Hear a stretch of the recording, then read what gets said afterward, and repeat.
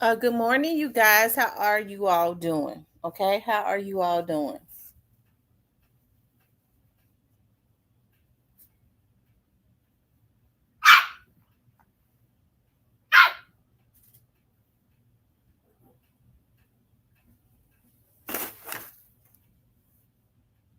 How are you all doing? I'm gonna wait and let you all start getting the notifications. And I'm not gonna be on long because I got some videos that I want to do, but I've been told to put this on record and address this before I put it on paper. Okay, but I'm probably gonna put it on paper anyways. Regardless, as I was saying this morning, I still think it needs to be put on paper. It's funny how you could just be minding your own business, how people come after you for being great. You don't even be thinking about these folks. You don't look at their vlogs and they start harassing you. Okay. This morning when I woke up, I had, and I'm going to say this because I'm not going to be on here long. This morning when I woke up, I had, and got on YouTube, I had a plethora of messages. Okay. Um, from people, and it probably was from this one person, but I do know that this vlogger um have people to do his dirty work also, i.e. that's why folks have been, it's why some things are going on now. Okay. um and I thought that I, it's just sad. I was talking to somebody the other day and I was telling them how dangerous this person is, the lengths that they go to and how they send people out. Well, somebody had sent me a message saying that this vlogger is accusing you of stealing his information. First of all, I don't look at this vlogger, okay? So then they sent me a screenshot. They didn't say my name, so I didn't say anything about it because I was like, they couldn't be talking about me. So then saying the Scorpion unit stealing my information. Um, I was like, they couldn't have been talking about me. They couldn't have been. They was screenshotting my information or whatever. But then when I woke up this morning, I um I saw where there was a lot of harassing messages left in my comments up under the video that they claimed that this blogger was talking about. The video that I did on Stupid Dude. Let me say something. I pull up information for a living, i.e., that's why I'm told, and they are up under investigation. This vlogger had been sending people out to file false reports on me as it relates to messing with my business. That's what I'm told. Okay. I pull up information and stuff for a living. And I'm very meticulous about the type of information that I pull up. I know the system that this vlogger goes to pull up whatever information that he might pull up that's not um um um um photoshopped.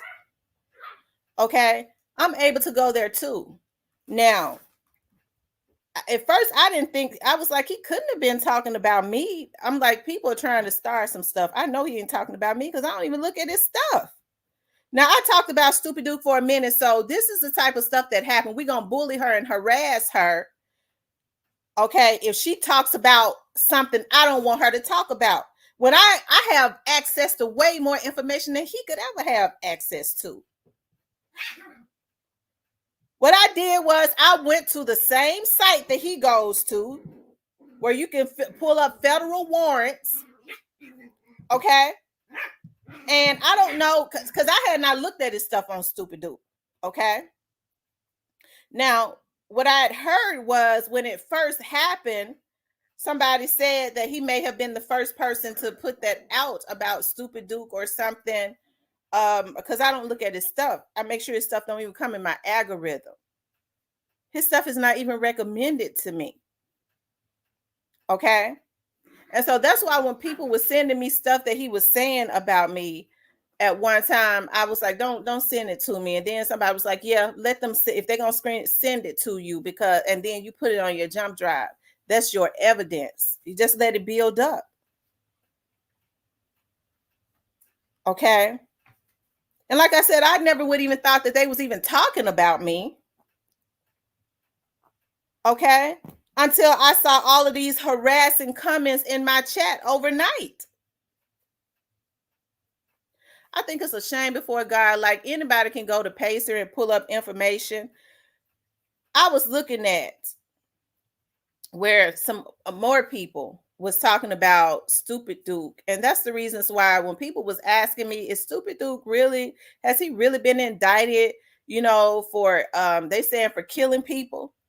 When I asked somebody about it, it was like people were saying that they got the names in the indictments and stuff. He didn't even cross my damn mind. I was like, oh, okay. When I asked somebody, and I do have MPD contacts, you think I'm gonna work there all them years and not have them?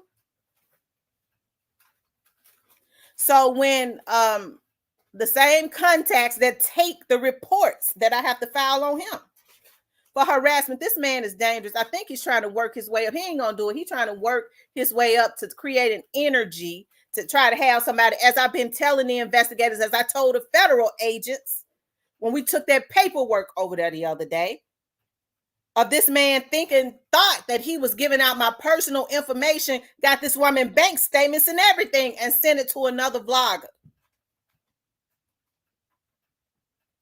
Okay? It's public information. It is public information. It's public information. So when I looked at it, I saw where Stupid Duke had a warrant. Okay? I saw where he had a warrant, and I was trying to pull it up. And I was like, I'm not logged into my Word, because I had transferred when I downloaded. I think it was a PDF. I was like, dog, I'm not logged into my Word system to even change it to a PDF or a Word thing. So I had to go back, log back in to Pacer and read it. Why in the hell would he ever think I would be screenshotting any information from him? And then to have people to come over here and harass me all night long. I've screenshotted all of that. And it was up under the video, because I initially thought, I was like, these people send me this stuff. They're trying to get stuff started. Surely I know damn well, because they came into my video last night talking about another vlogger from out of Memphis was throwing shots at me. I just deleted it. Okay. I deleted it. Because I was like, I'm not on that. I'm on to something else. What I'm on is trying to eliminate all of these violations and living my life. Okay. And sure enough, it's funny. My mother is so prophetic. She said that demon get ready to rise up again, because God put in my spirit, you get ready to ascend. And surely enough, here this man come. But when I got up this morning, I got back down on my knees and started praying again. Because see, I'm not gonna get on here and go back and forth with him. I'm fighting him in the spiritual realm, because there's already a battle going on as it relates to stopping him in all these violations. And so I think probably what made them mad in the video the clips that they sent me, because I don't know what he's been saying. All I know is people have been coming into my chat saying, well, this Memphis vlogger said that this, and that they got all the names. Because somebody was saying, because as a matter of fact, I'm gonna go on and say it. They was telling me that Stan G was saying that he had all the names of the people that was in Stupid Duke's indictment. And so when I looked into Pacer, I saw where it was sealed. Okay? Because I was going to look and see and read it myself. Somebody else had already told me when I asked that it was sealed. So I was like, well, let me look. It is a public. I'm very meticulous about what I pull up. So I was like, well, Pacer is a public system, so I'll pull it up. I could pull it up on there. And so when I started looking, it was saying it's sealed.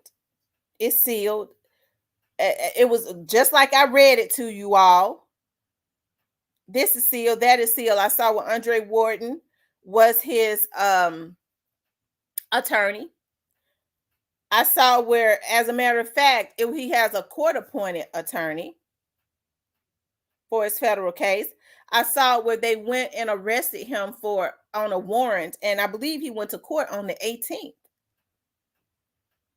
Okay. So he wasn't arrested for murder or anything, because I talked about it about 5 minutes and went on. I said he wasn't arrested on murder, because people was constantly asking me about that. He wasn't arrested on murder. They arrested him for drugs with intent to sell.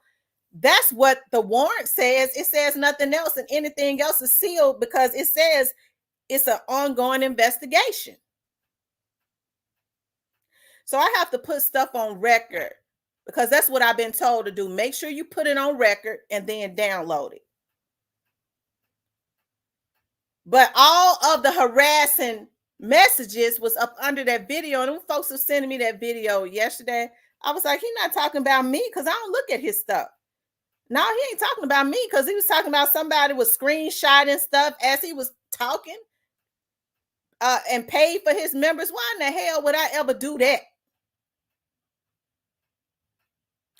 I'm sick of this shit. It's funny, the woman whose information that they sent out, that they was putting out thinking that it was mine. I have a hyphenated name, but it's not Johnson. But the information that they was putting out, the woman, they had her bankruptcies. I've never had a damn bankruptcy. They got this woman house stuff, this woman bank account at Bank of America. They got all that they sent out over the internet. The lady works for the hospital now. She sent me a message when she got off at 6:15 this morning. Okay. She'll be downtown Monday giving her statement. I don't see downtown Monday. Okay. My dogs and jumped on the thing. But it don't make no sense. It don't. And somebody was saying, yeah, I understand this person is spiraling out of control. And that energy is, my mother is so prophetic. But the Bible says, this demon you will see no more, nigga. We fighting you in the spiritual realm. You're going to fall. And all of them damn imps around you, they're going to lose everything because they the ones with everything to lose. Since they want to be your sent out. I don't talk about this guy. I don't bother this guy. I don't look at his stuff because I don't like his energy. He a hateful, evil person. But God says, this demon you will see no more. Okay?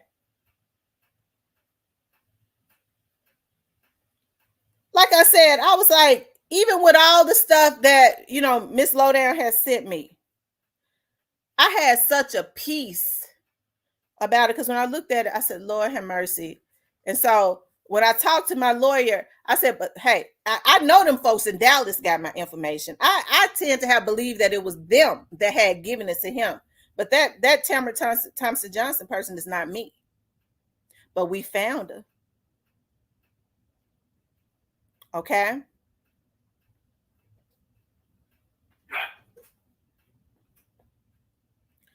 And so I know they said that the next step is to subpoena. When she get down there and file her report, I know there'll be subpoena and emails and all that.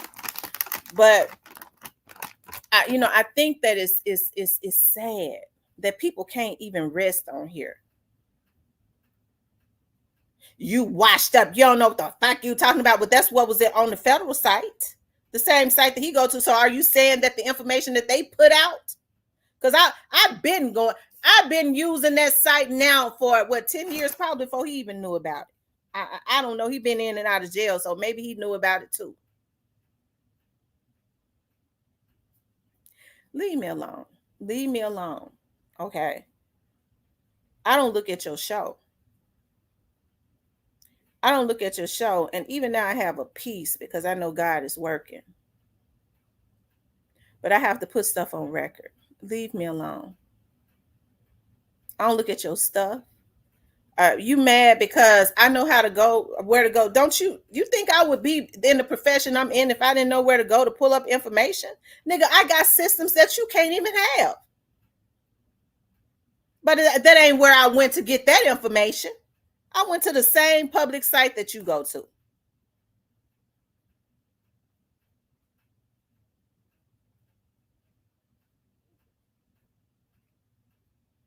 Right, because when you start looking at it, it shows court that he went to court. I hadn't looked at it anymore since the other day. And the only reason why I looked at it It's because some people was asking me, was he indicted for taking out people? Because some people saying they even heard that he had been in Big Juke and all that. So when I went and looked at it, it says that he had a warrant for they picked him up because he had a warrant, the feds, for possession of some paraphernalia with intent to sell, and it was fentanyl or something. I read it to you all.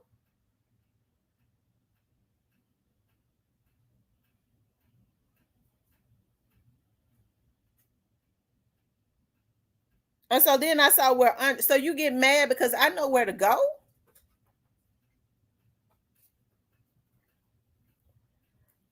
Leave me alone. Leave me alone. Dude, I don't look at your show. I don't have the energy to look at your show. I have to keep positivity around me. I think you need to go get yourself saved. You do. You need to go get some God in you. You really twisted. You really are. You need some help. Okay. And you're gonna need God anyway for what they getting ready to do.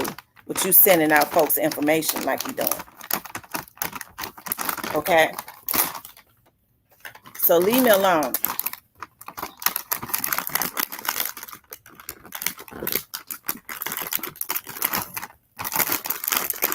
I don't get on here and toot my own horn. Hell, listen. Talking about what? If you know police officers like you claim, let me say something. Let me tell you something. I know a whole lot more. I know when these folks lying, but you don't hear me get on here and refute it. And Young Dolph Unsolved, I got to go ahead when we have to go back down there Monday. I got to go ahead and do you. Okay. Because I heard some stuff about you too. Now, Travis, I've talked to you, but I do know that you're one of the people. And it's funny because when somebody else was looking at that page, well, I don't want to even say anything about that page. But y'all leave me alone.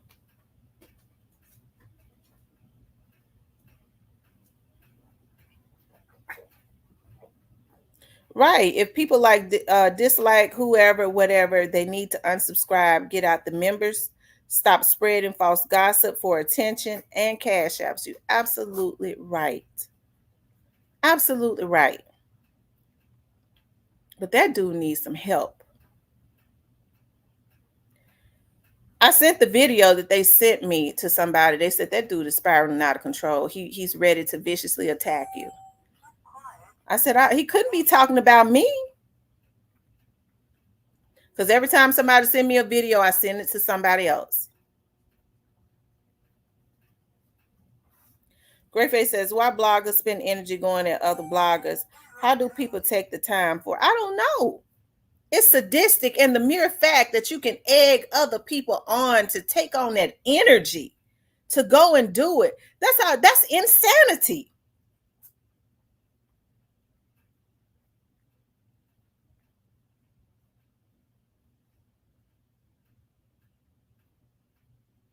It's insanity.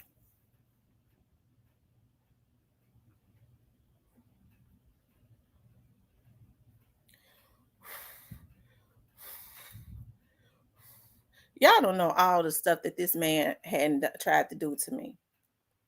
I just don't talk about it because I just kind of lay low and we collect and collect and build and build.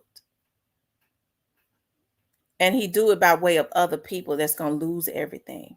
Because when you in jail, you lose. How you going to pay your bills and stuff? Y'all think he going to do it?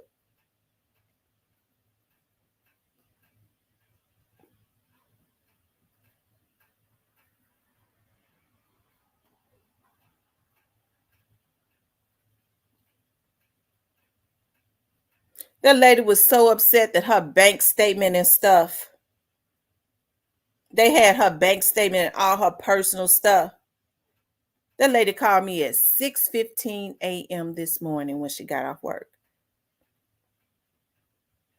I don't even know this lady, other than me and her got a similar name. And she's a little older than me.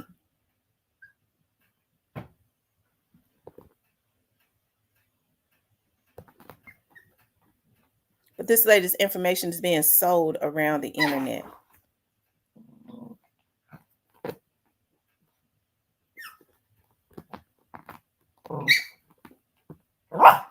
YouTube don't pay that much for drama. I would never get on here and beef with other professionals in either of my fields. You know what? You don't really see sane people doing that. And folks can try and take the high road, consistently try and take the high road. But you get tired, especially when it's been 2, 3 years of the same person. You talking about what I'm talking about. I'm gonna bully you because you ain't gonna talk about what I'm gonna talk about. Like the investigator said last night. That's what that is. I'm gonna find a way to torture you, as I've been trying to do for 3 years, like I do every other woman.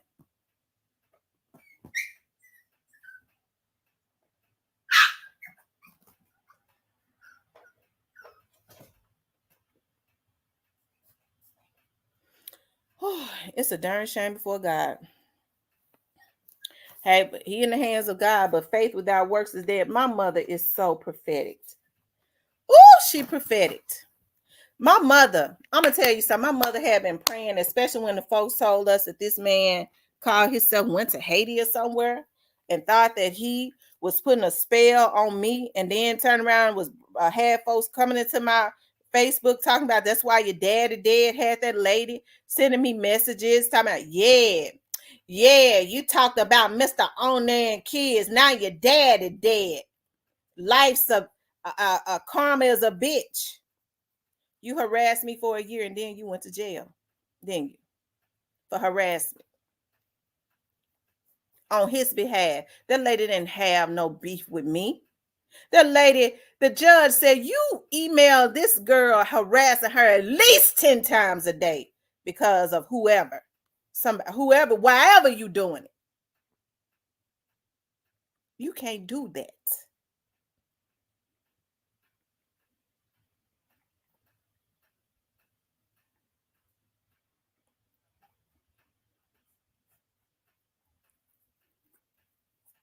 I think that is sad, y'all. It is. This man has made YouTube, and I understand that Countdown John and them was doing it.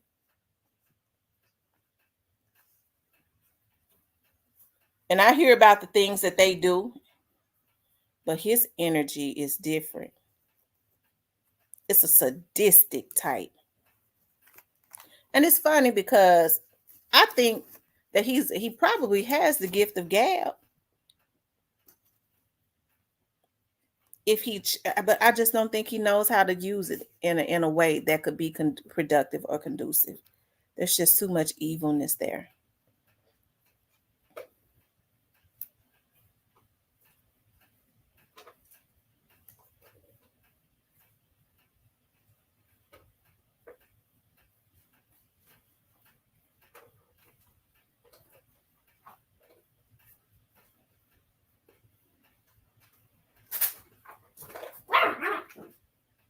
It's sad.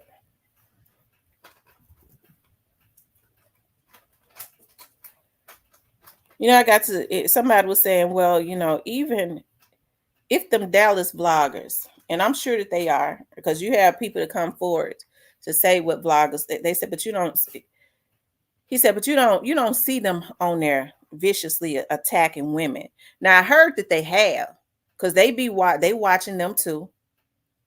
Whatever Countdown John doing, he sure don't get on his vlogs. He might do a whole lot in the background, but you don't see him viciously attacking women.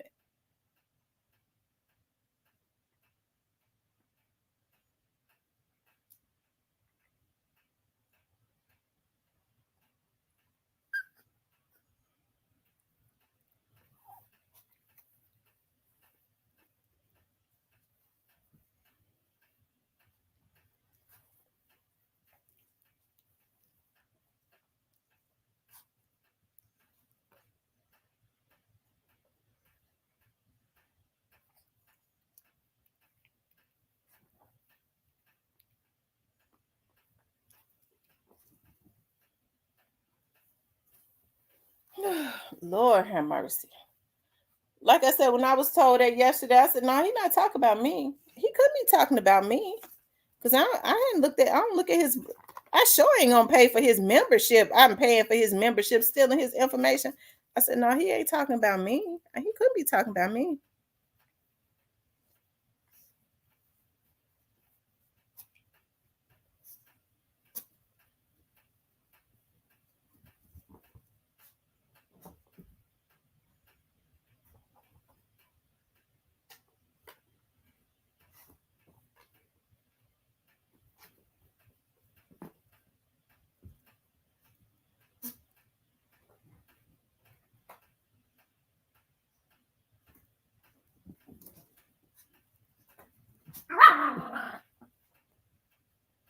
Ooh, Lord have mercy, Jesus! You can't have no peace.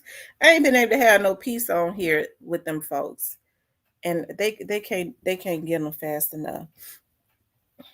And listen, some people was talking about some Memphis vloggers was throwing shots at me. I don't damn all that too. That whatever issues that any Memphis vlogger has with me, that's their problem, not mine. No vlogger should be throwing shots at somebody that don't talk about them. Real talk with Tamara, you are first a child of God. Second, you're a very strong woman, so you're going to get vindicated and for all to see. We are here for you and pray. Thank you, the Black Barbie.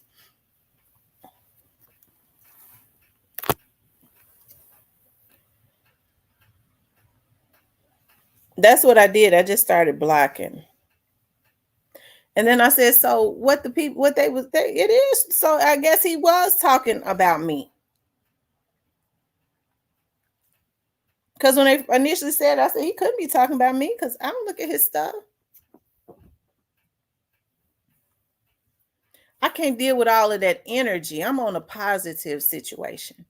So I don't deal with chaotic. I can't even listen to nothing chaotic.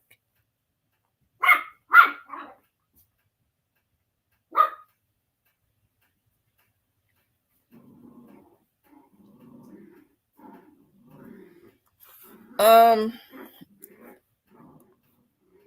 I don't know because the only thing you can do is just block people out of your chat.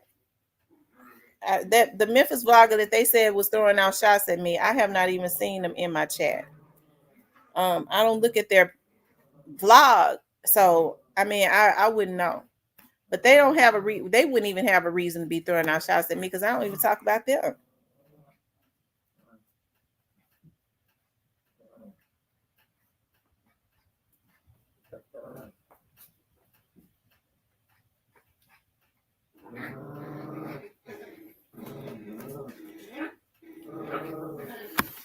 So, like I said, this stuff it's crazy, and people can't even mind their own business.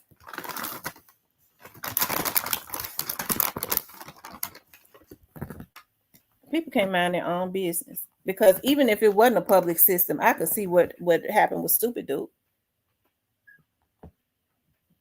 But haven't I told y'all if it's not on a public site, I'm not going to talk about it or pull it up? I think I've always said that. That's on a public site.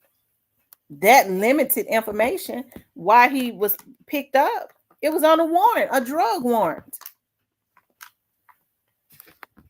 It wasn't for no murder. It did say an ongoing investigation. I don't even know if he in a RICO or not. It didn't say that.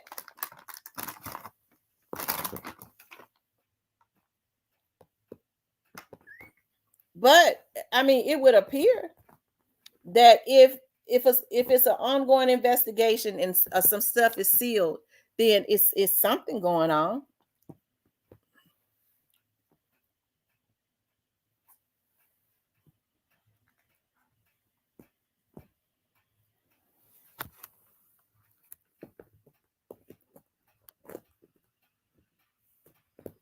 Here, Rainbow.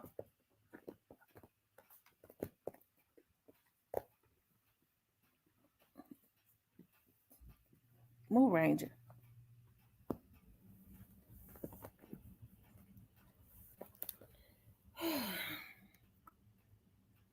Anyways, this stuff is crazy. You know what? I remember Gerald Perry. He used to be Memphis police chief. He and I been friends for about 20 years. He went all the way up to the police chief. He was very blunt because he was military. His son went on to play in the NFL. Gerald started training me over behind Whitehaven School when I got ready to go through the academy. He was, as a matter of fact, he was very instrumental in making sure that I applied for the academy. Okay. And so, anyways, Gerald was one of the ones calling out there when that lady kept rejecting me, for nothing. And so I remember Gerald Perry says, and right, he's retired and he works over at the academy now in background. And I remember I couldn't stand Gerald. I was like, when I was real sensitive when I first started working up there as a transcriptionist. And I remember him, he was an investigator. I was sending the phone calls back there. And he said, did they ask for me? I said, no. He said, well, you don't send all them calls to me if they don't ask for me. And that made me so mad because I was pregnant. I was mad as hell. And so I remember a girl who ended up, we were real good friends, Sergeant Maitland. She talked to him about it. He was like, listen, I'm sorry. That's just my military type voice. I didn't mean no harm. I didn't mean to hurt your feelings. But anyway, we ended up being really good friends after that. And I remember Gerald Perry said to me one time, he says, let me tell you something. Your feelings are easy to hurt. He said, but let me tell you something. You're going to have to gain some tough skin working around here. He says, but always remember, if people not talking about you, that means there's something wrong with you. When they don't talk about you, that means there's something wrong with you. When they talk about you, that means you're doing something right. I always remembered that, and that's been 20 years ago. Here you go, Rainbow.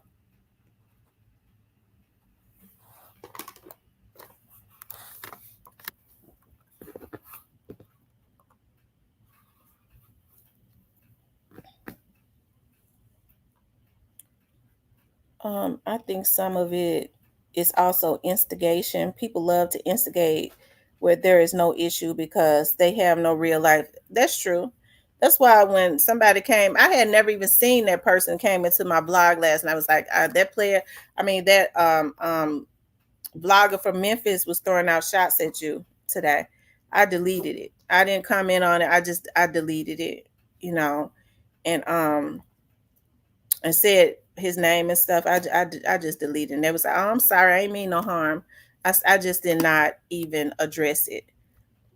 I didn't even address it. I've been praying and stuff. I'm trying to, it's some things. I have real things going on in my life that I'm trying to manifest in real life. I work hard because I have a goal that I'm trying to reach because my sister and I are trying, my sister and I, got something going that we're trying to do. And what we're doing is, what it's going to do is it's going to leave behind a legacy. We're doing it jointly together. It's going to be left behind for her son and my daughters and my grandbaby. That's the reasons why I work like I do, because I understand it's not just about me. And I can't be on here. I don't understand how people have the energy and the venom to be sitting up, but it shows how miserable people. Yo, call her himself. You got to tell her, yo, what some business, and we don't do this. And they just don't know. You living in shacks and stuff all down in Mississippi, and you let them, and you job ain't paying you hardly nothing, especially when you just trying to make it. Hey, it don't matter because we all just maybe a step or two away from being messed up for real. Ain't none of us rich, but I sure wouldn't let nobody send me out to have the feds on my back.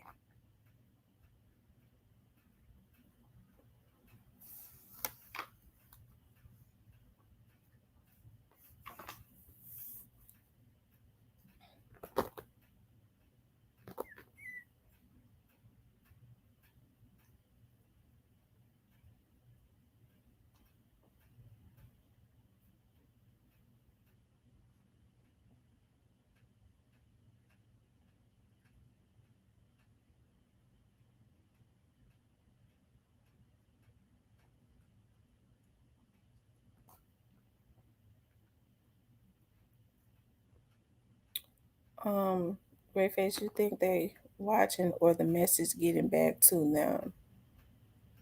Um,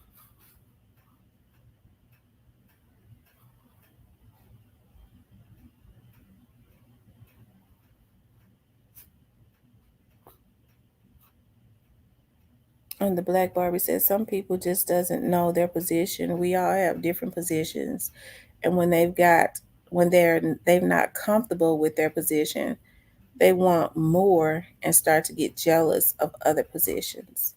That's true. People can't even. I had a blogger threaten me over $25. Jerome says, "Good morning, Miss T." And that's a damn fool. Do anything like that? Yeah, people can't even worry about what they have going on or how to build something bigger for themselves because they too busy trying to watch somebody else's play. I don't understand that. I was always told to not look back, just run the race.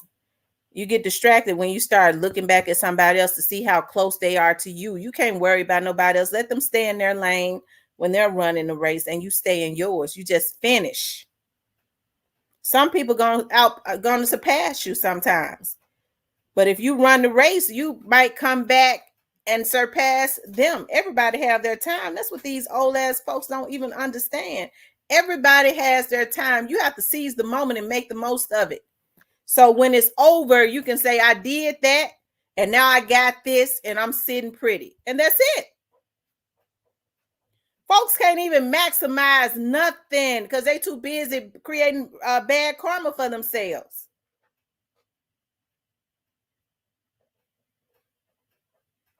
And I'm gonna tell you about some of these men. Some of these men, because I know what women will do. They allow these women to bring them back half-ass information to get charges put on them. And what they'll do is they'll jump off the porch, as Magnane may say, they jumped off the porch. They'll jump off the porch listening to half-ass information when these women embellish because they have issues with other women. They need to stop being damn fools. I know how vindictive women can be when they jealous. Now you got all this energy towards a woman. I done told y'all I'm gonna file some reports on you because you're not gonna bully me. Stop letting these women mess y'all over. I'm not going back and forth with no damn man.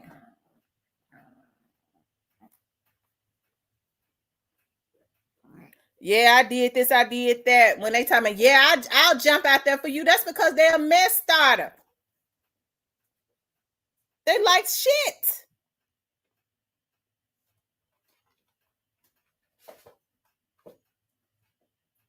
And some of these damn men do it too because they have obsessions.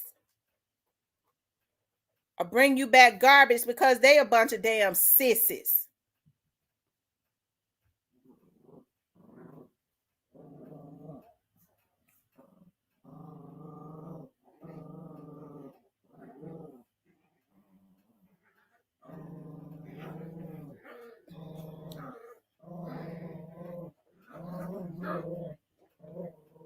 Because I'm going to tell you something. Ain't nobody going to bring you back no mess. Because especially if they know it's going to piss you off and get you going, they're not going to even tell you. If it ain't going to hurt you, if it's not going to help you or hurt you, why even tell you about it? That's how I am. I'm not going to tell. If I know my friend going to be on go, if somebody says something about them, it ain't nothing but a bunch of garbage. Yeah, I feel like they was talking about you. Folks have other shit on their damn mind. These people have an illusion of being important, some of these folks. So that's why I said it wasn't no disrespect to Stan G.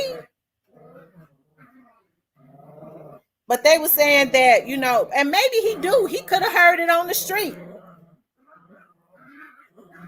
All this stuff about what was in Stupid Duke's indictment. Maybe he heard it on the street, but it's not showing on, it's not, the site is saying it's sealed. When I asked somebody in law enforcement before I even looked at it, they said it was sealed.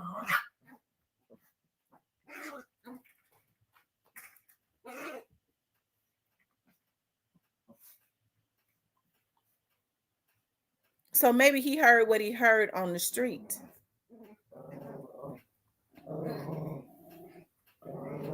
Because I don't have no problems with Stan G. I actually he cool. I guess. He never did nothing to me.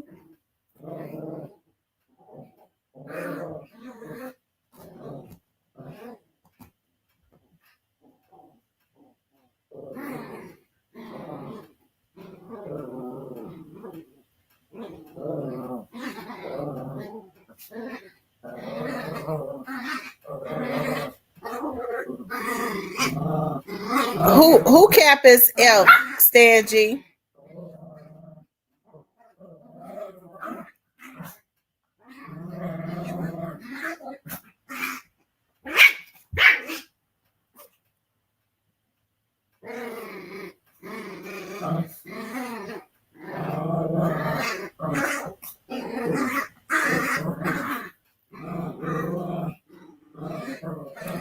Because this door. Stan G, who are you talking about?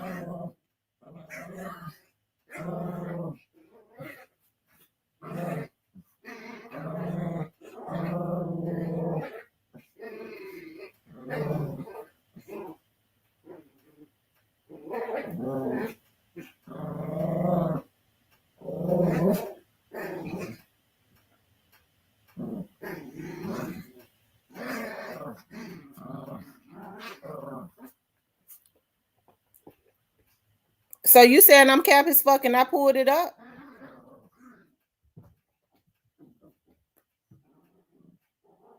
I don't care who sent it to you. When I pulled it up, it said it was sealed. So why didn't you just say my people sent it to me instead of saying you cap as fuck? Because when I pulled it up, it was sealed.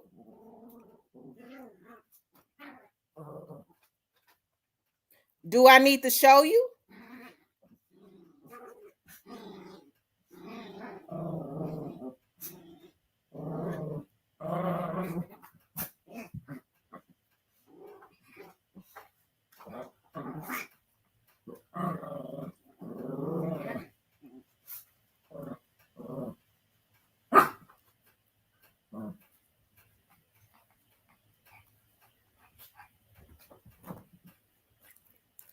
Stan G, I don't really know who sent the conversation to you, but I think what you need to do is you need to go back and look at it from the beginning instead of coming in here trying to go at me, so that you could hear the whole conversation. Okay, that's what I think you need to do, because nobody was talking bad about you. I'm sure somebody sent it to you, but don't come in here going at me.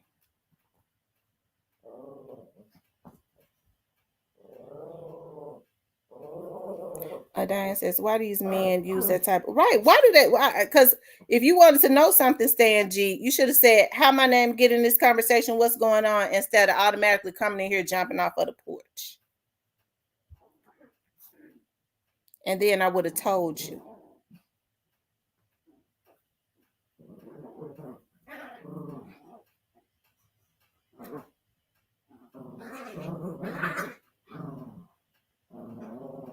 Now, Stan G, I said, as a matter of fact, let me pull it up. I tell y'all what, I'm getting ready to pull up what I pulled up.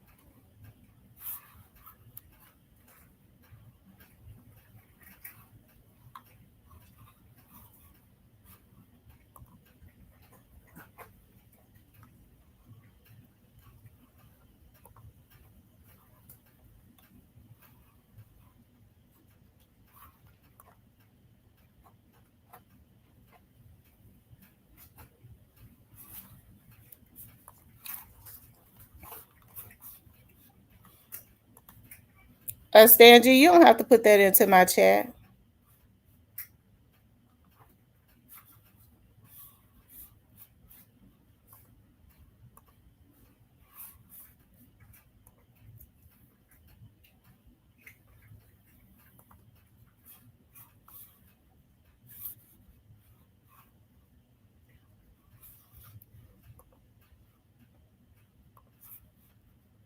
Hold on, I'm trying to go back to it.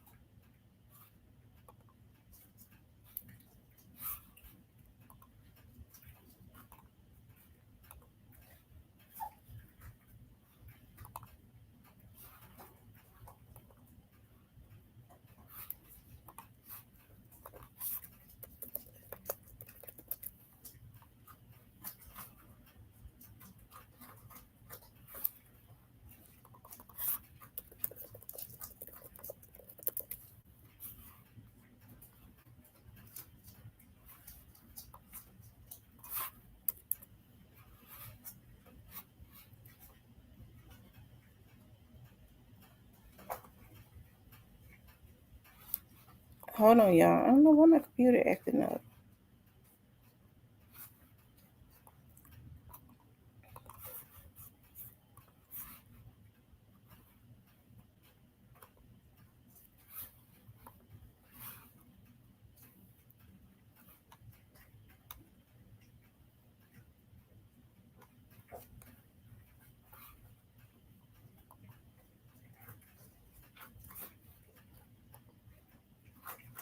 Okay, hold on. I got it. Let me show y'all.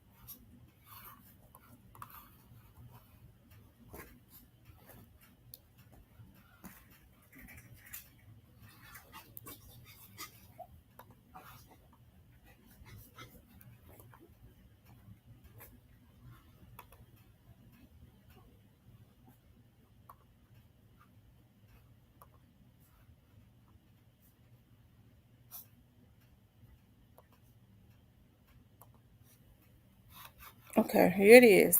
Let me show you.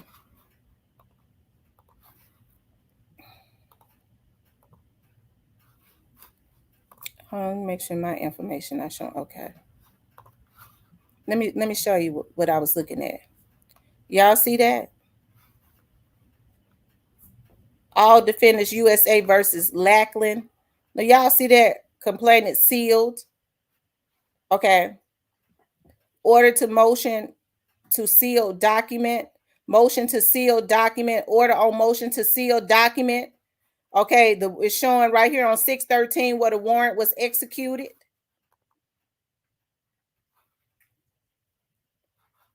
And you motherfuckers think I need to look at y'all shit? When anybody could go pull that up. Okay. So, I mean, Stan G, don't come here saying I'm capped. Okay.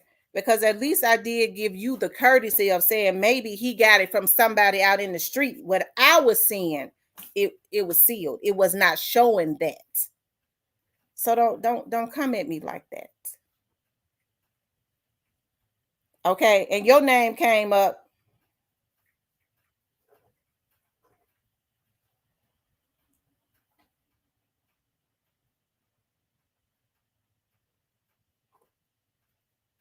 Okay. Okay. Well, if it's capped, Stan G, why is it showing up in the federal system as sealed? Because that's what I'm looking at. Stan G, I had never disrespected you. You came into my chat being disrespectful. And you don't even know why that came up. I wasn't even talking about you harassing me. Another vlogger was harassing me.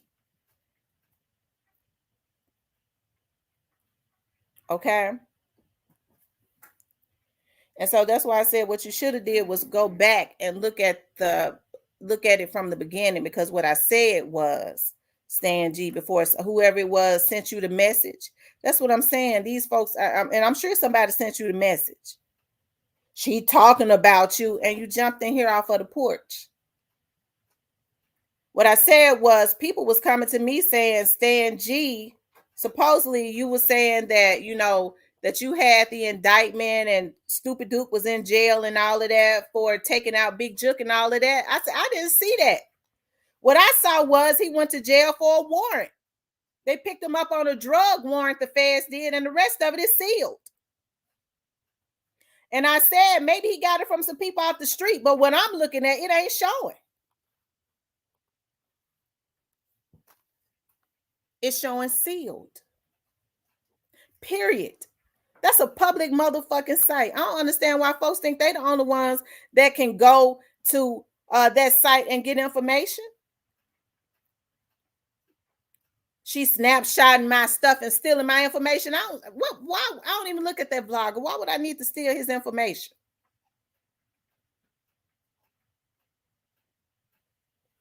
But Stan G, if it's capped, that's what's on the federal site. So if what the federal site is say is capped, then I guess I'm capped then. Because I'm gonna go with what the federal site say. Demon says, it's these mofos stop popping pills and smoking fentanyl, they will be able to think with their sober brain. It's so sick. Right. People just jump in here off of the porch. Somebody done send him a message. Man, Stan G, she talking about you.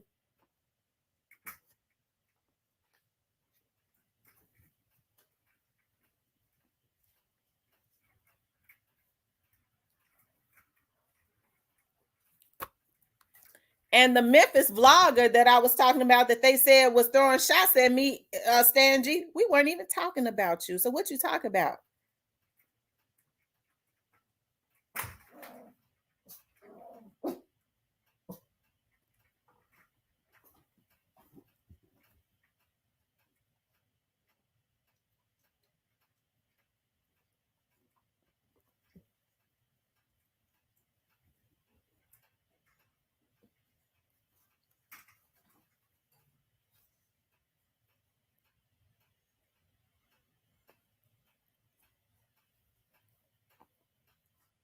That's why I said, Stan G, maybe he got it from some people off or got that information from some people off the street. It's not showing on it's saying that he was picked up for drugs.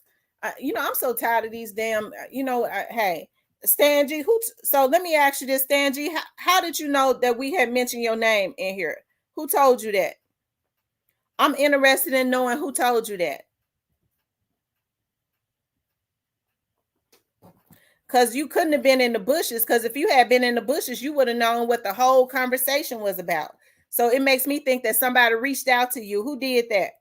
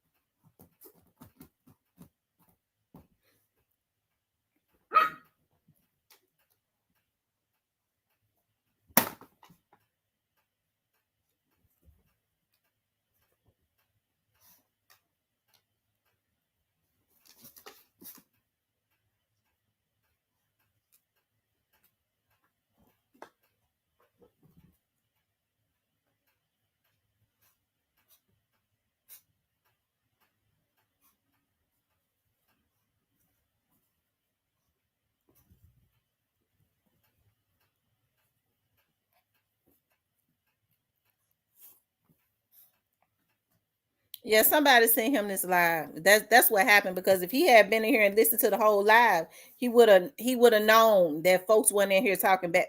He would have known what the conversation was about.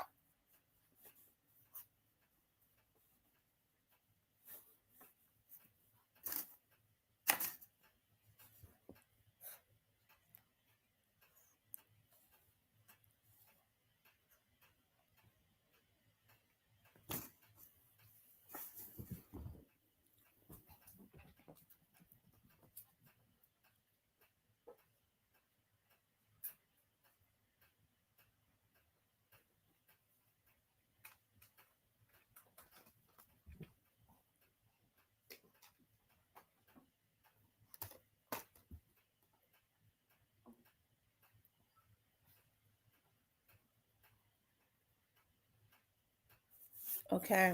So, like I said, back to what I was originally saying. And that's how this paperwork stuff came up.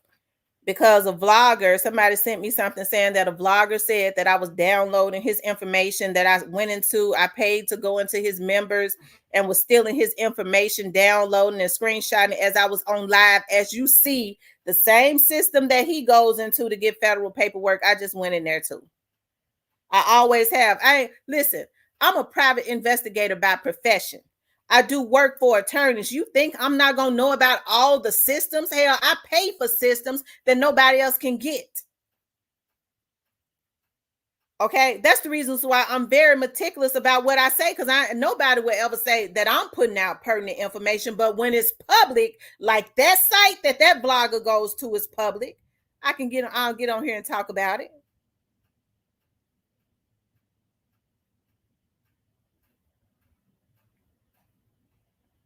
And so when the person said, when I was looking at the screenshot of what they sent me, the person was saying that I was stealing their information, downloading their information, and all of that. I'm good at what I do because I always been a research junkie. Okay, that's why I'm good at what I do. Okay, but it came up because I said, the truth be told, the only reasons why I brought up Stupid Duke was because people was coming to me and said that they had heard that Stan G had said that it was in the paperwork that that he was in jail for taking out Juke. So when I asked somebody came here and asked me about it, and they said, "Can you look it up and see?" I was like, "Well, I asked somebody and they said it was sealed." So they threw shots at me for that. She said she know MPD officers. I worked for the police department for 18 years. You got to be crazy if you think I don't have friendships and know people after 18 years. I said, so, but when I looked at it, and I was kind of looking at it the other night, I just didn't put it on the screen. The same system that I just pulled up. I said, that he pulls up. I said, but I didn't see that. I saw Stan G, I'm not even talking about you at this point, Stan G. I'm talking about another vlogger that has been harassing me. What are you talking about?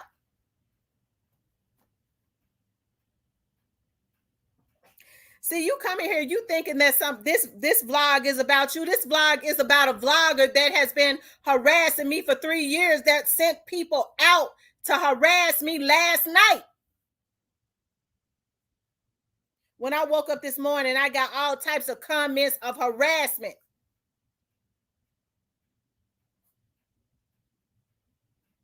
That's the only reason why I'm doing this vlog right now. Okay? And so this vlogger says, not you, Stan G, that as I'm on my live, I was screenshotting his work. Okay? I'm stealing his work from him. When I simply said, I don't know what this vlogger has said on his vlog about Stupid Dude, because I don't look at his vlog.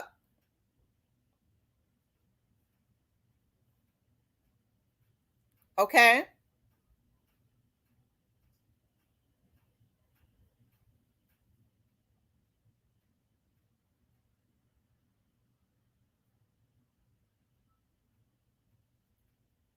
And so the your name came up, Stan G, because this vlogger said that I was looking at his vlog, and he's in the screenshot that the screenshots that they were sending me, the video shots or whatever it is that they send. He said something to the effect of um he had he had mentioned Stupid Duke first. Well, maybe he did. I don't know. Listen, I don't get into who mentioned what first. Okay. I think I had spoken about Stupid Duke, but I had not even been saying anything about it. So it was when I was asked, I was told, was Stan, I heard on Stan G's vlog, somebody came to my channel and said, I heard on his vlog that he was indicted for taking out people and taking out Big Jook. So I asked somebody, they was like, can you find out if that's true? I asked somebody that I knew, they said his paper was sealed. So what I did was I was like, well, I'll go, I can look because it's public information. I saw where Stupid Duke was picked up, and that's when I said yesterday, I believe it was yesterday or the day before, Stupid Duke wasn't picked up for taking out because I don't even know if it's a RICO. It's saying it's an ongoing investigation. I just said maybe Stan G got that from some people off the street, but it's not showing on the federal site. It's showing that stuff is sealed because it's an ongoing investigation. And he was picked up for possession with intent to sell fentanyl.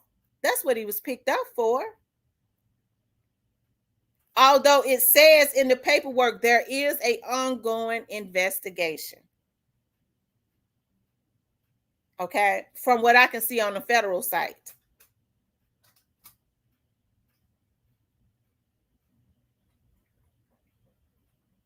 So to sit up and say that I'm stealing your information and to have people to consistently harass me.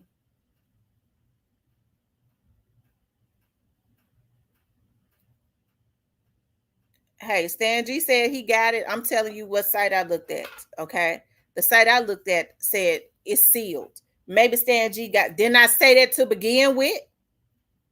Maybe he got it from somebody else, but the federal site says it's sealed. Okay.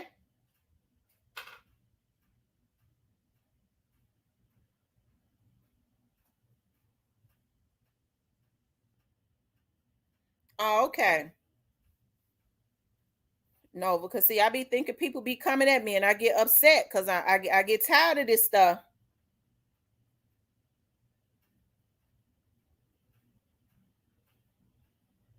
He says, when cooler heads prevail, investigate. Someone is laughing in the background. Watch the MO and people close to you.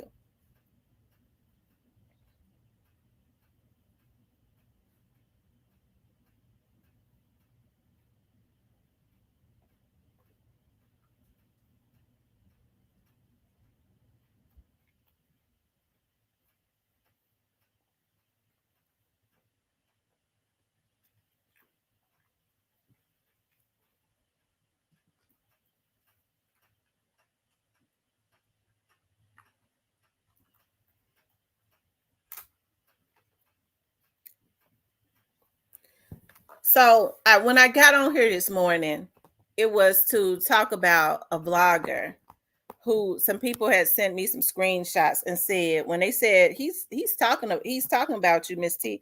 I said he's not talking about me because he didn't say my name. I said he's not talking about me because I don't look at his vlog. So surely he ain't throwing no shots at me saying I'm stealing his information and I was downloading, I was screenshotting his information as I was on live, giving it to my subs. Why would I need to screenshot somebody's information as I'm on live? And I didn't even talk about Stupid Duke other than 5 or 10 minutes. And then we started talking about something else. So why would I need to steal his information? Okay.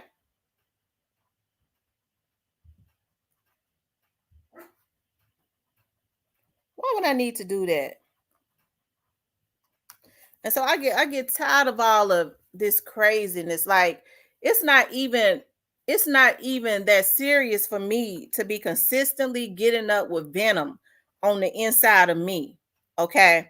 And Sanji, you saw I just pulled up from the federal courts where it's saying, you see where maybe you got your paperwork from somewhere else. That's what I said to begin with. Maybe he got it from somebody that he know. But on the federal site, it's saying it's sealed. I mean, that's not going to change.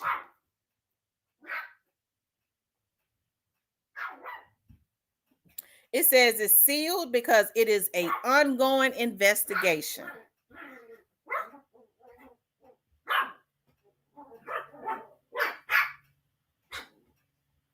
And so I'm tired of people messing with me, especially men, consistently coming at me. Okay.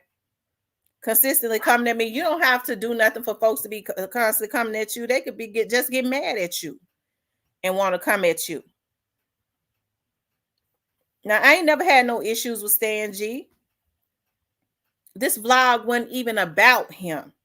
I brought his name up to address why I even spoke about, pulled up the Stupid Duke's case. Okay? That's why I did it. Not because I was looking at another vlogger and trying to copy him and steal his information. I pulled up what I just pulled up the other day. Okay? And we talked about it about 10 minutes. Then I started talking about the mayhem that's happening in Memphis. Because I understand with Stupid Duke case, what I said was, as it relates to Stupid Duke and all of them, it's a enemy that's not playing fair with them.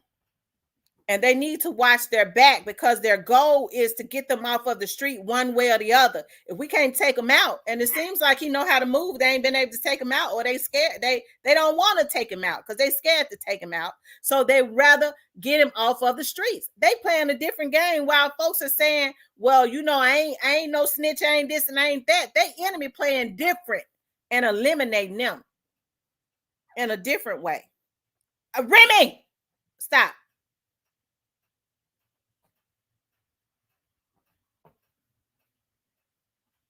Okay.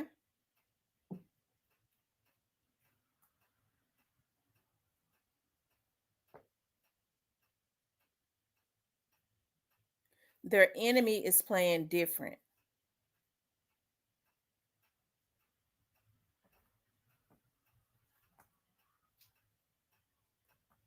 So Stan G, that's why your name came up. So I don't know who sent you that vlog. I don't know who, called for you to come in here saying they talking bad about you. But what you should have did was went back and listened to the very beginning.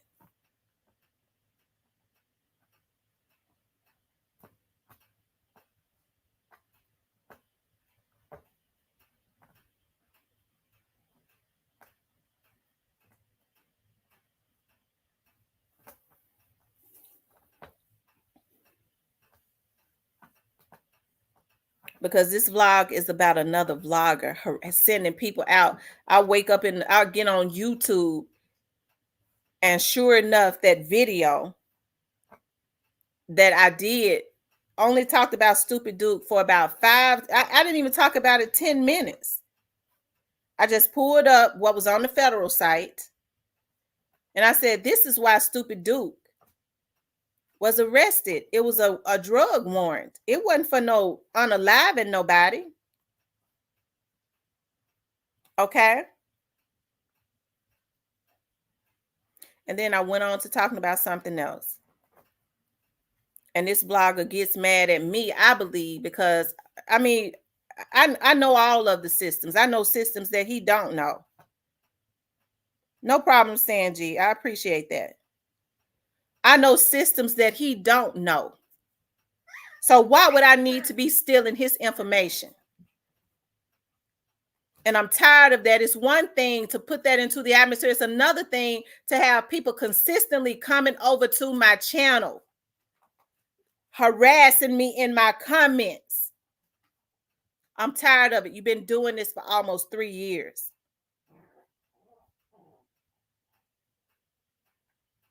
I'm tired of it. That's a public system. Anybody can pull it up. So why wouldn't I know about it? If I do investigative work for lawyers and stuff, I gotta know about these systems. Why can't I pull them up? You know, the only reason why y'all don't really see me pulling up paperwork is because I have to be very meticulous about what I do.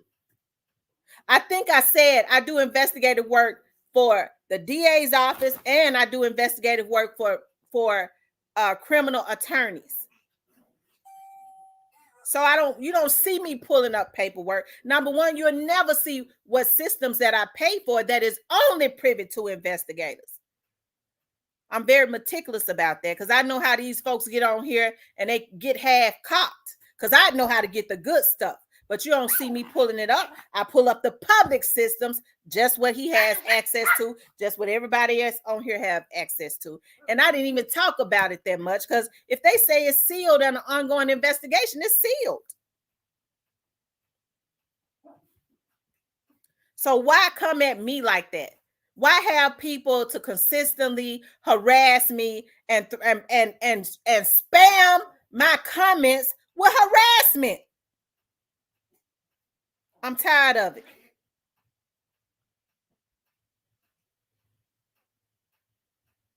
I'm tired of it.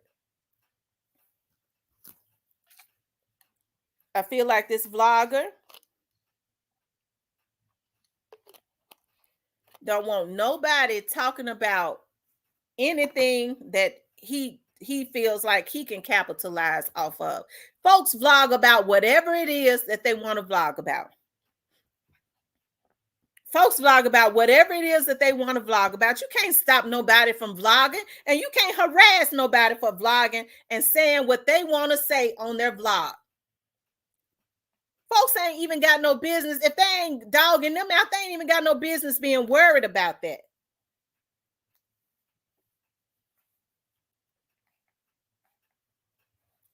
And so to consistently use the energy to harass people, to send people to harass people, to go at people, y'all, that's sadistic. That's sadistic when you have that energy for almost 3 years. Everybody vlogs on. Listen, I'm born and raised in Memphis. If I want to, I can, first of all, I can vlog on whatever it is that I want to vlog on. But nobody will ever bully me on not vlogging on anything in my city, ever.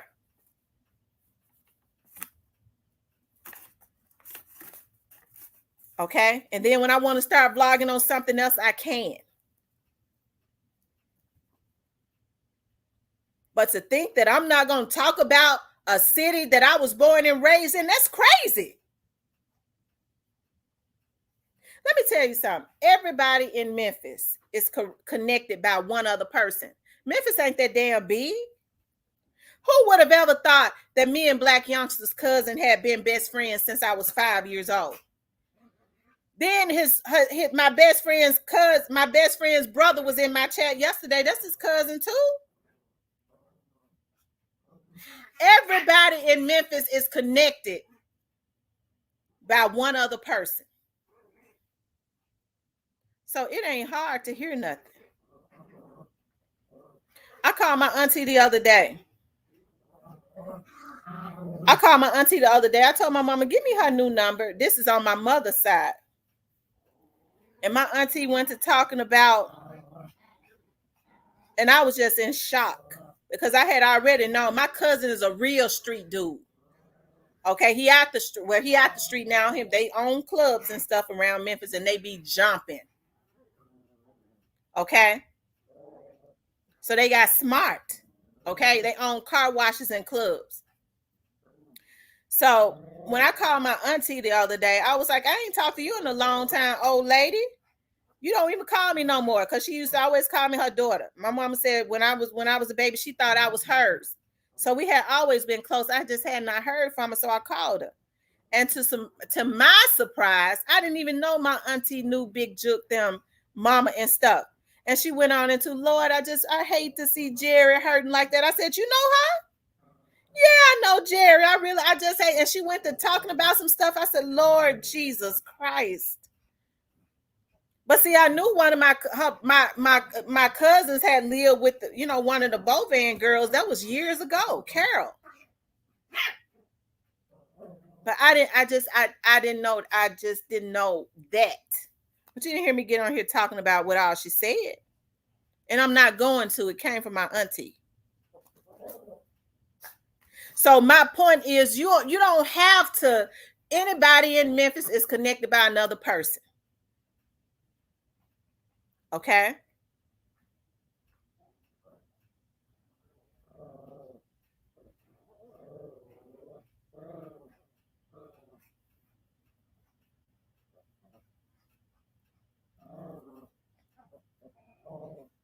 So to sit up and say them folks don't know nothing, she don't know nothing. That's right. One grid separation. Hell, I would know before somebody on the outside of Memphis know.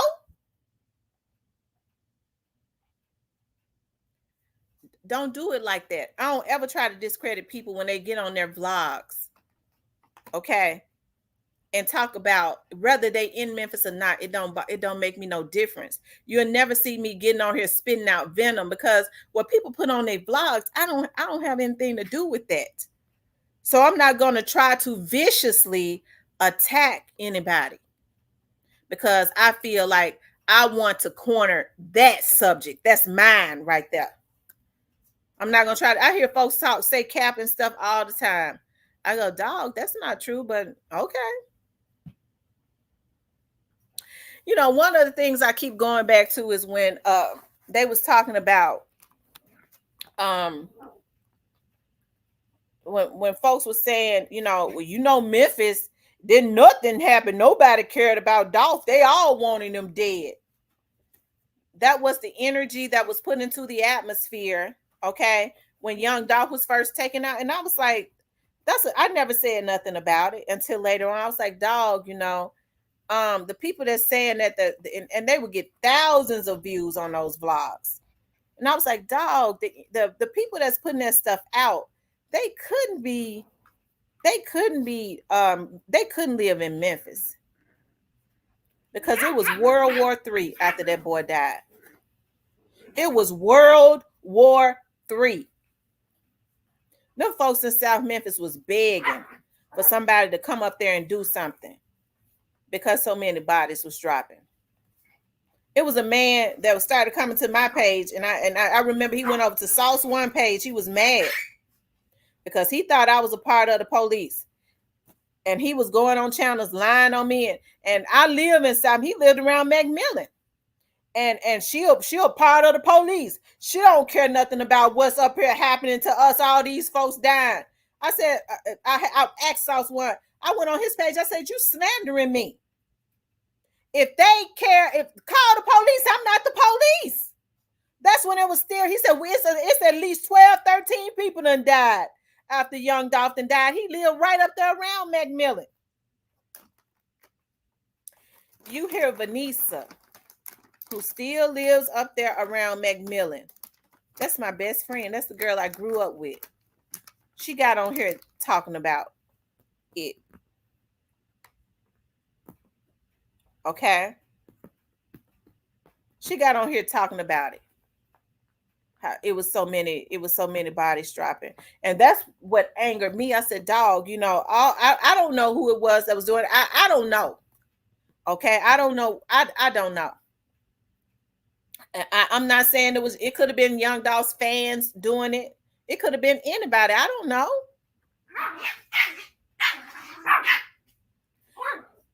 But I said, it's a darn shame that these folks started this stuff and then they go right back to their mansions, and all them little boys up there was getting knocked down. They was getting knocked down. Young Dolph was surrounded by nothing but money.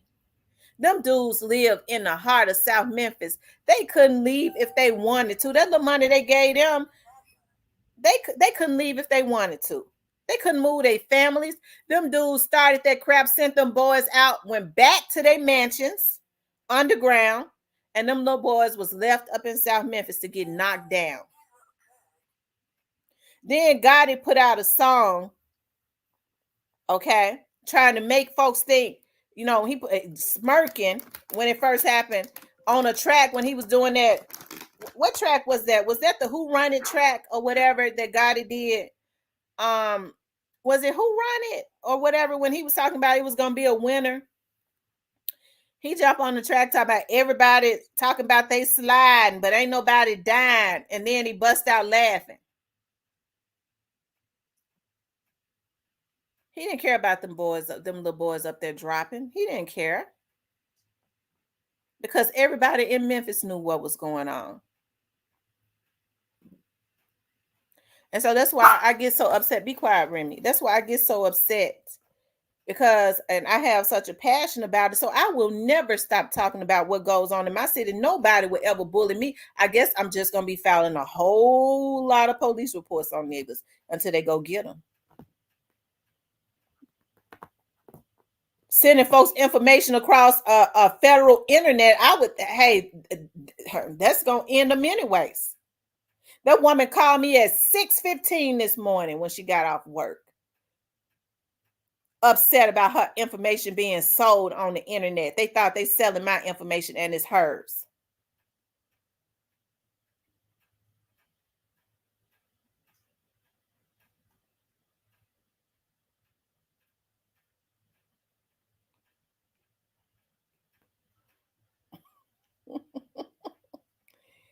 Nicole said, which is sad. Miss T, I heard he moved his family out of the state because of the RICO case going on.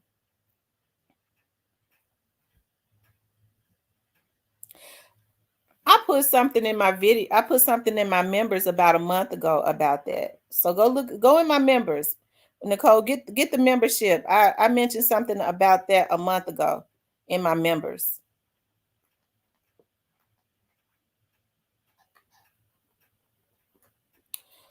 Mr. Parker says, oh, or one helicopter ride, Tamara. That's all it takes.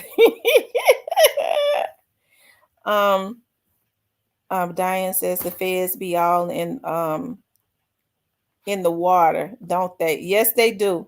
Yeah, I put that in the members, last month. I put something about that in the members in May. And I know it was in May because I talked to a person that gave me the tea on that.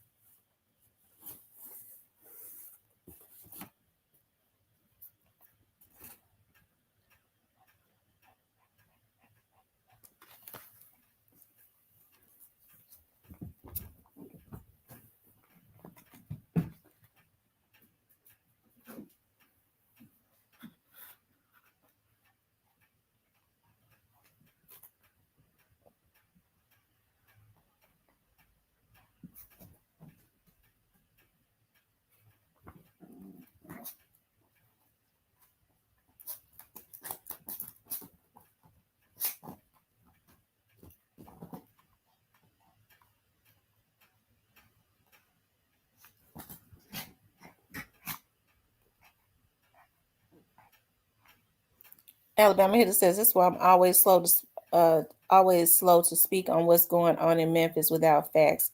It's a credibility issue. Yeah, I can't tell y'all how many people have called me, and I think that's one of the reasons why I've been attacked. People have called me, sent me emails to try to get me to put out bad information. You can't get a person to bite on bad information that can get the truth. I can get the truth. So why would I let somebody that I don't even know? I'm gonna tell y'all something. It's been I've had people to give me good information because Great Face give good information. It's a lot of y'all give good information that I don't know about. So let me just say that it be stuff that I don't know about, and they'll say, Miss T, this happened. I go, what? For real? I go, wow. I go, look. I go, it did happen. Okay.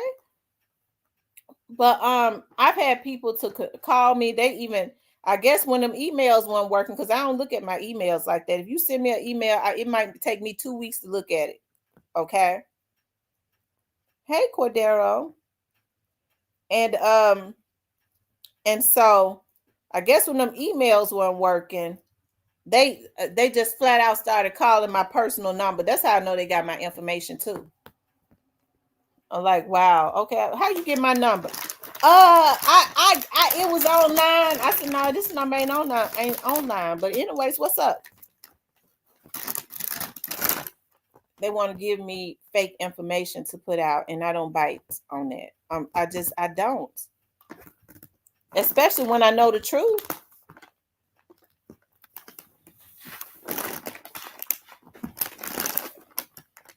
Especially when I know the truth. Here, Ranger.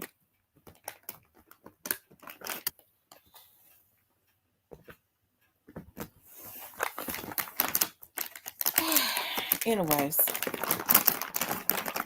But back to that vlogger. I think that vlogger needs some prayer. That vlogger needs to get him some prayer. Because he's a hateful person. That's a hateful man. That's an evil, hateful man. I be over here minding my business. This man called himself, think he's selling information on me. And the information that he sent the young lady. Now I don't know what all he sent her because he didn't send me. She said she had some more stuff. But the information that she sent me, it was on somebody else, and we found the person. When we went to the federal building, it was like, that's all right, we'll find the person. I reached out to her and they, that they told me to stay out of it, but I sure did. I reached out to her on Facebook, but I had already did it. And she finally accepted my friendship and stuff, but they had already reached out to her. And I let her know I was the person that her information was, they thought it was me, but her information was being sold.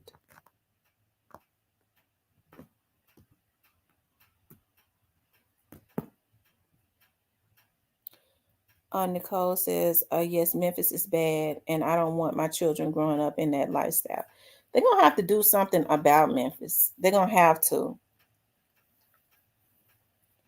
But the politicians aren't trying to. The politicians just want the seat because they feel like it's prestigious.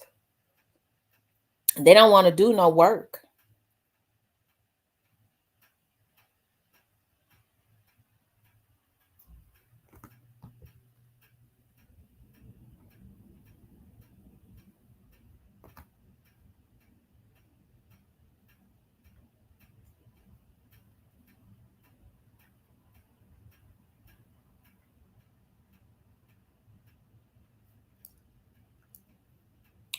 A Great Face says, them phones is what's going to get Gotti in trouble. They didn't get rid of them fast. No, they didn't get rid of them fast enough. I remember when Gotti posted, and this was like months. I probably like in 2022 when he was saying that he couldn't sleep. Y'all remember when, you know what, Ashley, the National Guards hadn't been to Memphis because the black politicians protested. That's how you know they sold out. With all the deaths, everything that's happening in Memphis, the black politicians go to the governor and ask him not to send the National Guards to Memphis when he's supposed to override it anyways. But he don't want to do it because, see, the National Guards, every day that the National Guards is in a city, the governor has to pay them. They don't just come for free. And so he feel like it's mostly just black folks in Memphis, and he feel like it's mostly just black folks in Memphis, and all of them can die. He don't want to spend the money, and he feel like, they all can just go.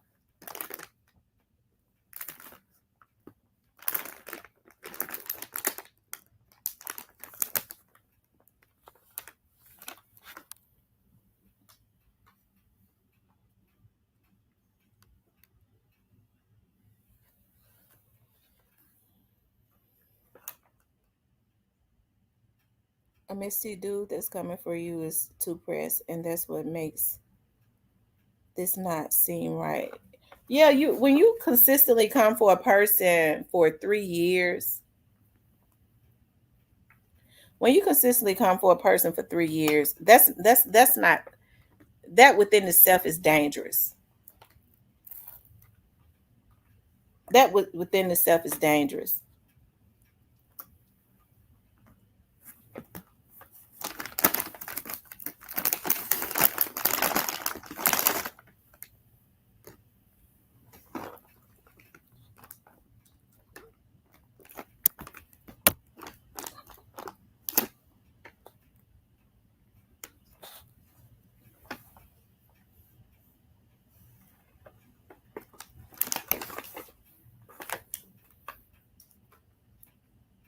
And this stuff is not. I'm not going through this again. And I know that the Young Dolls case is getting ready to start. Now I don't know if people be sending this man out because I to and saying that she was clearly, if he had looked at the video, he would have known that I wasn't downloading his information, looking at his information.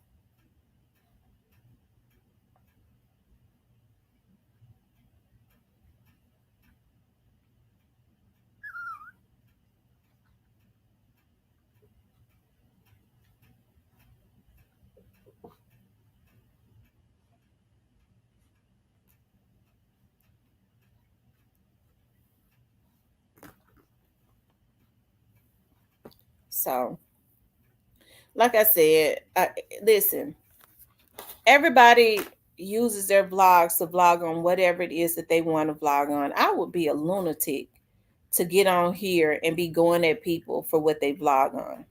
The only thing I could do is when someone brings certain things into my chat and say, well, Tamara, did this happen? If I know something different, I'm gonna say, no, that's not, no, hey, I was told that this happened.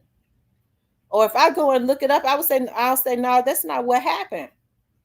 Just like, and Sanji said he didn't say that, okay?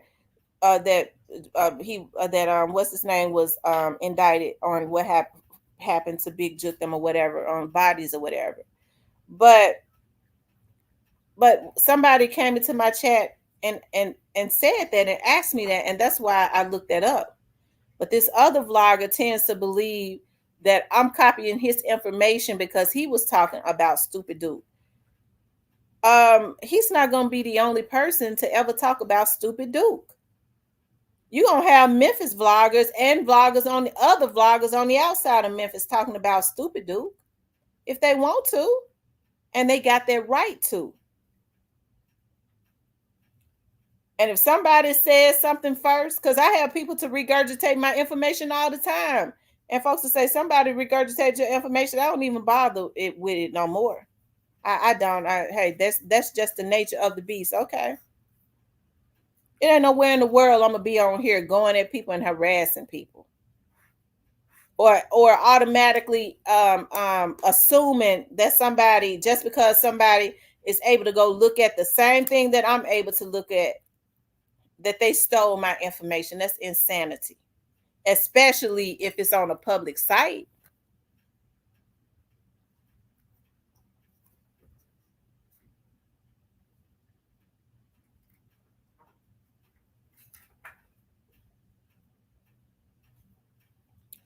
Even if I had the names of people that was in an indictment, I'm not putting it on my site.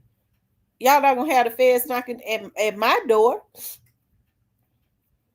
especially if it's not readily made available.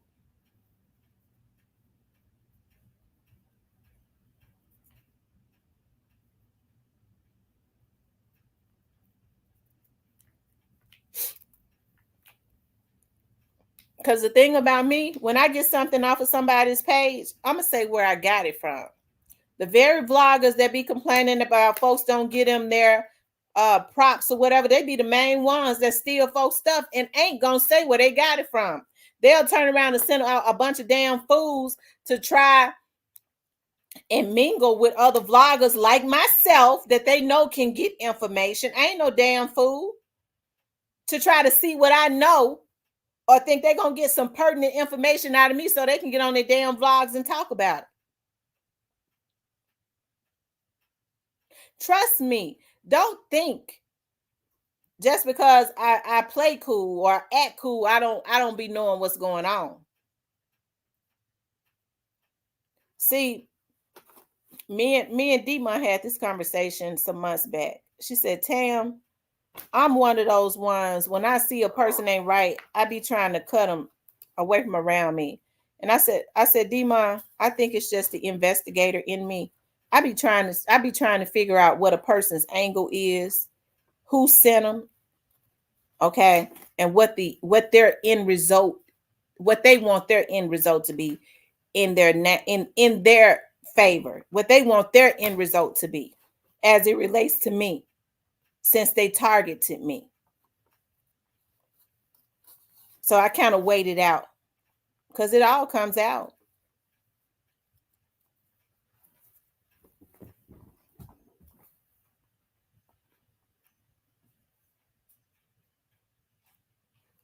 Thank you, Cordero.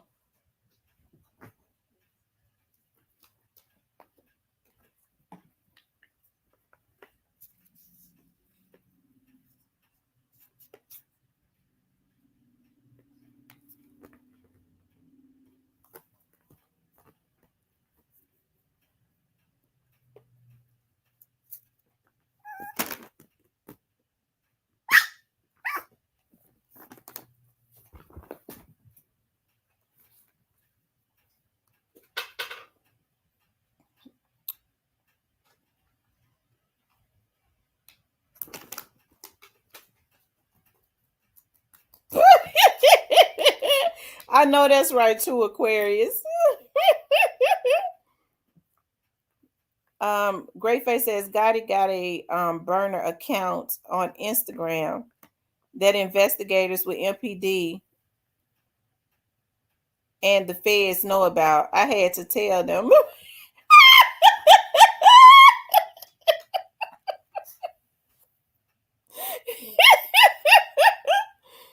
Lord have mercy.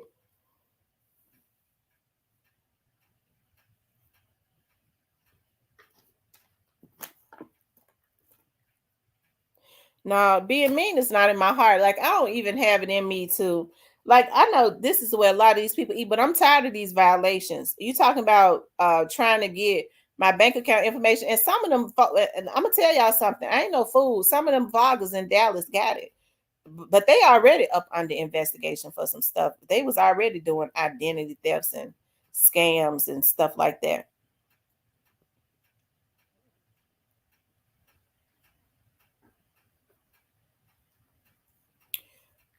They can't even get along with women. Don't stand a chance of coming together.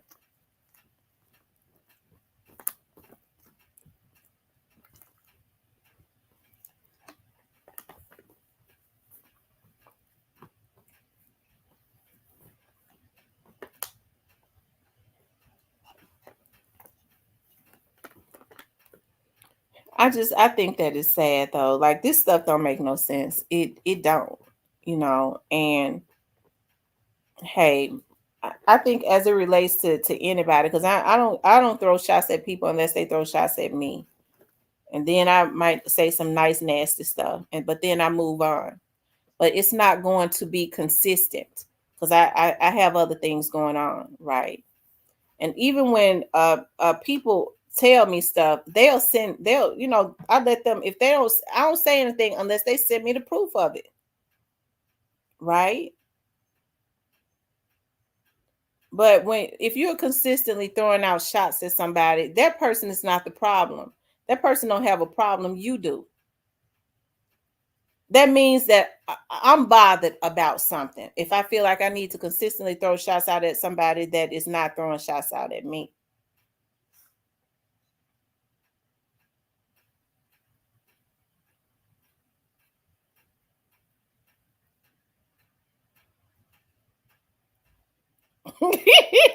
He said you'd be spitting mad and then in the live nice and sweet.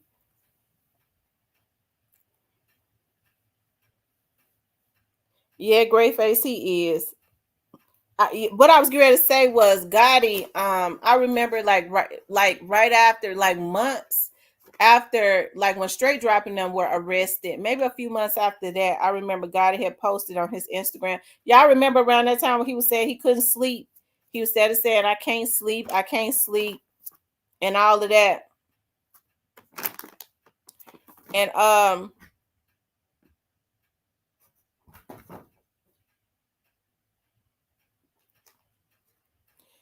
I remember he said on his Instagram, I'm thinking about getting rid of my cell phones. I'm going to determine in the AM. That's what he said. I'll determine in the AM. Greyface said that's how he's communicating with people like Stray Drop on those burner, on those Instagrams, on fake Instagrams on the burner phones. Yeah, they was doing a whole lot of stuff on those phones. And hey, they figured out too late.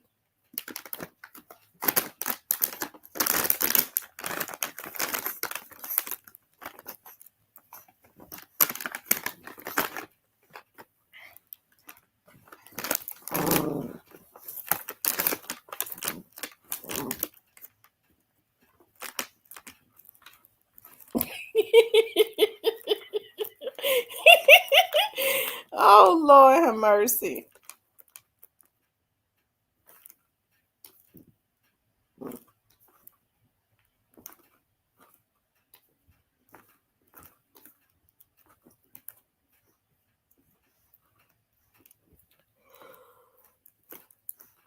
Joel God said that shows how desperate he is to keep from incriminating him.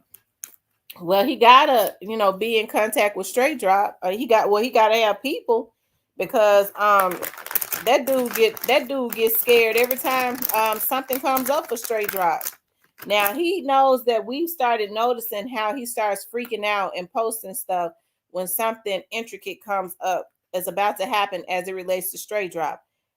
Now, when this trial get ready to happen, I'm gonna see how he gonna start vlogging. Now he look at these vlogs, so he might try to contain himself. Cause remember last December when Judge Coffee had told Straight Drop he had until what, like December the 3rd or the 5th to plead out. Remember he started making all those posts on Instagram, don't make no new friends and all of that, those subliminals. And this is how you know that Straight Drop, that because I'm gonna tell y'all something. When folks say that he could be he ain't talking about that. Straight Drop turn around, or Straight Drop's people, but we know it was Straight Drop. Now turn around and answer. No face, no case. I ain't making no new friends. Stuff like that. Straight Drop will post. So that's directly answering Gotti. I don't believe in coincidences. And then when folks were saying he was not talking about Straight Drop, when he was saying, well, if my nigga go to jail, I'm gonna get him out. I mean, look at how he was so involved, like I was saying before, in the very beginning when this stuff was going on, right? When they thought that it wasn't gonna be no pressure. Okay. So he said, my nigga go to jail, I'm getting right back out. Then Straight Drop turned around when he was on the run, put on his vlog, I'm gonna turn myself in and I'm getting right back out. So Straight Drop was kind of following, I guess, his lead or whatever. I mean, I just don't believe in coincidences like that.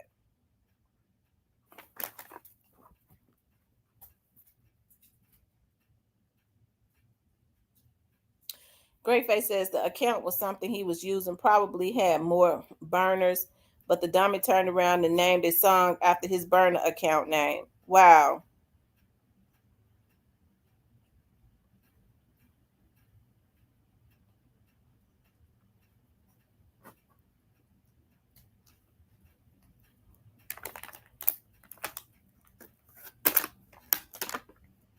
It's bigger money involved. They stopped coming at the demons in the city once the location was dropped.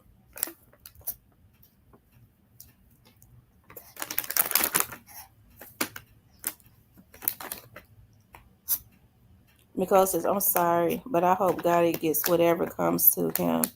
He paid his way through. He feels like money can buy everything, but money don't give you peace. God gives you peace. That's true. A lot of people forget that the laws of the earth is whatever man sow it, that's just what they're gonna reap. And so that's why hey, listen, I used to be up on the blog with getting ready in the mornings when Mia J, um,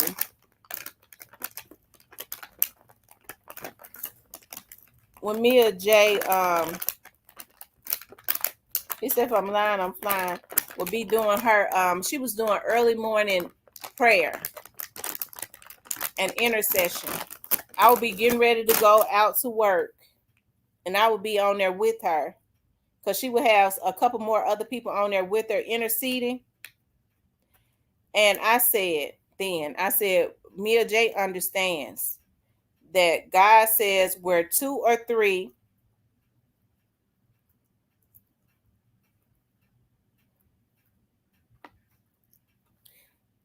Jenna, go eat your daddy's ass, bitch. Cause Jenna, I didn't block you the last time, bitch, that you came in here, and you letting somebody send you out. So you just finished eating somebody's booty, and they tell you to come in here. You called me on that phone that night, bitch. I thought I cussed you out. I cussed you out like you was a damn dog, and now you back. So you a clown because you let somebody send you out. You let somebody send you out, bitch, to come up in here. Use a whole bitch clown, bitch. That's what you are. Use a send out. So who is the clown? You let somebody send for you to get on a fake account, bitch, and come in here on somebody else's behalf. Who the clown? Who the clown?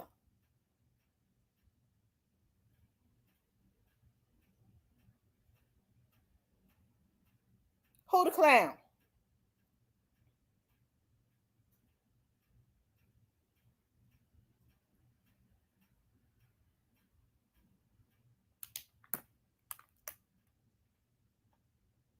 So go on, Jenna. Go on back over there to you, whoever your master is, and stay out of my chat. You a clown. You a clown for even coming in here. You a clown for even calling me. You a clown for having somebody to call me, and I clowned you, took you off a speaker and cussed you out, and nobody could hear you. And you don't even know me. You jumping in somebody else's stuff. You pathetic, bitch. And you probably married. And you got letting somebody else have you on here acting a fool. Girl, take care of your husband if you got one. Okay?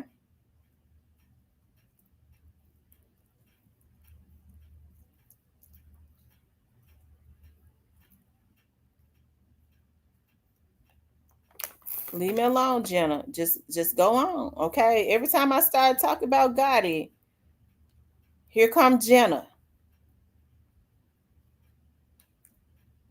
Here comes Jenna. And let me just set the record straight. I don't believe that she come from over on Onan's channel. I don't believe Jenna comes from over on Onan's channel because every time I talk about Gotti, here comes Jenna. Okay.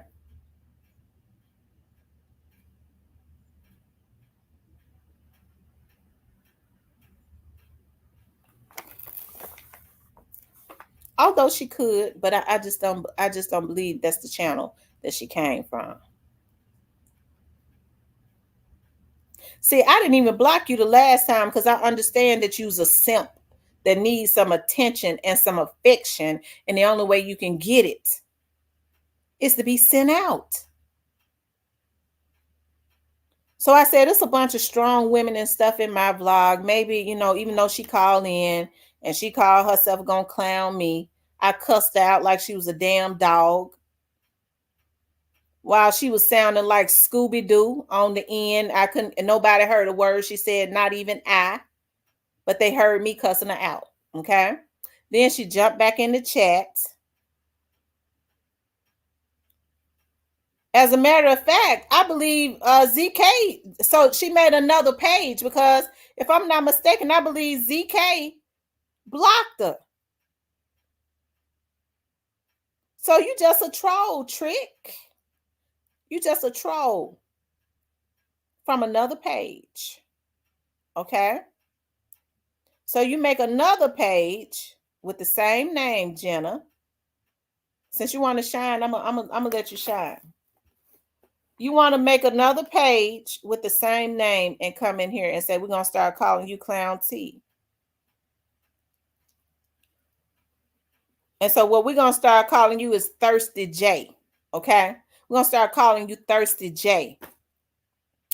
It's strong women in this chat, love. So if you keep hanging around, okay, you'll get some self-esteem, some class about yourself, okay?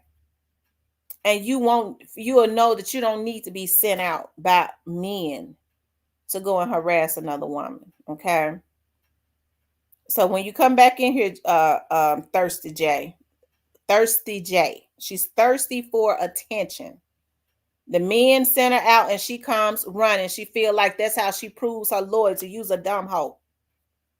Okay? Because no real man is going to send no woman out to troll. Women that men like, they put them up pretty. Nah, baby, they don't even want you arguing. Nah, baby, you ain't get ready to argue. You're going to sit here pretty. If something is a threat, I'm going to take care of that. That's a real man for you. Okay? That's why I be liking them real masculine men. They got that masculine energy. Okay? I'm trying to put you up on some game, Thirsty J. Okay? And so what they do is that, no, baby, you don't make no fake pages or nothing like that. We ain't gonna even worry about that. I'm the man. If I got something to say, I'ma say it. And I ain't gonna make no fake page. I'ma step up in that mother sucker with my real name because I want them to know it's me. And I'ma say my piece and move on. But if you're really making some money,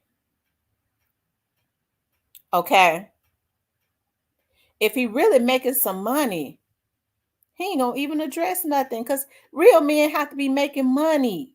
They're not gonna be on here trolling and sending trolls out for a penny a view. Always remember that, love, men, the women that they like, they want them to sit pretty. Like when I got them big legs with them tall heels on. Baby, you just sit there and look pretty. And you walk in front of me because they want to see that ass move when I walk. Baby, where that bra that had them things pushed up and they ain't fake. I was born with them. You sit pretty. You eye candy. I have to be able to look at you. Cause bitch, even when I ain't even at my regular weight, I be fine. Okay. So they ain't gonna send you out. You got to be that eye candy. So if they sending you out, bitch, that means they look at you as nothing more than a ET troll. Cause that's what a troll is. ET. They look at you as a ET Ewok troll, bitch. Always remember that. I just put you up on some game. Every time you bring your fickle, that's what Demon say. Every time you bring your fickle ass in here, I have to cuss you out. Then I have to pet you on your head like you're a puppy and give you some game as a woman. Get you a real man. The energy is different. The energy is different. Okay?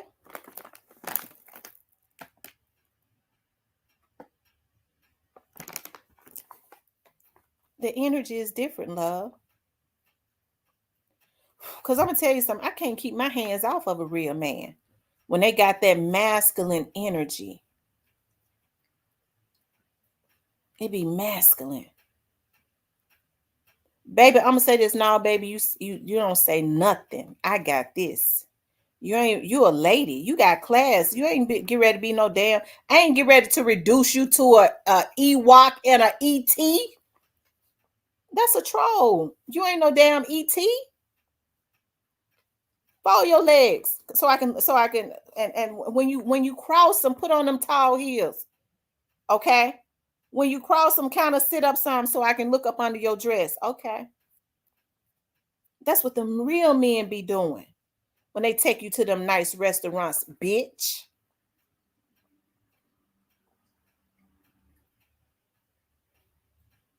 They don't reduce you to an ET. Okay. And that's what you have been reduced to, a damn Ewok and a ET.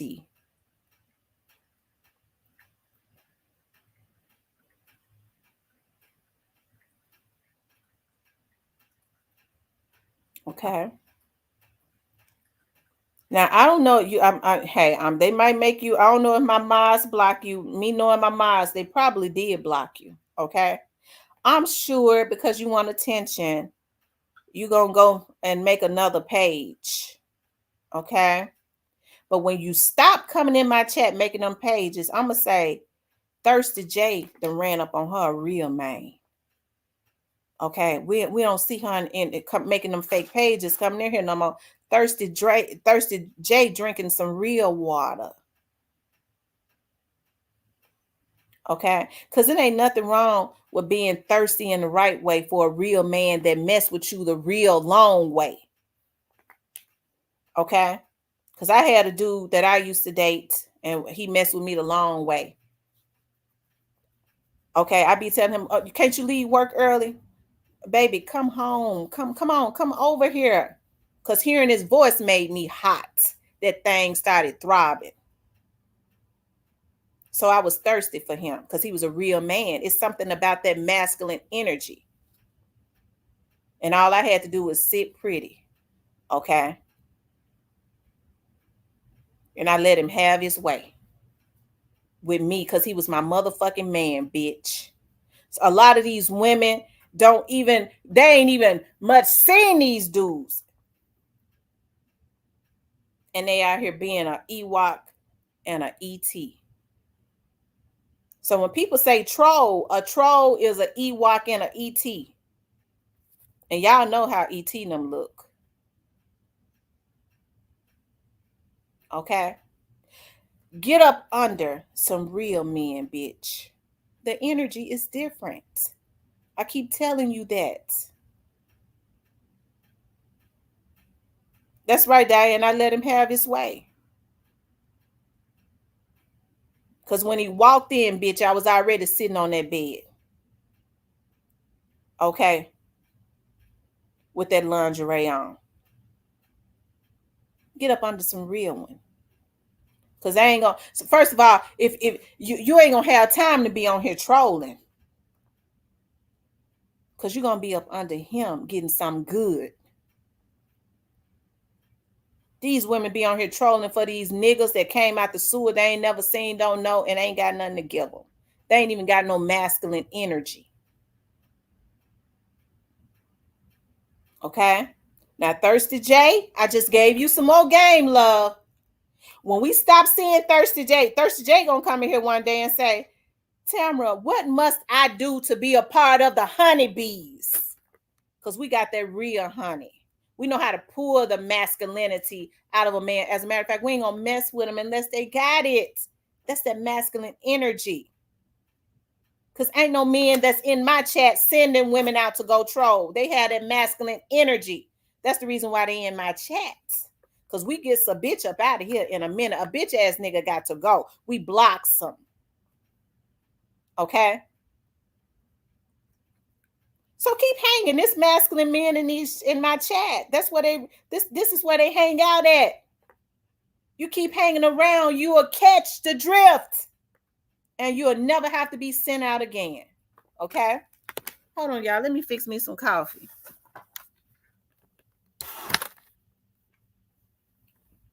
Shit. Crazy bitch. Ooh.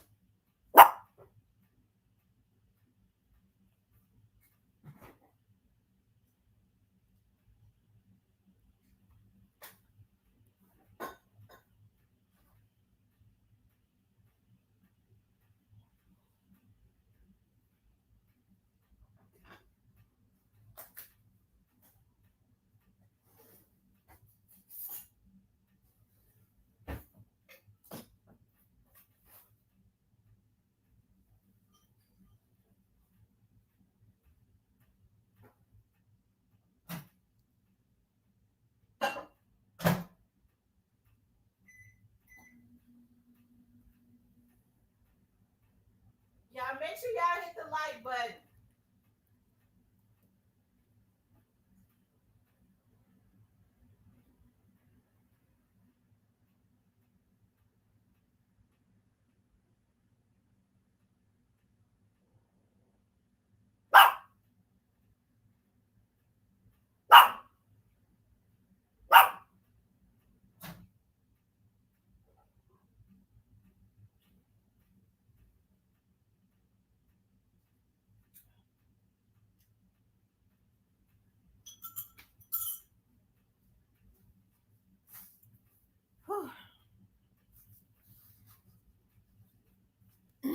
But anyways,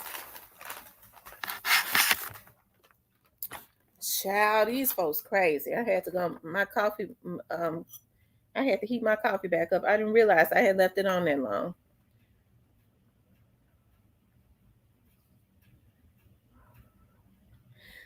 Diane said, "What's the definition of thriving?" Me and you gonna have to talk, Diane.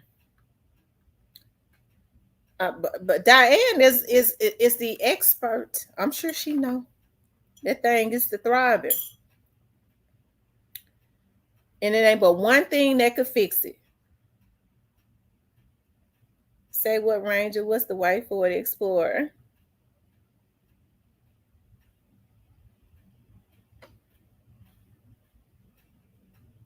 Thirsty J, we are doing real good without you. I'm telling you. Y'all, that's her name in here. And she made another page because ZK had blocked her. ZK had blocked her. And so Thirsty J has made another page. Okay. Thirsty J is a troll for some people. Okay.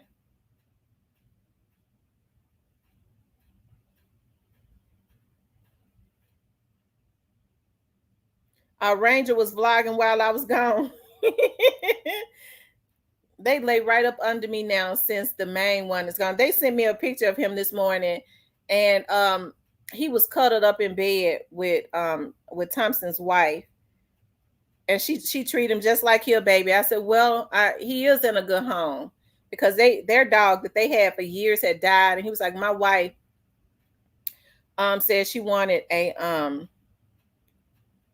a little puppy this time, and she treat him just like he a baby. I probably should have given her one of the ones that love to be baby like that, because he was the bad one. He liked to run around. He was adventurous. He was just so fun.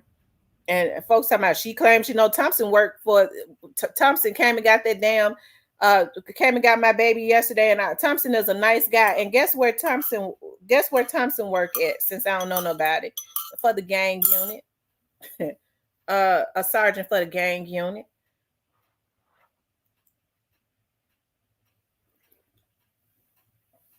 Beverly says, I don't think it was you that they was talking about.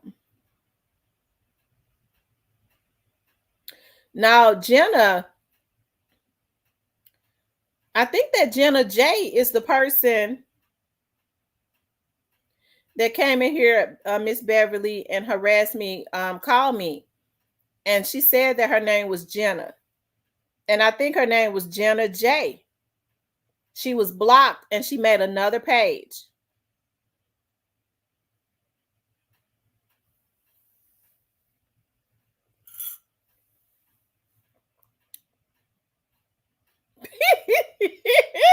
Look, Alabama Hitter said, you two Scorpion, stand up.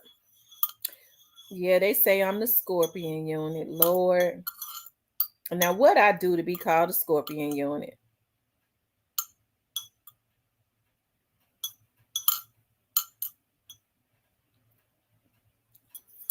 They got a lot of other task force that's out there now. From my understanding, quite a bit of money came in for crime. And so now they're doing they kind of like did Metro almost again, except for it's not just the sheriff's office, it's the MPD gang unit, the sheriff's office gang unit, and the FBI and the ATF that's out there doing these busts and stuff, and the vice and narcotics. So I guess what Chief Davis did, she's made it a multi-agency thing, what they used to call Metro. They used to have a Metro Gang Unit, which was the sheriff's department and the Memphis Police Department gang unit, that would be out there tackling gangs. But it's a multi-agency situation now because you got vice and narcotics that's involved, both gang units that's out there. The FBI and the ATF, the alcohol, tobacco, and firearms.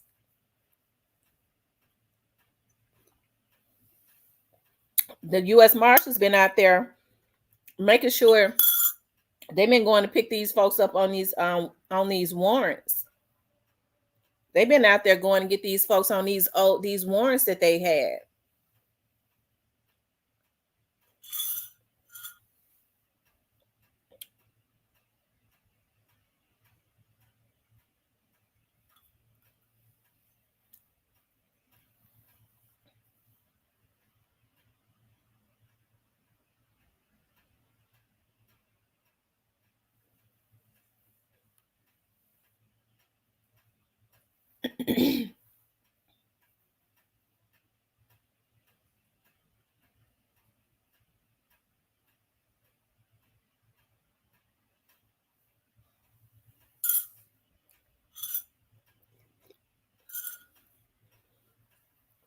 Malik said, "I'm over here tripping. I can't even drive." You know, we talks about it in here.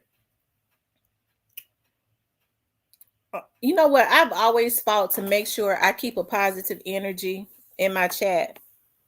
That's why, like when people have, especially like in the beginning, even when I didn't know vloggers, and people wanted to come on my channel and talk about them, I would say, y'all don't talk about other vloggers on here, because I didn't want that to be my platform where people were dropping dirt and stuff on other vloggers. I didn't want that,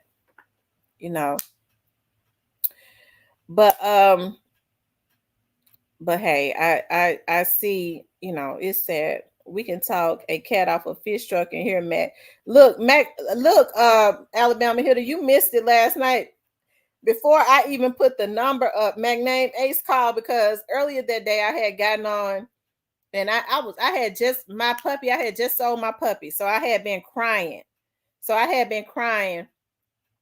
And so I didn't stay on maybe like 50 something minutes because I was about to bust out crying again, right? I forgot what I got on and talked about. And so when I got off, I called my mama. I was crying again. My mama was like, "You still crying about that dog? You called me 2 hours ago crying." And I got off and I bust out the crying again. And so I was getting ready to call him and tell him bring the puppy back. And then I got on last night because I had started crying again, right? They sent me a picture of him, and it was like, well, he been running around the house and stuff. I know he's very adventurous and stuff. And so I was looking at Remy. Remy was looking for him. Remy was sniffing and looking all up. She knew one was missing. The other one seemed like that they was depressed, and I bust out the crying again. So I got on live last night just to really just lift myself up. So I had not even put the number up, and McName Mace was like, "You got off live," and I was getting ready to call in, and I got off live. I didn't even stay on that long. He was like, "I was just getting ready to push dial on the number," and so he called in before I even put the number up. He said, "You ain't getting off tonight without me calling," and I looked. And McName Mace talked for 57 minutes straight. He talked for 57 minutes straight. So you missed it last night. He talked a fish off of a fish truck. Listen, I was so tickled when McName Mace had lost his voice. McName Mace called in and said, "Miss T, I lost my little voice because I talked a cat off of a fish truck. I was talking until 3:00 this morning. I hollered. I said, Lord have mercy. He done lost his voice talking."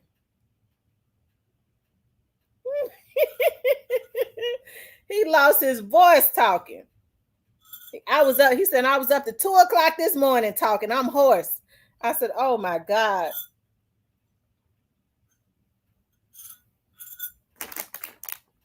Yeah, last night he talked and sang. He talked and sang for 57 minutes.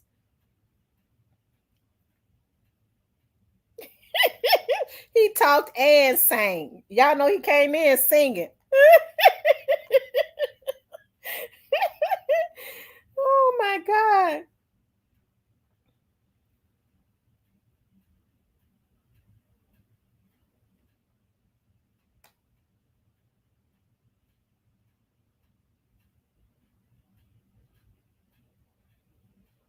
When Mac hit you with that, hey, I'm telling you, when he hit you with that, hey, he can't. So I used to get so tickled at Mac Name Mace when I would have my panels. Like when he couldn't help it, if somebody was talking, it would be like it would come up. When he do that, hey, somebody else would be talking. It's like he couldn't hold it.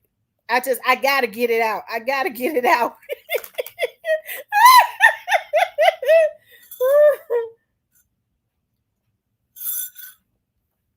One time, Mac Name Mace was talking, so we was in all on the chat. I said, Mac Name Mace.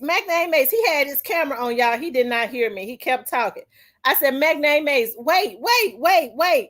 And he was just talking. The chat, he didn't even hear me. I had to put him on mute.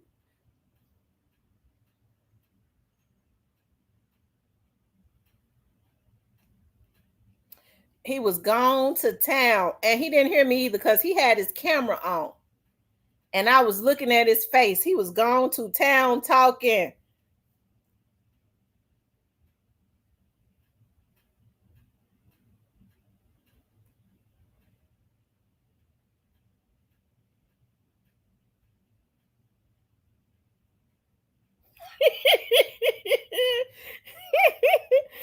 Oh, yeah, we got love for Mac Name Mace. Mac Name Mace so funny. Lord have mercy when he came in singing. Because when the phone rang last night, y'all, listen, I said, no, this got to be a troll because I ain't even put the number up. Then they called right back. I said, let me see who this is. He came in singing. It's me, Mac Name Mace. I said, I ain't even put the number up yet. He got the number on speed dial, y'all. He got the number on speed dial. He said, I couldn't wait for you to put it up.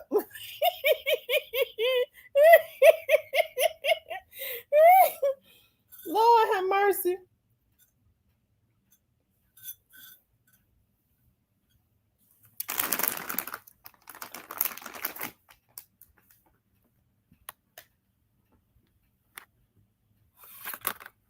Y'all make sure y'all hit the like button for me. Please hit the like button. Like, share, and subscribe for me. Like, share, and subscribe. But anyways, like I said, this video was not to be disrespectful to anyone. This video was to address the disrespect towards me. With people, I woke up this morning, I got harassing comments up under the video. And like I said, when they had told me that this man was throwing shots at me, I didn't even believe it. I was like, no, he couldn't be throwing shots at me because I hadn't looked at his stuff. So I didn't think nothing else of it.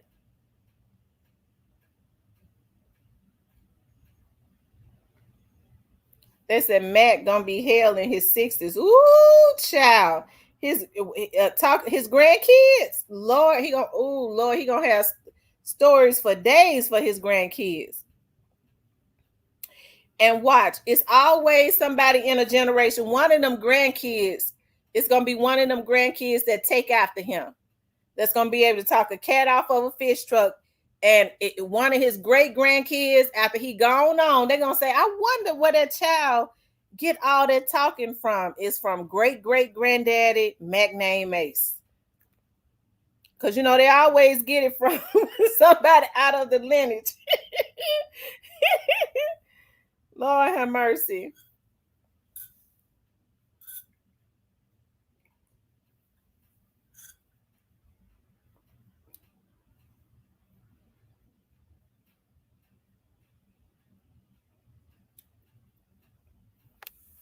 Yeah, I had the opportunity to see a picture of my great grandmother, my mother's grandmother on her dad's side. It's weird because I look like my mother's mom. I look a lot like my dad and my mother's mom. I've got them tight eyes like my mother's mother. And um and then like them cheeks and stuff. Like my dad's dad got high cheekbones, but we have them fat jaws, kind of sorta, right? And so I had the opportunity. My mother's grandmother, my mom was born in the 60s. Okay, so she was she was a young mother, and so my mom was born in the 60s. Her grandmother was already deceased when she was born. And so one of my cousins had posted some pictures of my mother's, because my mom said she had never seen her grandmother either, but she remembered her grandfather. He died in the 60s. And my mother's grandmother looks just like she is identical twins to my mom. Like, she is identical. That's why I say it's good for people to go back. I would recommend people getting that genealogy, finding out who your lineage and stuff was. I had started pulling up some stuff. Like, my great grandfather on my grandma's side was born in 1900. My great grandmother was born in 1906. Now I remember them because they didn't die until in their 90s. So they died in like 1990 something. They was very active around us and stuff. So I was a big girl when they died. Um, when you start going back and looking at their pull, like get their birth certificates, start going back and seeing who their mother and stuff was, their family, you'd be surprised. I remember I was telling this lady when I worked at the sheriff's office, that I was prophetic in dreams. Like, I could dream something and then it happens, right? And so she was like, it would be good for you to like go and research your family's history, because my mother is prophetic in dreams. You can she was like, I bet if you go back and start researching your family's history, I bet like the history of your family was like fortune tellers and stuff like that. When you have dreams or you have like deja vu visions, because sometimes I do, and people think folks be crazy when they do that, but you have to understand, like, it's only like we living in life, live this life, but we don't know we don't know everything that has gone on in the past. They keep a lot of stuff from us, right? That's why I'm so dogmatic about trying to read and research everything, right? Things that seem crazy to us or to other people, it may not be, right? It may not be. I could have a deja vu just as clear. Like, I was riding past this store one day down in Mississippi, and I had a deja vu. I was, oh my God, like I had a deja vu. Like, I seen myself here before. Like, stuff like that happens. Like, I could dream something, and I used to always dream about, whenever I dreamed that I was giving birth to a baby. Um, Whenever I dream I was giving birth to a baby, it would always be somebody that would pass away. And I remember my auntie Jackie, my dad's one of my dad's younger sisters, the one I was telling y'all that had worked in homicides. Her first husband, she got married when she was like in her early 20s, because I was in the wedding. She had all her nieces as bridesmaids, all of her older nieces and my aunties. And so I remember I was having a dream, like 6 months after she had been married to him for 6 months, but they were high school sweethearts. 6 months after they had gotten married, he had a wreck. He was coming home from FedEx. He was coming down Holmes Road, and he fell asleep. And at that intersection where the light is, he fell asleep, and some cars was coming, and it killed him, right? And I remember that morning, I was having a dream that I was having a little girl, and she had blood all over her. I'll never forget. I was like 16 years old. And my grandmother had woke me up out of my sleep. She said, wake up, wake up. Your uncle was just killed. I jumped up. I was like, who? And she was like, your auntie's husband, Jackie's husband, was just killed in a car wreck. And I was just dreaming that I was giving birth to a baby girl that had blood all over her, right? Then I remember when my aunts, my grandmother's sister, one of my favorite great aunts, Aunt Ida. I remember when her husband had a heart attack. They were my favorite aunt and uncle in Indiana. I remember that night I was dreaming that I was trying to push a baby out. I kid you not. I was trying to push a baby out, and it was hard, and it got harder for me to breathe. It got harder and harder for me to breathe. And then I remember waking up out of my sleep because I heard my grandmother screaming and crying. It woke me up out of my sleep.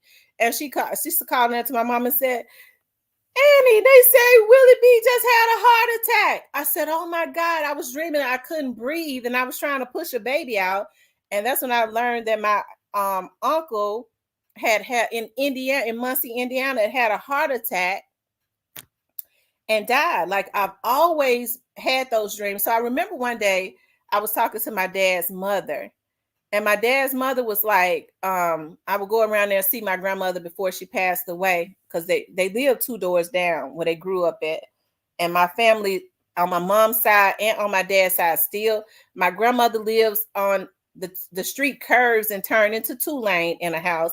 And my mother's family live on like around Berta and stuff, right?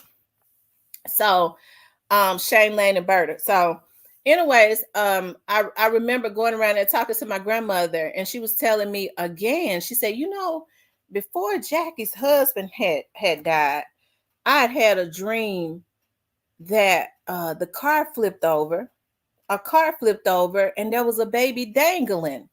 There was a baby dangling in the car seat. And she said, I thought about that when and Jackie was my grandmother's daughter on my dad's side. She said, I thought about that when he was killed. And she was like, I thought about, dog, I had dreamed about a car flipping and there was a baby dangling. And guess what?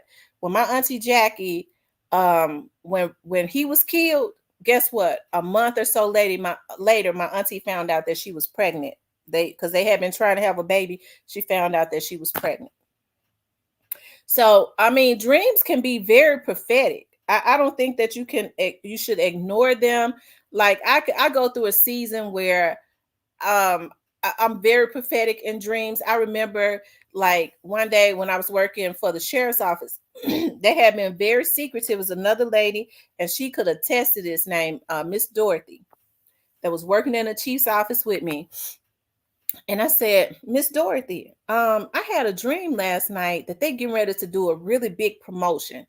I said, and I had a dream, and Chief Hammonds came in here. Now she's the police chief down in New Orleans. Okay, because she ended up retiring and then moving to New Orleans, so a bigger opportunity with working for the parish, New Orleans parish situation. So I was like, who lives in the New Orleans area? I could help them get a job, right? And so I said, I dreamed that she got promoted from, because at that time she was like a lieutenant or a captain or something. I was like, I dreamed that she skipped a rank and she got promoted all the way up to chief. I said, I dreamed it was like a big promotion that went on. And so she was like, well, I ain't heard the chief and the sheriff say nothing about no promotions. So I said, okay. And I'll never forget how she ran, like later on that day, she ran through the back door of the office and she said, Miss Tamara, she called me Tamara, Miss Tamara, God must have shown you something. The chief just told me to start calling, get the list that's on his desk. He had hid it. Get the list that, because they didn't want it to get out. Get the list on his desk and start calling these people because they get ready to do a big promotion. And guess what? Hammonds was promoted to chief. I had seen that in my dream the night before. So my mother is prophetic in dreams. That's why my mother said the other day, okay, my mother has said the other day, she asked me about that particular blogger that started back harassing me again. She said, has he done anything to you? I said, not that I know of as of lately. And then after that, that's when Miss Lowdown sent me all this stuff come up. And my mother had just said the other day, she said, I've been in prayer and God told me he's getting ready to elevate you in prayer. I've been praying. I've been getting up at 5 a.m. and I've been calling the prayer warriors. God is getting ready to elevate you. This is what my mother said verbatim, because my mother is a minister and a spiritual she's a spiritual praying, demon slaying, warfare praying mother. Okay. She says that demon is probably getting ready to rise up again. That's why. And I told you I had been getting on my knees. I was praying every night before I go to bed. And when I get up out the bed, I fall to my knees and I start praying again. She said, God, says, God put in my spirit, he's getting ready to elevate you. That demon get ready to rise up again. She gave me a scripture to start praying, and she said, and say, and this demon you will see no more. I kid you not, a couple days later, y'all saw what Lowdown said the other day. I didn't even know what was going on. The stuff that she sent me, and then when somebody sent me something yesterday saying that this blogger is attacking you again, I said, no, he couldn't be talking about me because I hadn't looked at his blog. I ain't got no information from him. And then I wake up this morning and all of these comments is up under that video harassing me, right? And I was like, well, it is true. It's got to, I guess he was talking about me, but I knew I had not got nothing off of his page. I don't even look at his vlog. I can get more information that he could ever possibly get. Okay? Because as I have systems where the information he can't get, right? That will give more detailed information that I dare not tap into. I only show what's public, just like what he go and get what's public. And so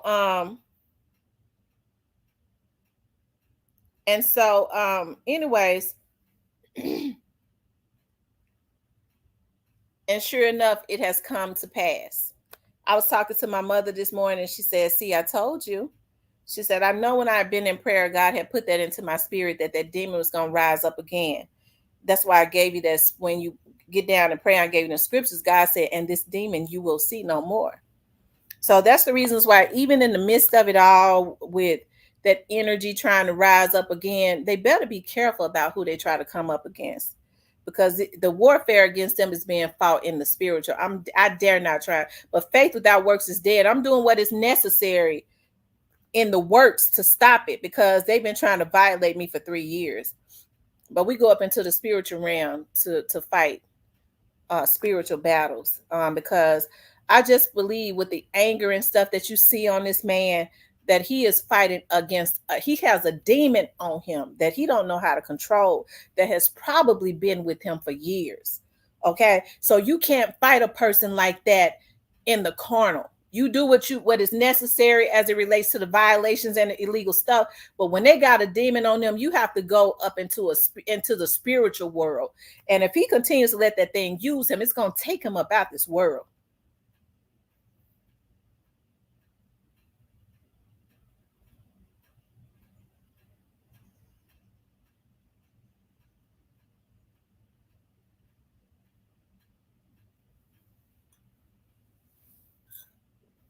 Snoozer Cake says, I've had those prophetic dreams and thought my whole life. It's got to a point in high school. People used to tell me, don't tell me if you dreamed about me. Wow.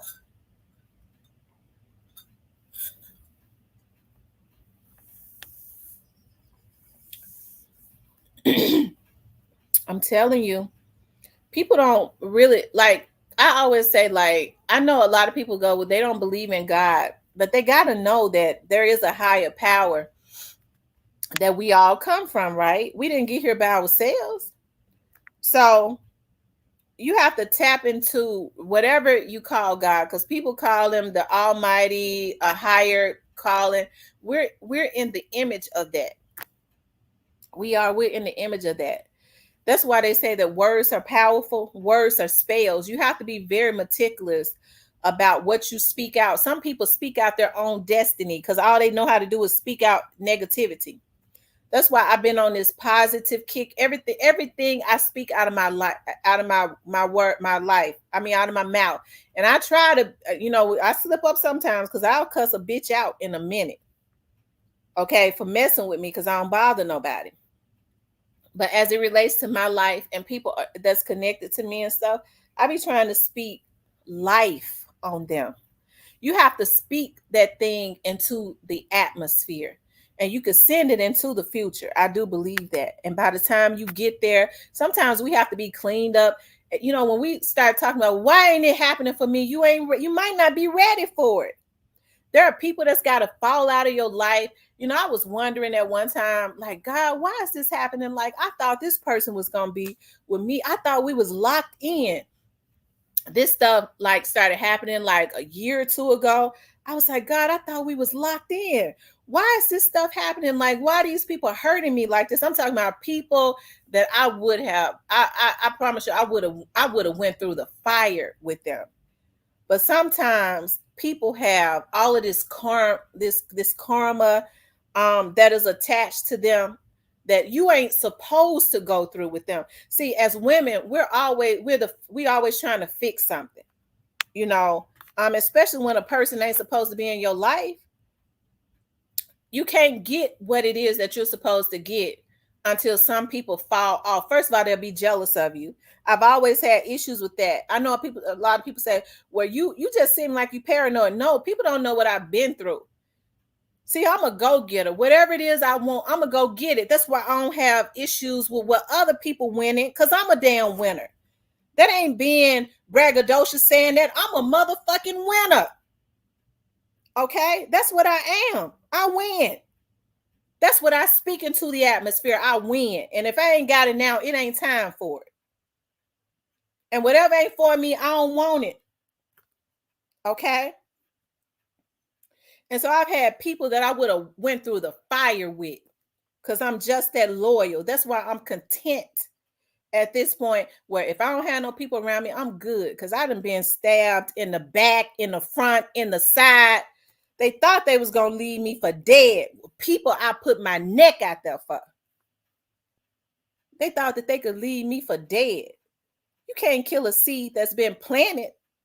So it hurt me, but all I did was grew. Came back stronger. Dog. Wow, they left me for dead. I put that person in a better position. And they was jealous of me because I was in the position to put them there. I'll never forget my dad was saying, you know, when I got this job, I was working for an elected official when I left the police department. And I was making 3 times more than what I had been making at the PD. So I left. It was a appointed position. And they ended up putting me over HR. I didn't know nothing about HR. I cried. And y'all know how I am. I'm spoiled. So I cries about stuff. And I remember my dad, and my dad knew that particular elected official that was friends. Right. We had supported their campaign and everything. And so the elected official was like, I'm gonna put you over HR. I said, you're gonna be the head of HR. I said, I don't know nothing about HR. You told me I was coming to be your assistant. They said, well, I'm gonna put you over HR. And it ain't nothing. We're gonna send you to training and teach you how to be an HR manager. I cried. I thought about quitting and going back to the sheriff's office, making 3 times less. And so my dad said, what are you crying for? What are you crying for? Don't you know that that's an opportunity? I said, I don't know about HR. They set me up for failure. He said, you can't fail. You're a winner. I learned HR. Not only that, but I went before the city council and they appointed me to be over another position, helping to write policies and stuff for HR. Okay. And God put me in that position, and I started seeing how people was applying for the government, but they really had been doing a lot of nepotism. So I was like, dog, you know, all these people with these bad attitudes, they might have a little experience, but they got nasty attitudes. So we're gonna start interviewing everybody. Let's start interviewing everybody. When people was coming in there, they was like, I ain't never got interviewed for the government. Oh my God, they might not have had all of the experience. They had a little bit, but they had the attitude. Okay, they had the attitude. And so God put me in a position to start helping people to get positions that would normally have not gotten them. And so what I did was, you know, some people were coming in as temps. I was like, well, the people that have been here as temps, it's not right to go on or people that have been here for years. Let's stop going on the outside and bringing people in for these managerial jobs. Okay. And these supervisors jobs. Let's give the people that have been here for years something to look forward to. Let's start promoting them. And once we promote them, that leaves their position open. We can start getting people from the outside and bringing them in and giving them opportunities. I said, do not make the people that have been here working for years disgruntled. Let's give them an opportunity to be promoted and make more money. That makes them want to come to work. That makes other people that see that want to work harder. Okay. So it was some people that got up under me because I was always approachable, and they was jealous of me. I gave them opportunities. Some I made friends for life because they said, hey, you was instrumental in me getting promoted, and I was able to retire with another salary and all that. I had been there for 30 years, never got promoted. Okay. It was some people got up under me, and I was helping them. They were temps, some of them. And I was like, well, y'all been here 6 months. We're gonna see about when those jobs become open. We'll see about getting you all permanent so you can get insurance and all of that. And it was some people that was jealous. Okay. She only in that position because her dad, an elected official, he be giving them politicians, he be supporting all them other politicians, giving them all that money. And see, that's what I'm talking about. And these were, people started telling me, these folks is backstabbing you. I was like, no, I'm helping these people. Surely they wouldn't be backstabbing me. Just naive. My dad was like, I sent you out there in a political world and you weren't ready. He said, I tried to make you a bulldog, but you still got a heart. You tap into your heart too much. You tap into your heart too much instead of using your head. You weren't ready. But anyways, it backfired on all of them. And that's why I say our people are their own worst enemies. Okay. Because instead of being thankful that God has put a person here to help to put me in a position I've never been in, she just in that position because her daddy. Bitch, if somebody else had been in a position, you'd have never had your fucking foot in the door.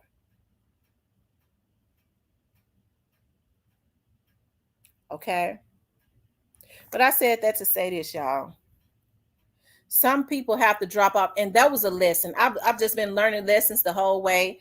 Working in HR helped me to, because when the elected official got sick and left and stuff, somebody else came in, and a new person always bring in their own. When you're appointed, they bring in their own people. And so they was like, well, you can go back, you can fall back, because with the government, you could fall back and go back to your old position. And it wasn't nobody but God. I said, no, God took me from the police department to there. I ain't falling back and making 3 times less. I'm moving forward. I got businesses that could make me a whole lot of money if I put the time in it. I said, I'm going to take about a year or 2 and put it into my business. And if I don't make the money that I need to make to be able to survive off of, then I go back, because I ain't too proud. I go get me a job. I ain't had to work in 4.5 years. You know why? Because my business is putting the time and learning what I learned through HR, meeting people, being good to people, has put me in a position where I ain't got to. So no demon on here could ever stop my greatness. I planted good seeds everywhere I go. I don't care how I cuss folks out. I cuss people out when they mess with me. I always plant good seeds, okay? Because see, I was taught, respect the man or the woman and then respect the position. So I didn't brown nose. I treated anybody, regardless of their position, how I would want to be treated. Some people feel like if a person is a janitor, you talk to them like they're a dog. Now it's gonna be that janitor that's around there pushing that broom, that's gonna see all of the top people that's gonna come through when they mention your name. Oh, she a good woman. That's a good woman. They get to be in them offices cleaning up, talking to them top people that could say something good about you because you treat them right. So I always respected the person and then their position. Some people don't respect folks unless they got a high position. They damn fools. That's the reason why they always see the people that they step on. They have to see them when they falling. Okay. I don't ever trip and fall. Even when people try and plant traps, just like they do on here. That man that had folks trying to call the FBI and everything on me because I planted good seeds. Guess what happened? Them folks turn around to call me and put them folks up under investigation and let me know what's going on because my character speaks for itself. So when they think they tripping me up, all I do is trip forward. You can't trip a person up that I handles my business. I handles my business. That's why I say these women, and I probably shouldn't have said that. These women that these men send them out to file these fake reports because they jealous of what other people that they don't even know got going on. All they doing is tripping them up because filing them fake reports is a crime, especially when you're messing with the FBI.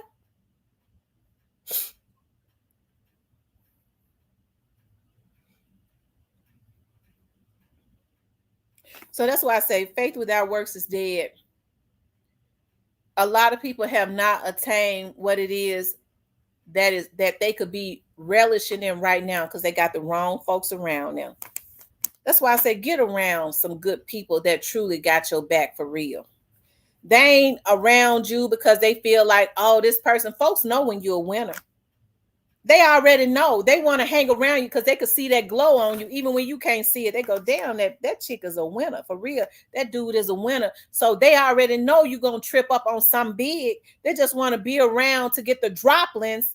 I call them sneaky Stevenses. Yeah, I got your back. I was around when you ain't had nothing. Yeah, you was around because you knew I was a winner. You knew I was going to come up on something. You ain't really did nothing. You didn't even really like me. But get some people around you that's for you for real. Okay? When you ain't around, when your name come up, they ain't gonna be jealous of you. They're gonna say, yeah, if I was you, I'd do business with such and such. Yeah, go over there to her channel. You want to advertise? You know, I got a friend named Tamara. She do advertisement. Yeah, that's what I'm talking about. Mention these folks when you really with folks for real. Get people around you that's truly for you. I'm gonna tell you, people that's got something going for themselves, they don't have time to hate on nobody else. They too busy trying to prioritize how they gonna get their money. They creating streams of income, and it ain't about stepping over the backs of nobody else. Okay, if you ever hang around rich people, you will see that they don't have time to be jealous. The conversation is different, and all they do is network for real. Okay?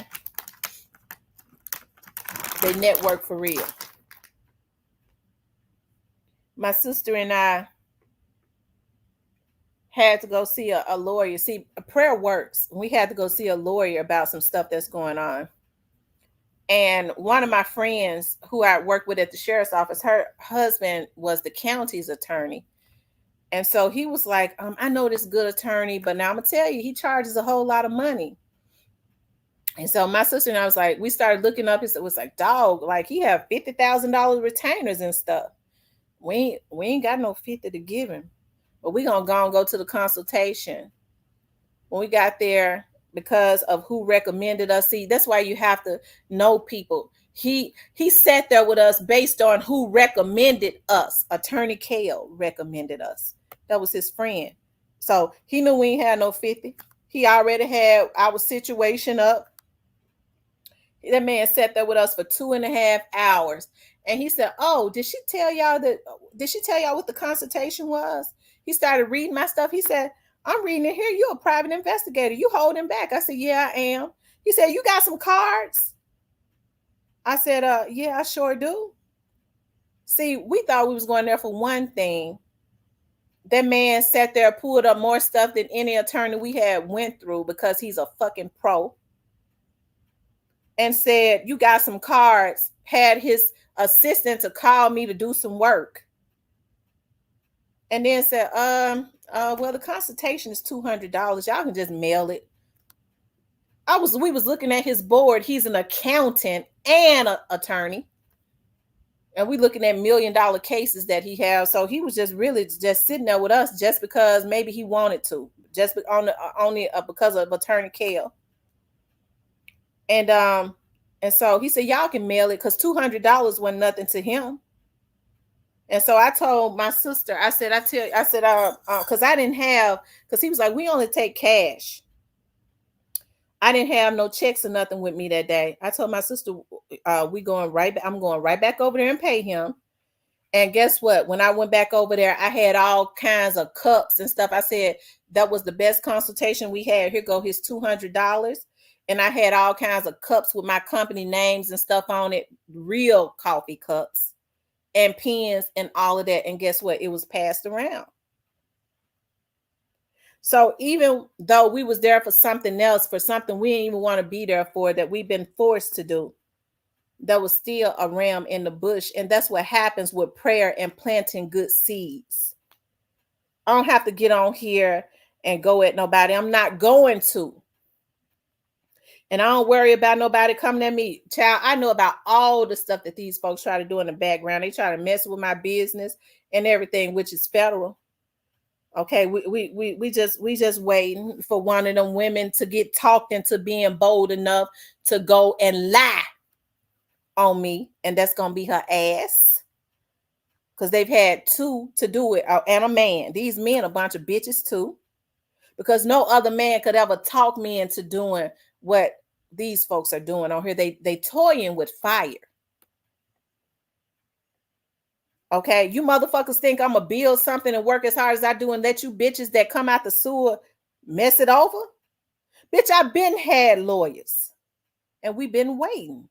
Who it's me against whoever ready to lose everything first. That's what it is. And I bet you it ain't gonna be that vlogger that's sending y'all out to do it because he ain't got nothing to lose. He gonna crawl right back in the sewer where he came from when y'all losing everything. Okay.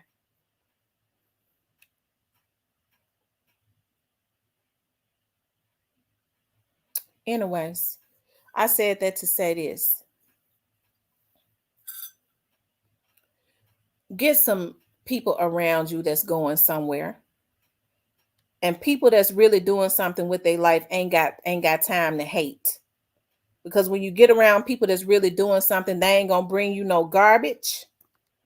They ain't gonna bring you no garbage because they ain't got time to hate. They can't keep their mind boggled up with junk because you can't be proactive.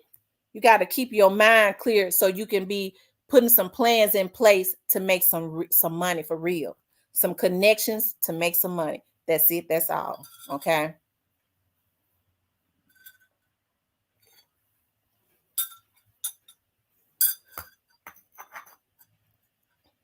Anyways, I ain't mean to get on here and preach. I sound like Magname Ace. I've been talking so long.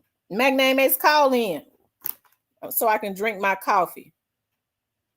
Magname Ace start talking. I could drink my coffee. I be feeling like I need to consistently talk with y'all. Ace send that recipe, the hens baking tomorrow for first timers. Yeah, I'm doing today. I got to go to my office to do some books, but I got to go to the bonding company later. But I'm doing my roasted Mexican street corn again. Y'all, that Mexican street corn is so good. I put everything on the grill and it be so I can't even hardly wait for it to finish. It be so good. And that's what I'm doing today. I ain't gonna make no chicken because I was gonna put I may put a few pieces of chicken on the grill and eat that tomorrow. It'll already be grilled.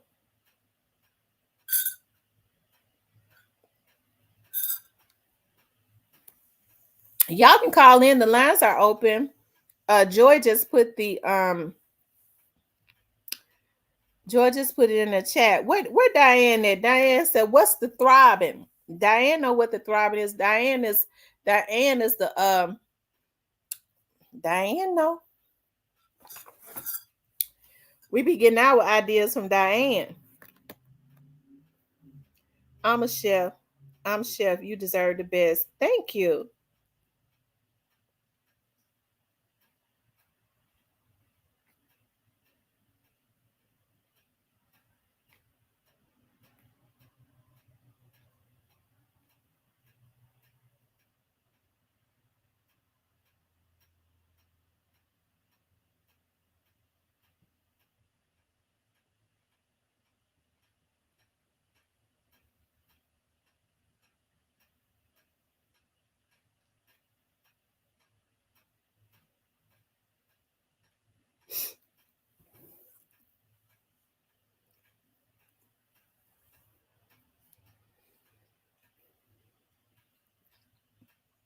T, you know, this me V. Who? I see Vertez Benning.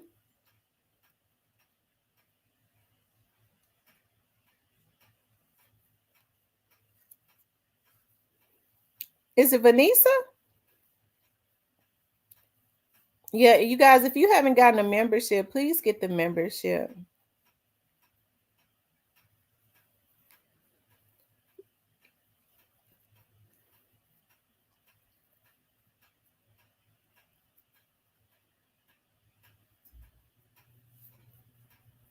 Y'all make sure you guys hit the like button. But I could go on and on about making sure you have the right types of energy around you. I'm gonna tell you, a secretly jealous person is more dangerous than a known enemy. I'm telling you, it is. It's more dangerous than a known enemy. So get people around you that's not gonna try to sabotage you, that's not gonna get jealous of you, that don't feel like that if you pay them to do a job, you know, that feel like they just there to do a job, don't feel like you owe them nothing. And when they don't feel like you owe them nothing, they appreciate the things that you do for them that you don't have to do for them, right? Because a person that feels like that you consistently owe them something, they'll set you up to be taken out. I'm telling you, they will do it. So you have to be very wise, especially when you're going places in life.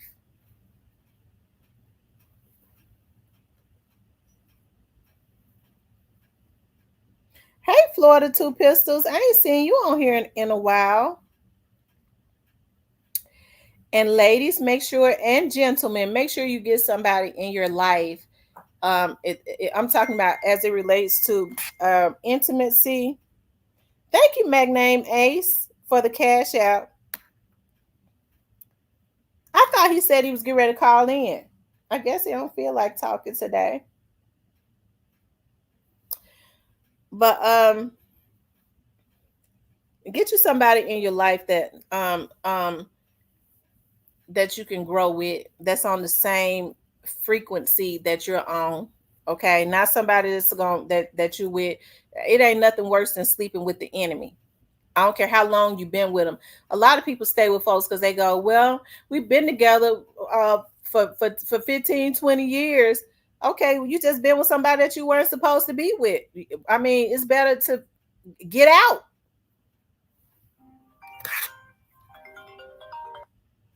Awesome. After Ace checking in. What's up, Pastor Ace? Pastor Ace is in the building. I was gonna let you make it. I was gonna, good morning, evening time, afternoon, all that. I said I'm gonna let him make it, but you called me up. I said I gotta call you. You know what? We done talked about a lot of stuff on here. Yeah, I called so I can help you drink the coffee. I'm telling you, because I'm going to get ready, because it has started getting cold again. I'm getting ready to start heating it up. Don't heat it up, then. We're gonna and bring it to the table. Okay. But you've been having a good life this morning. Good life this morning. Always good fun today, always good open topic. Yeah. Who done it says the trolls and vloggers want to distract you. Yeah, they do, but they can't stop. They can't stop what's meant to be. Right. You made a lot. It was always a saying. People used to say, "Don't bite the hand that feeds." You know what I'm saying? Yeah. Some people do this. Some people will, even though you stuck your neck out, and that's for any business in general. You know, some people will stab you in your back like this. And, like I said, with what you been doing with your platform, it always been number genuine love for me. I ain't never had no agenda. I ain't never had no sector. I ain't know nothing about none of that. I just always like, dang, you know, I felt the love and the vibes and the good conversation. And that's what I was telling the brother last night. You know, you was playing that Steve Harvey comedy skit. Yeah, wasn't it funny? Yeah, it was funny. I remember those. And you know, I seen somebody try to bring some bad news in the chat, and I was just like, positivity. You know what I'm saying? You know what I'm saying? So yeah, that's why I deleted it. You talking about when they said a vlogger from out of Memphis was talking bad about me? I just went ahead and they put their name in the chat. I just went ahead and deleted it. Yeah, and then like that, man. See, like even though we might know what's going on, and I done talked to a few people in the background, and I told them I don't agree with a lot of stuff that be going on, but hey, it ain't got nothing to do with me. But at the same time, I'm not gonna instigate what you got going on. If I always say, "Hey, I'm trying to cheer you up," and it's just what it is. All you know, that's the problem with our community. We have to stop instigating certain things. Right. You know, yeah, and that'll save a lot of stuff because the main ones instigating is the same one. That's the same little bird telling you know. If you come back telling you what somebody's saying, then they'll go back and tell that person what you know, just a messenger, a bird. Well, whoever that was that put that in the chat last night, I didn't even know who that was. That was somebody I'd never seen before in my chat. Probably was a made up account. You know, they probably was hoping I would start going off and stuff, but I didn't. Yeah. Well, that's another thing. You got a loyal fan base, and you know, that's why I sent you something to the cash out, because the way I was brought up and raised, you know, just with your platform, and you know, it's a lot of people recognize me. I ain't talking about nobody else, but it's a lot of people recognize me for just coming on your platform, many other platforms. And also, when you give out good messages to the people don't forget. So, you know, it's big to just get on there running your mouth. And that's why I always support what you got going, because you did, you know, when this dog situation took place, you know, you brought people together just by having your own platform. And, you know, I just try not to never forget where I come from, where everything started at. And that's why anytime I can, I support what you got going, support to the channel, stuff like that, because that's, you know, sometimes that's just for me to let you know, hey, I'm your real loyal, I'm one of your loyal ones, you know what I'm saying? Yeah. When you don't see no support, then you might have to have a question mark. You know, everybody ain't got it like that, but sometimes you got to be a question mark. Right. I agree. Yeah, so that's all it is, Miss C. I called in, why you take no coffee? I got myself together for the day. I was listening around. Sometimes you be listening to TV. We be zoned in like we watching TV or something. Yeah. Yep, and like I said, we talked about it. And when I did the vlogs, like even the reason of doing this was not to. I'm not getting ready to go back and forth with anybody. You know what I mean? It's just that I'm tired of. I've been told to always put stuff on record as it relates, especially to harassment and stuff. Record, put it on record, okay, with a date and a timestamp, and then put it on paper. Right. That's if it's that serious, which it sounds like it is, you know what I'm saying? That's the route you gotta take, and whatever happens, they don't know not to do that, you know what I'm saying? Because it is against the law, you know, online cyberbully people to harass people, you know, and I met somebody that got locked up for calling girl phone too many times. So, you know, that law, you know, people can't run from the law, and that's why, like I said, you gotta just respect the laws in the universe, you know. And just respect people. Respect people, because you can't control nobody else. Just respect folks and move on. You can't make people do and say what you want them to do. And when you consistently mess with people because they're not doing and saying what you want them to do, that means that you think you can bully and control them. Yeah, and you said something real because you said you judge a person off their character and then you look at the profession. And I respected it because I'm the same way. Some people get promoted on their job and they'll forget who they is. Absolutely. So, it's good to always go off character. You know what I'm saying? Judge somebody basically, you judge them off the good and bad, but unless they give you a reason to, we all give people a chance until they cross that line and say, hey man. And I learned this one, because I got a good heart. You know what I'm saying? I'm a good person, but everybody got two sides to them. But it lets me down when I go against my gut about somebody, and I'm like, man, maybe it wasn't like that. Maybe I was overthinking. Maybe I can, get up with this person and chop it up. But when I do it, Eric, I noticed this a lot of times in my life. When you do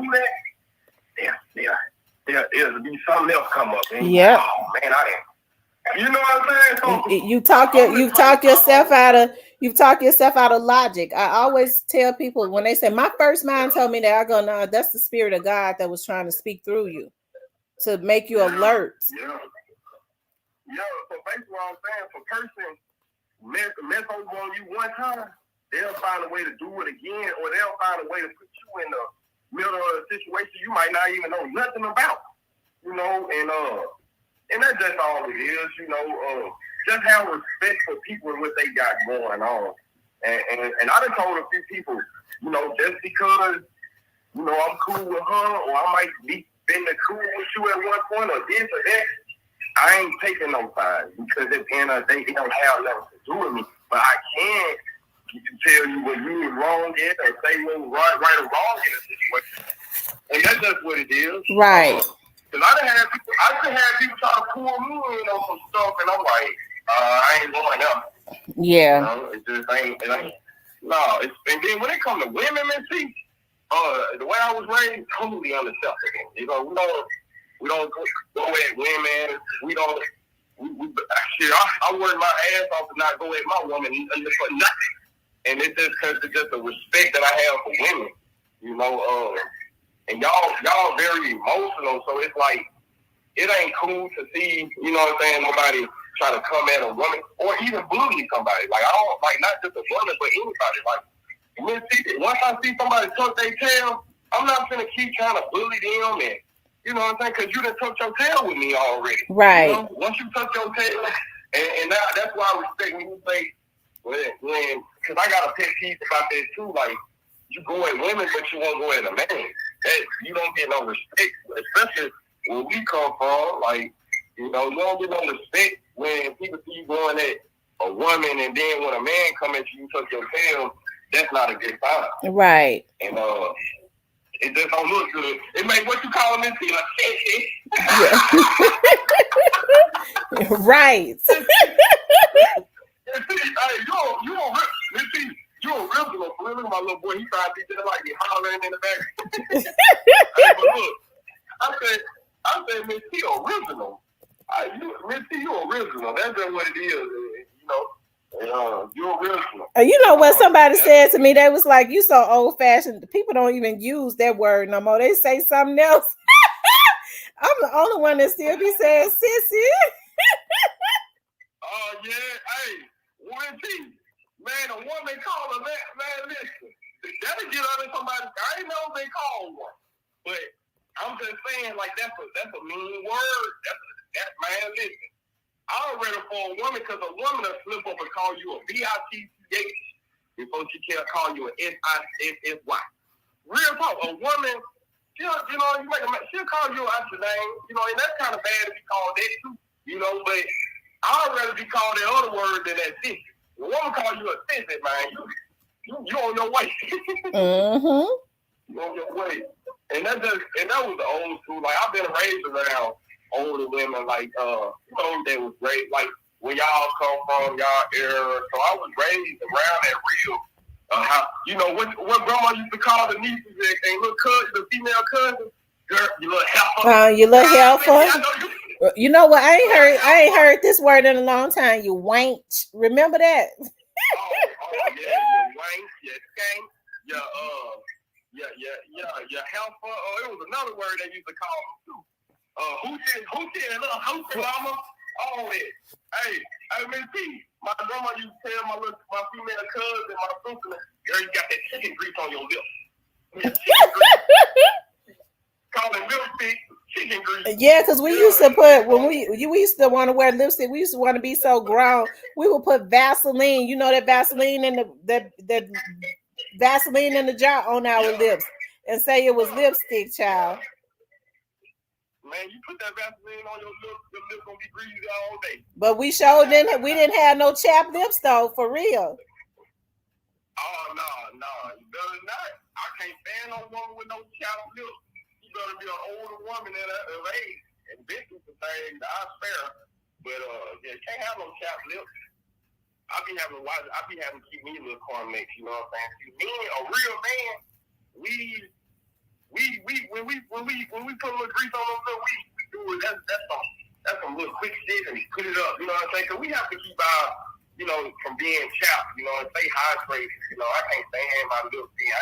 I ain't had this when I was a little boy, chapped lips. And crusty, ugh. Crack, your lips hurt. I was a little boy, my lips were cracking and hurting. They said, you need to drink some water. Oh, I changed my life right there, right now. I changed my life. And I said, oh, yeah. Hell no. That's why my lips cracked. Yeah. But it says, yeah, Miss T, I called you in. Hey, man, call Cal Fit Truck. Hey, don't love me, man. See, that's why I say, the love that you got on your channel, that I done seen the love, man. You know, we really human beings. So that's how, you know, and being on your channel also taught me how to speak when, like, not speak, but, you know what to say and know what not to say. So I will give it to your platform, like coming on your platform. I was a wild Mustang at first, you know, I ain't like, I was a wild Mustang. I probably used to give you headaches, Mitchie, but I, you know, I had to learn to that, you know, I'm like, damn, you know, we don't do you got to always be respectful and, you know, carry yourself like you would in the world.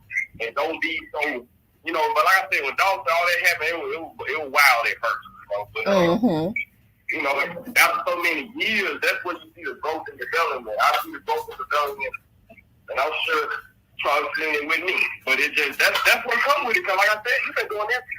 It's going on 3 years. Shit, man. See, when I met you, I was 27. I'm 30. Wow, it's sure been going on 3 years, and I'm gonna tell you something. I don't think that that's if it starts. You know, I don't think that straight drops, especially with the type of attorney he has. I don't think it's gonna. If he let them trick him into going on to trial, it's not gonna be an open and shut trial because his attorney is one of those attorneys that like to try to pull rabbits out the hat. Thank you, Diane. So straight drop attorney. He almost like is he like a young? He reminds me of Young Thug's attorney on a lower level. Like a junior Young Thug's attorney. That's what he is. Man, listen, let's see. Young Thug's attorney. That's a good attorney. Anytime a man reaches going to jail just for defending you, that's a good attorney. That took his stock up, but his attorney is very smart. His attorney is licensed. I was looking at like 8 states or something. I know he's licensed in Michigan, Kentucky. I believe he's licensed in Tennessee or something like that. He's very smart because, you know, every state has different laws. So when you get your license there, you have to take a little test because there are reciprocity laws. But I think for them, they have to show that they know the laws in those states. So he's very smart. Right. Just like this, when I heard you say you do bonding. Even bonding companies got to have a license in different counties, different states. Right. And right. Yeah, I know a little something about little something, but you know, yeah, you have to be like that. And you know, being a lawyer, being licensed in so many jurisdictions, that's kind of good for your business too. You know? Yep. Yeah, that's the reason why I said I will always have, you know, generate, and that's what people need to be doing instead of trying to dig graves. You know what I mean? Because the graves that you dig, you always fall in. Instead of trying to dig graves for other people, why don't you get about trying to build some multiple streams of income for yourself. They said Thug's attorney is smart, but he's a damn crap. Thug's attorney is playing games. I'm gonna tell you something. When people say that that judge is unfair, he might be, but I think he's pissed off at Thugs and them attorney for all of the games that they tried to play with their man intelligence. They had folk, they was bringing drugs in right in front of the judge and giving it to Thug. They was in Thug. His attorney is the one that leaked them witnesses' names.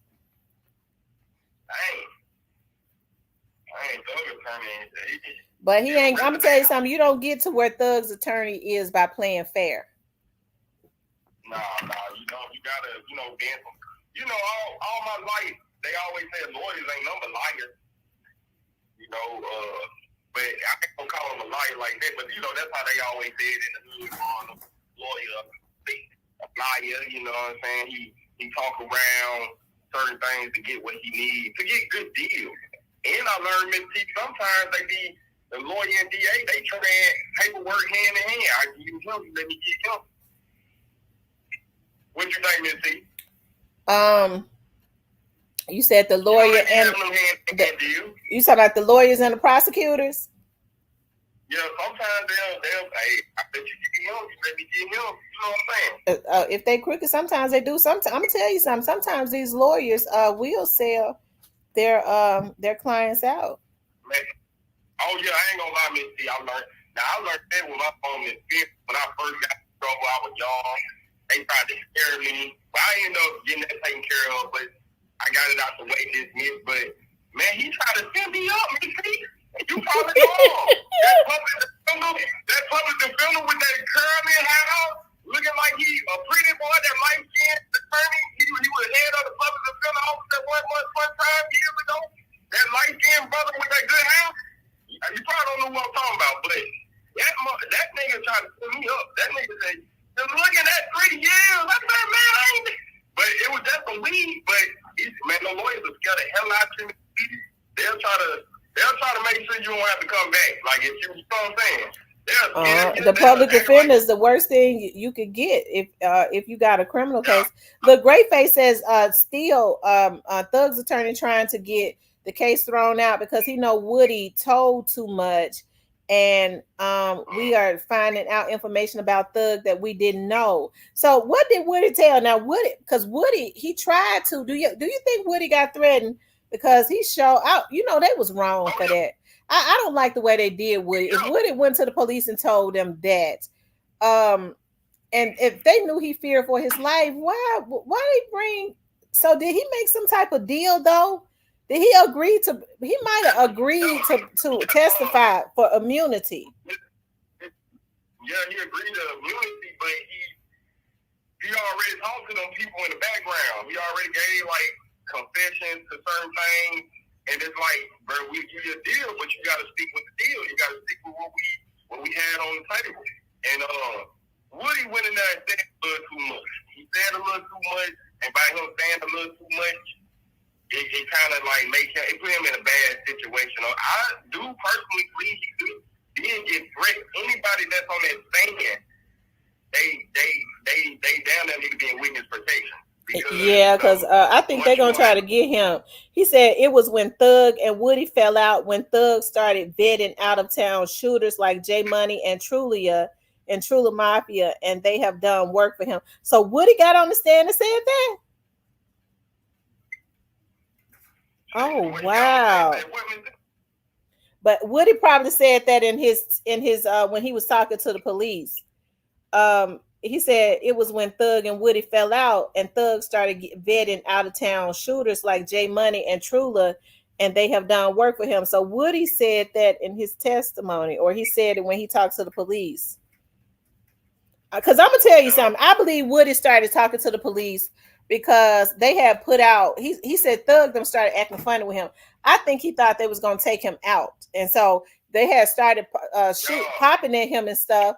So I think he felt like they was trying to take him out. That's why he started talking to the police.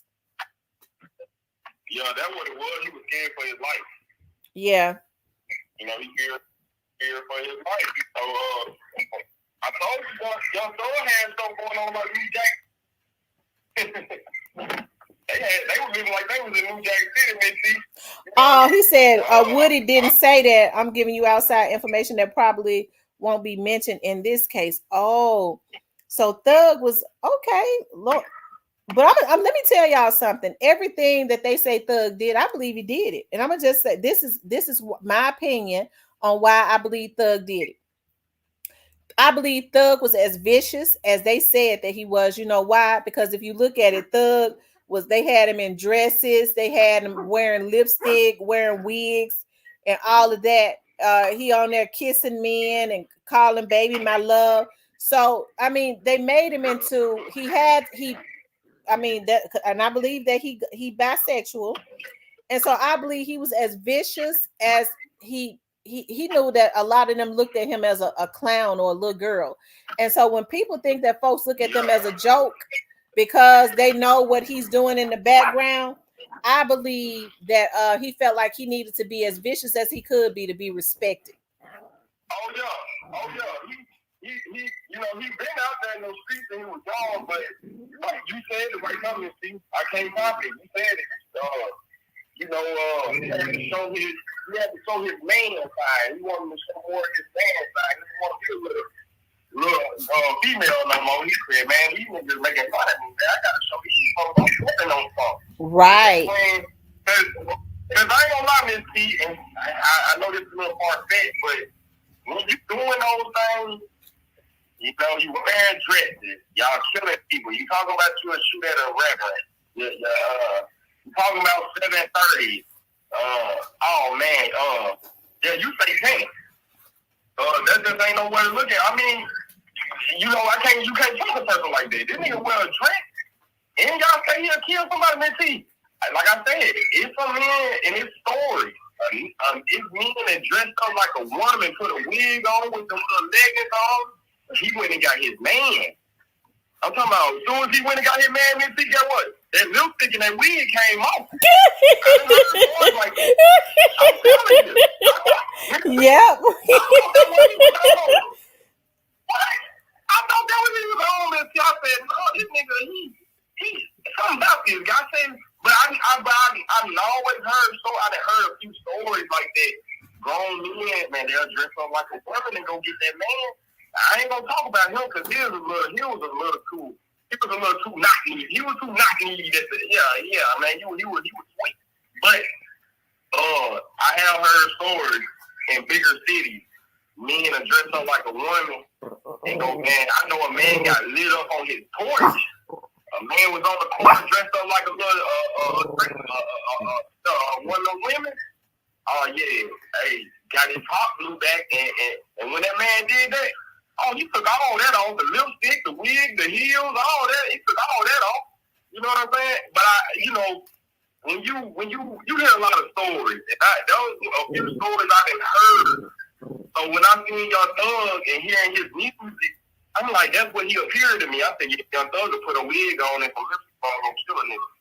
For real. Because that was big back in the day. Like, niggas to disguise, they still go get him. But I ain't gonna say that in his case. I do believe he was sweet though. He was sweet. Yeah, I believe he's sweet too. I believe he's sweet and he's still sweet. Yeah, he's sweet now. He's sweet. And I believe he's still gonna be doing the same thing when he get out of jail. I think this gonna change his. I think this changed his life right here. I think this is a life changer experience. You know what I'm saying? That nigga probably ain't been held in that jail that long.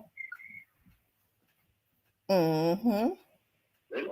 Yeah, he probably ain't never been he probably never been incarcerated that long. I really do believe he's taking this as a shock incarceration. You know what I'm saying? Like, this a big shock. This a shock to anybody that was known for having a certain routine to get money. Then they knock you off your rock. Your mansion that you was living in Atlanta is on the Airbnb. I can go sleep in your old mansion and see it's on the Airbnb. When you go to Atlanta, you know. But I'm just saying, so this is a life changing experience, and that's for anybody. You know what I'm saying? Like, the way he be looking at court, man, see, he look like he gonna change. If they let him go, I think he ain't gonna be pushing pink. and all that stuff he was doing before he went in. Remy, stop. Shit. Oh, that's no dog name. Remy. I said Ramsey last night. Remy. I don't know why she being mean to them. Oh, you talking about your female dog? Yeah, she being mean to the puppies. Oh, shit. She probably tired of them sucking on her damn teeth. That might be. Get away from them. And I mean get away from them right now. Leave them alone. They show sucking. That's what it is. They steady trying to suck milk. That's what it is. Yeah, because when they get older, they get teeth in their mouth and they start hurting on Remy. Hell, Remy little shit might be small and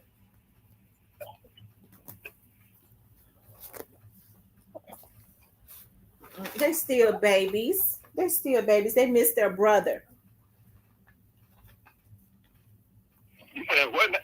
Yeah, you talking about Remy and that? Yeah, they miss Robbie. But Robbie in a nice home. They got they got Robbie spoiled. So I said I'm ordering a real big stroller today, a doggy stroller, so I can start taking them walking and stuff. And the doggy stroller. I told you got some dogs for. I'm ordering a real big doggy stroller. Oh yeah, it's been hot outside, Miss T. Oh my goodness. And we're gonna go walking around the lake in the stroller. I seen one on Temu that come back, come here, Rainbow. Is that Rainbow or Robbie? That's Robbie. Come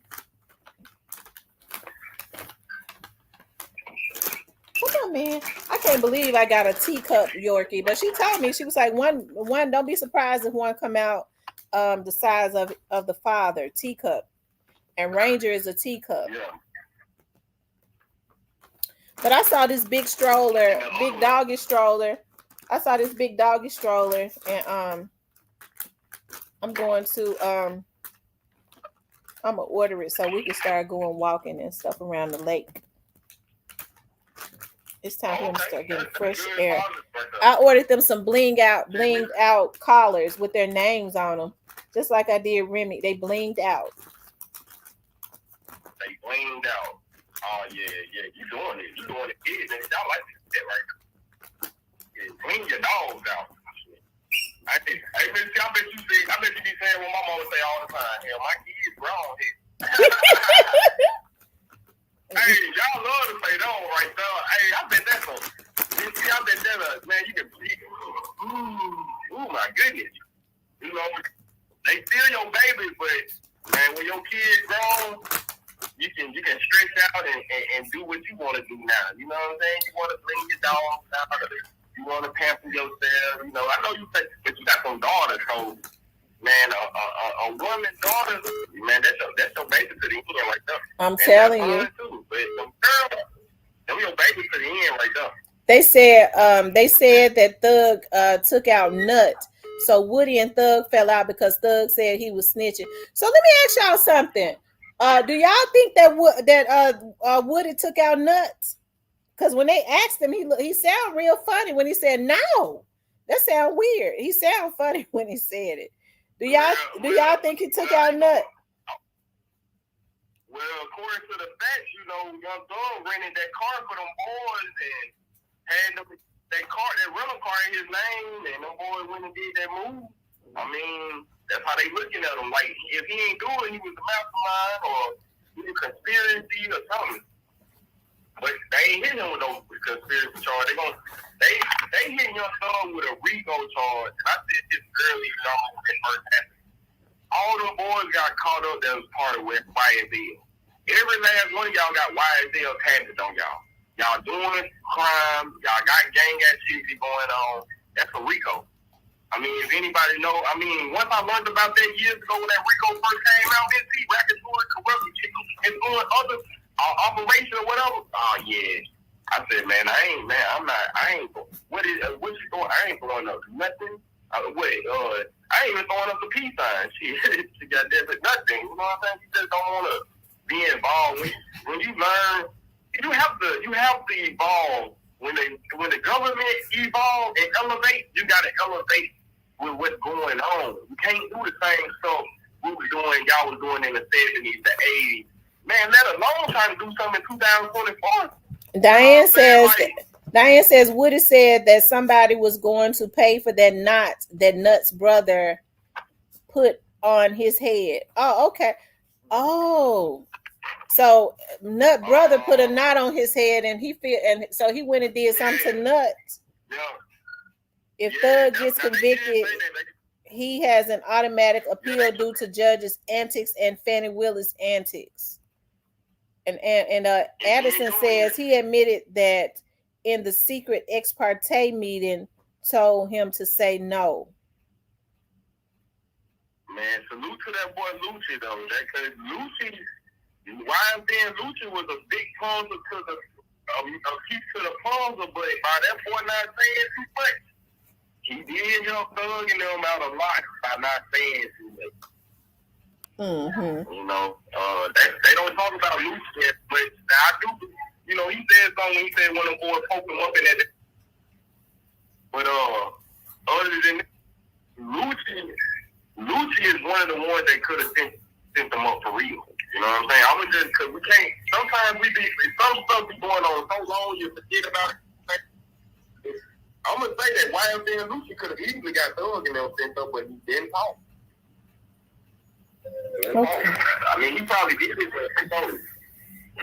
I ain't seen Lucci get on stand, Miss P. Hell, he ain't get on stand. You know what I'm saying? Because if he would have, they would have put it out there. You know, you would have seen Lucci talking. Everybody would have been calling Lucci a snitch. Lucci could have been one of the ones that for real could have helped testify to him. Mm-hmm. Yeah, but I salute that right there. I salute. That's what I like, Miss B. I like when if a man, if y'all messed up, take your ass looking like your man. Take your consequences like that. Don't bring another man down. I didn't even met. There's a lot of police officers don't like doing that. Like I done heard a lot of officers don't even like somebody trying to bring another man down because he got in trouble. You know what I'm saying? Like it just depends. Like you coming down there with a now you coming down that highway with 100 bells or some shit you don't supposed to have. Yeah, they gonna be wondering where you get this from. You did not get this from Walmart. I am she Johnson. I think she is tired of them trying to suck her milk. That's probably why she being mean to him, so that they could stop trying to suck her titty. Althea says Nut was in a relationship with Fannie. Fannie likes to be in the street. Is that true? She was in. So was Nut the DJ? Yo, Fannie used to have an affair with that man. I'm telling you. Oh my God. Took it personal. Yeah, Fannie used to have an affair with that man, or somewhere in point in life, she had some type of ties with Nut. That's what made her gonna take Young Thug and they group down. She like, oh hell no, y'all niggas. And then was Nut a DJ? Was Nut was he a DJ? What was Nut a DJ or was he a Miss T, Nut, I ain't gonna lie. If he was a DJ, he probably was, but I knew he was. When I seen pictures of Nut, I can just tell he was one of them big boss OG type of man. He don't really he ain't with all the flash type of stuff, but I can tell that man was about his business whatever what he was doing. I can just tell like image don't lie. Yo, one picture speaks 1,000 words. So when I seen that picture of Nut, I said, yeah, that was an important person right there. That was an important person. You know what I'm saying? He wasn't like he was taking care of his family.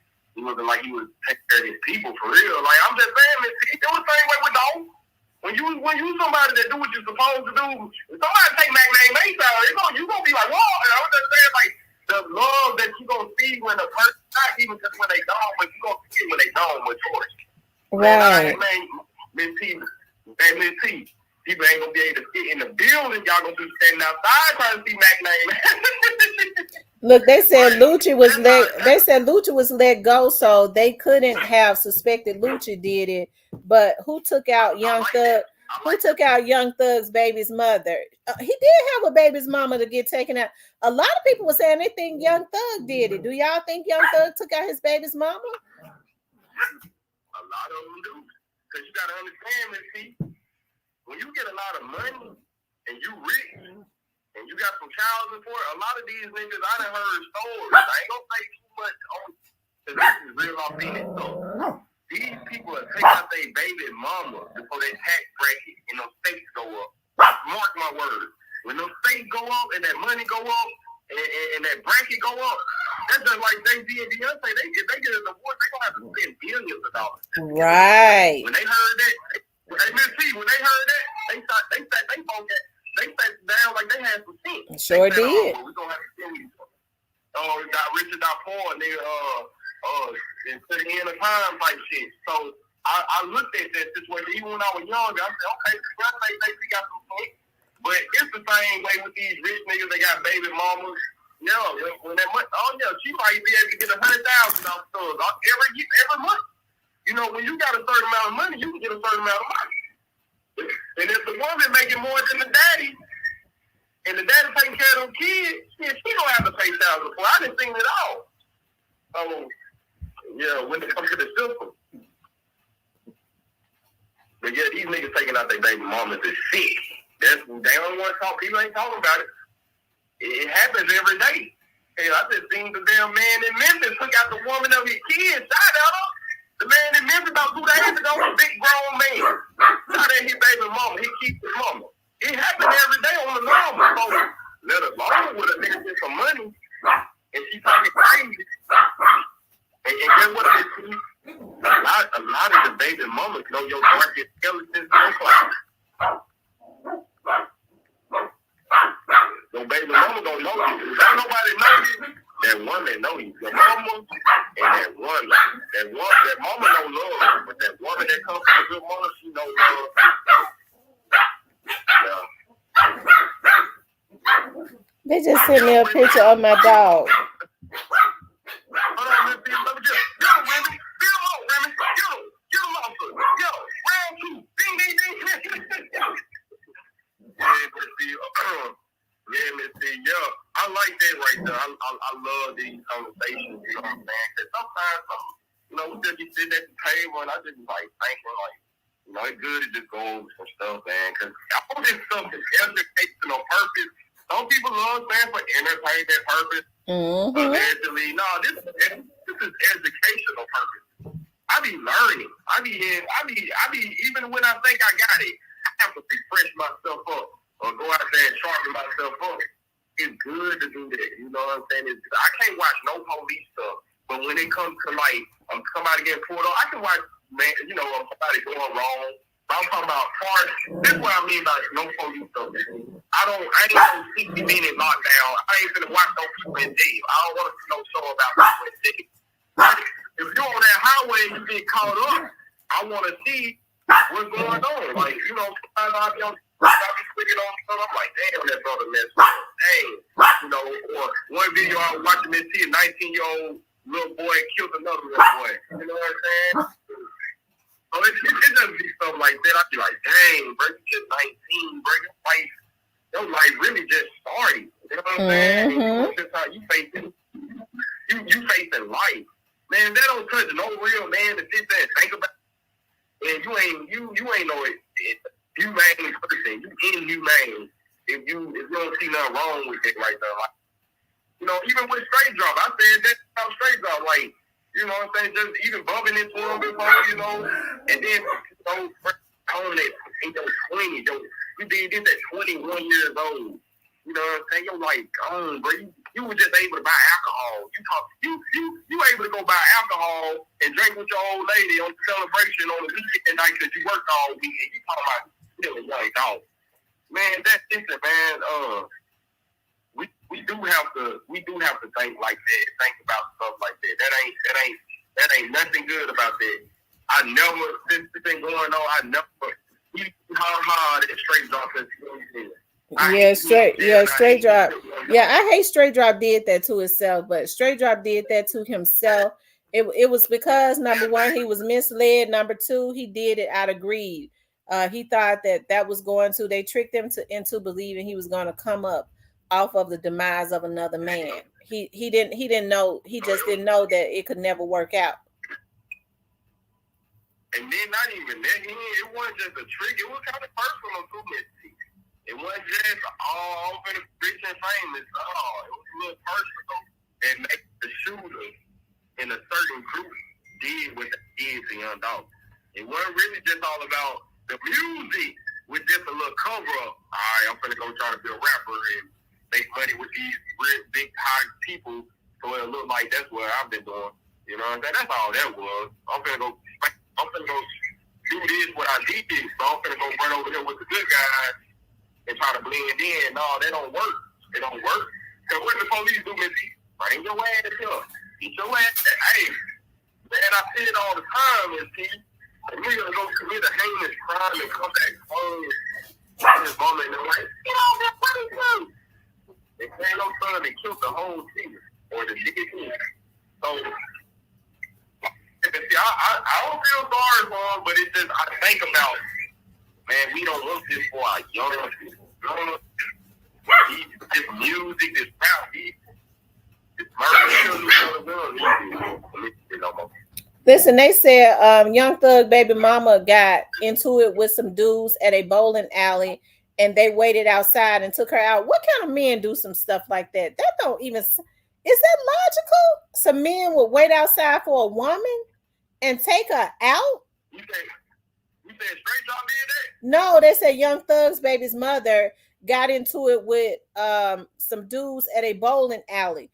They waited outside and took her out. What that don't even sound right, do it? Some men will wait outside on a woman that they got into it with and take just to take her out. That sounds even that's sick. Let's see. You know, hold on, let's see. Let Mr. Tom cat on fish truck, and you know what that sound like? What?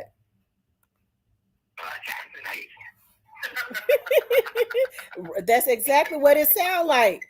That don't even sound logical for some men to wait outside for a woman that they got into it with just to take her out.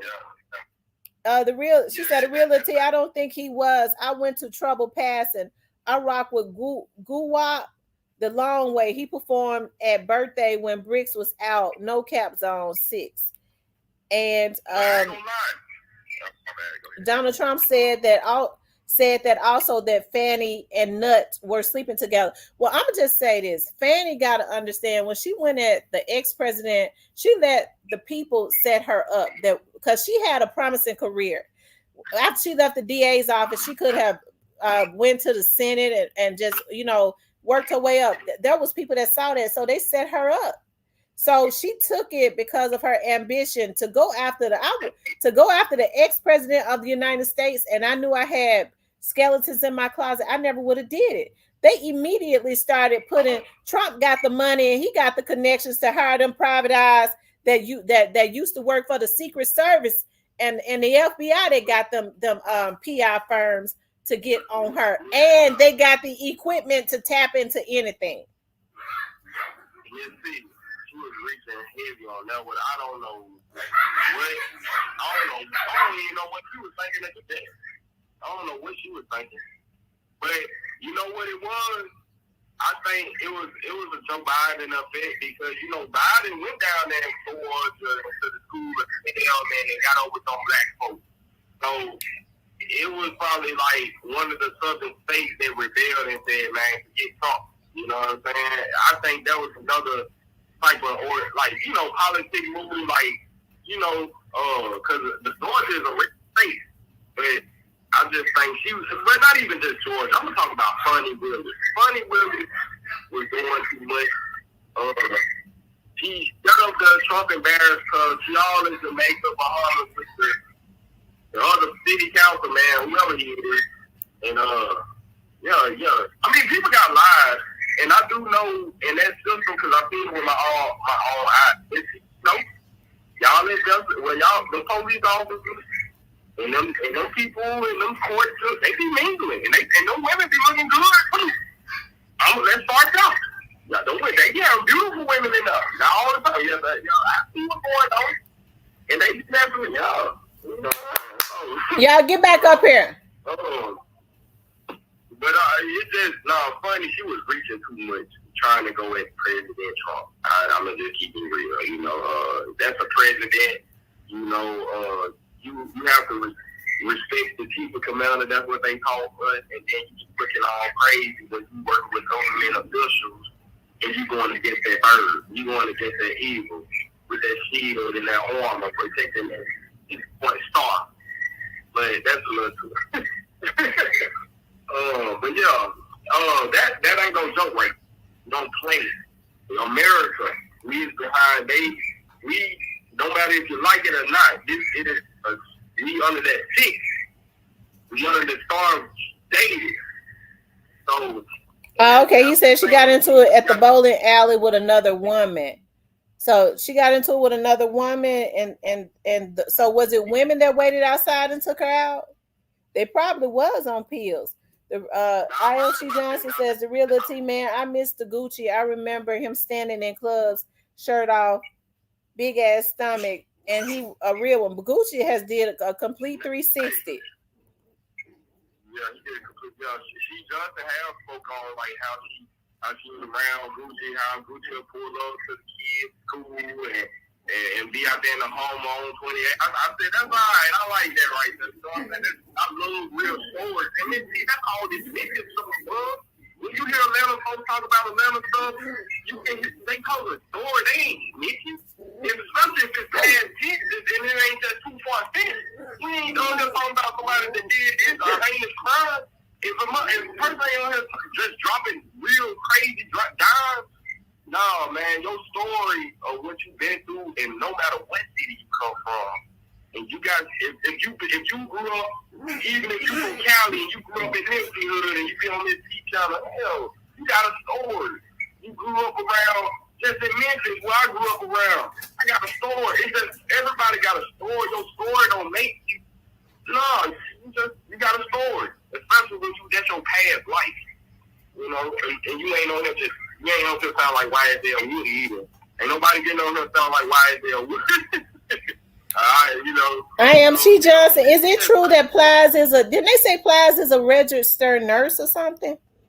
Didn't they say that Plies is a registered nurse? Is that true? Yeah, that's true. That's true. I heard Kurt Franklin with his brother. He look like him if he ain't. He sure look like him. Yeah, I think he came on gospel and on that gospel show music channel Kurt Franklin used to have, and he was like, yeah, this is my brother. But I always knew Plies had another brother that was in prison. He the one that put Plies on, put money behind Plies. But Plies was real smart. You know what I'm saying? I mean, I was listening to him talk. He started like a year or two ago on Instagram. Yeah, I salute him for still doing his thing. It's good that, you know, even Plies, man, that man still hanging around, still gonna pull up on you in a dunk and some gold rims. You know, I love seeing that. They still here. That's amazing. It's a blessing. That's what we have to always do, you know? But yeah, man, see, I love, like, I love getting up there talking to you with you. But that Young Thug, baby mama, I remember that happened. Mississippi. Thank you for bringing that back up. I forgot. Like, you know, when so many years pass by, you forget stuff, even though you heard about it. And like that story you were just talking about, when Young Thug, baby mama is bowling out, I forgot about that story. So for you to bring that up, it just refreshed stuff. Do people still listen to? Let me ask y'all this: do people still listen to Young Thug's music? Because I wonder how Young Thug's attorneys. I know that they offer the change. Young Thug has a lot of researchers and attorneys that's kind of working his case. Yeah. I wonder who paying for Young Thug's legal fees. Man, he's powerful. He had a lot of big people in the industry who tapped in with him. Birdman was tapped in with him. Him and Lil Wayne telling his differences. And Thug was tapped in with, he was tapped in with that industry, with them elite industry people. So, you know, Young Thug is straight. You know, he's just one of the ones that got caught up that's actually straight. Like, he in court, but he ain't really just, you know, he got a good power source of people behind him. That's the only way he ain't really just washed up right now. Melly, he got support. he got some mean support. You know, he talked about it as much, but that boy got some mean support. He just what messed Nelly up, the Florida beautiful sunshine state laws. Florida's such a beautiful state, but if you go to Florida and play, man, you ain't probably never coming home. And them boys them boys in Florida said Memphis 201, Memphis jail system is way sweeter than it is in Florida. So them boys down there, man. Great Face says Gunner is paying for his attorneys. You know, y'all remember when people was trying to say Gunner had turned on him? Man, you can't believe what everybody say. And Miss T, and this is common sense. This is why I ain't roll with it. If it wasn't no burden and proof paperwork, or I heard just seen that interview with him and that investigator, I can't say that. People gotta understand. Gunner probably didn't even have a background. Gunner probably never even had a record. That speaks a lot for yourself. So don't ever forget that. Don't ever feel like somebody went to jail because he was around a certain situation. He told on somebody because his background ain't messed up like this. Or he ain't got the type of background no folks turn their nose up. Damn, he ain't messing no kids. He ain't got no aggravated robberies. He ain't no aggravated type of nigga. Oh, yeah, we can work with him. So always remember that. Know your laws before you judge somebody. And know somebody before you judge somebody. Right. That's all I got to speak on this. Because that's real life. And you know I ain't lying to you. Because I like that song Gunna put out, F You Mean. I like that song. That's the only one he put out, but he been quiet. Hey, look, he came back with that one. Now, I ain't gonna lie with the little women on the boat, tropical women on the yacht. I heard that nigga that came back. Hey, Miss C, I love seeing people win. And it was just like, you know, that's what I was about to say with Young Thug. His music, I'm not gonna act like I ain't never heard a Young Thug song, but when I was a fan of his albums when they dropped, no. I have heard his music. It is some like Miss T, you know my favorite one? He converted when he was finna go in, Miss T. If you pay attention, Young Thug was rapping like you finna go to the face. Because pay attention to that song. Everything in the hot. Turn up the city, I'll turn up the night. Man, that song was hard. That hot. Yeah. That's the song right now, Miss T. I just said, he about to come. He on his way. He on his way somewhere. I don't know where it's at. But when I seen that nigga on that fire truck in that video hot with Gunna, I said, something's going on. And he was playing in their face. And that shit was hard. I ain't even see him count, but do I know his background? Yes, I know he was a good and reforming corn. Yes, I know he was trolling with his bisexual and you know, pushing at us younger. He was pushing at us younger. He was one of the ones.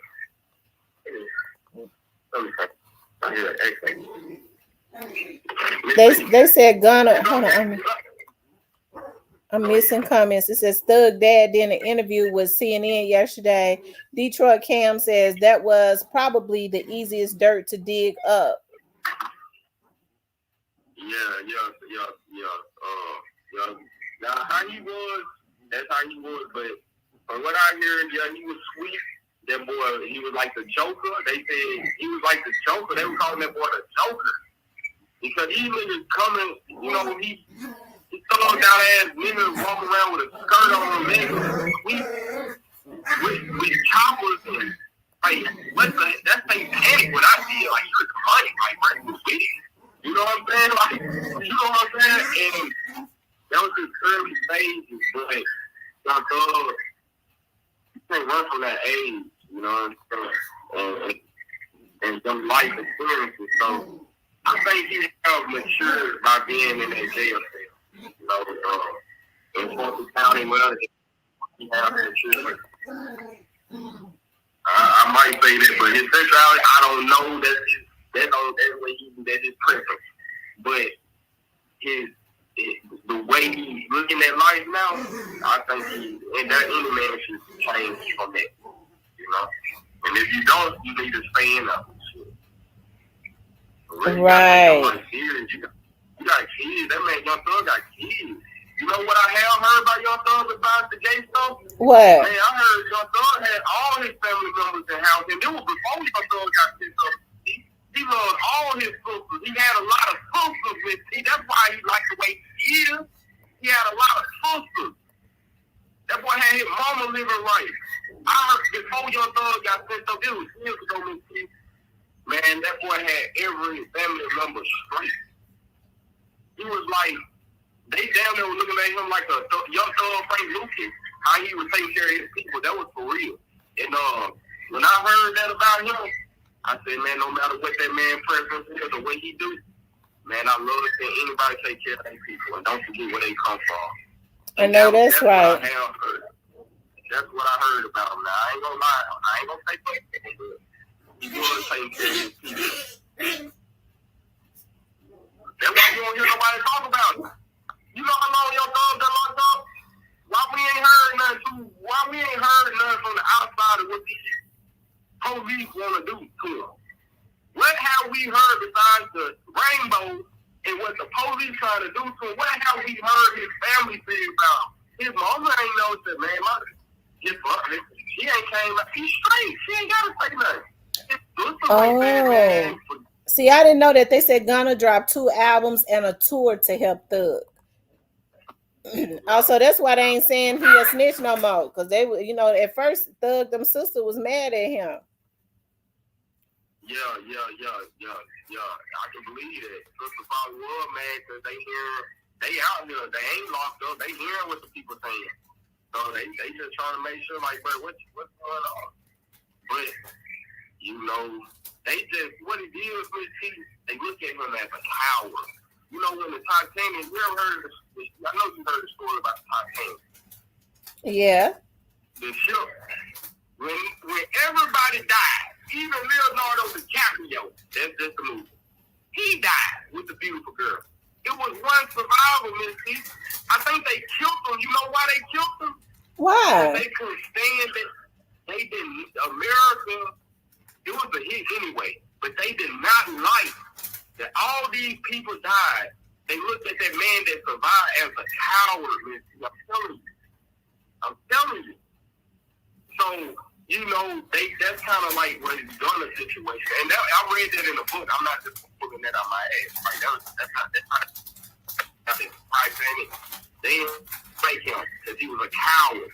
That's how they looked at him for surviving when everybody else died. You know what I'm saying? So it's just like that with Gunna. If he would have died, if he would have been buried alive, like Young Thug is, and then they, oh, he's real. Young Thug is solid. Gunna's solid. I'm just saying, Miss T, but you can't really say that if we ain't. I see YSL Woody on the stand.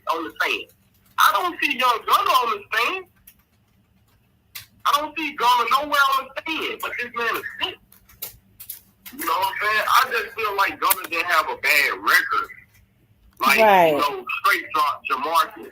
Like Jamarcus Johnson. Right. He ain't got no record. But what that DA say? You know what that bald-headed white man said? What he say, Miss T? He said, yeah, he don't have a record, but he will be a violent offender. We would be charged as a violent offender. Right. That's what she said. I'll never forget. And I was like, wow, that's what I said. Damn, even your record sometimes ain't even just, you got a clean record, but nigga, what y'all just did was heinous.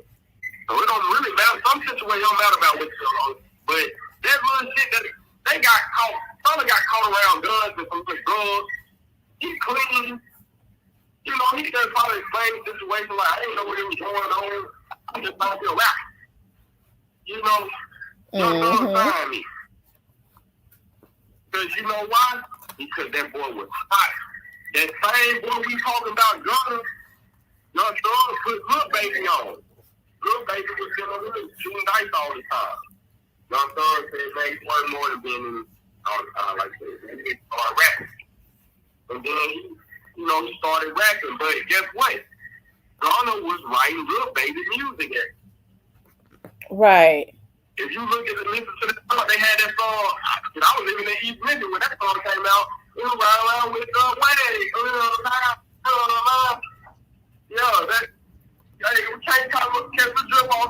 Hey, that's all right there. Them boys turned up with that song because Gunna was writing all the music in. Baby, the little baby will tell you, yeah, man, Gunna will write my music, you know. That boy good at that pen. Salute to Gunna for being a very important young comedian, you know, rapper and musician, you know what I'm saying? Because if you can move that pen, that's how them Europeans got out on us.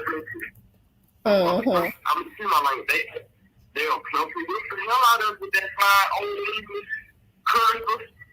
Yeah. So you gotta have a good penmanship, you know. Right. But I salute to God. You just gotta know the history of it. Like we listen to music. We always been a part of our culture. So especially the youngest people, we tune in on what's going on. And just look the songs on your own. The more you click it, the more you'll see some stuff.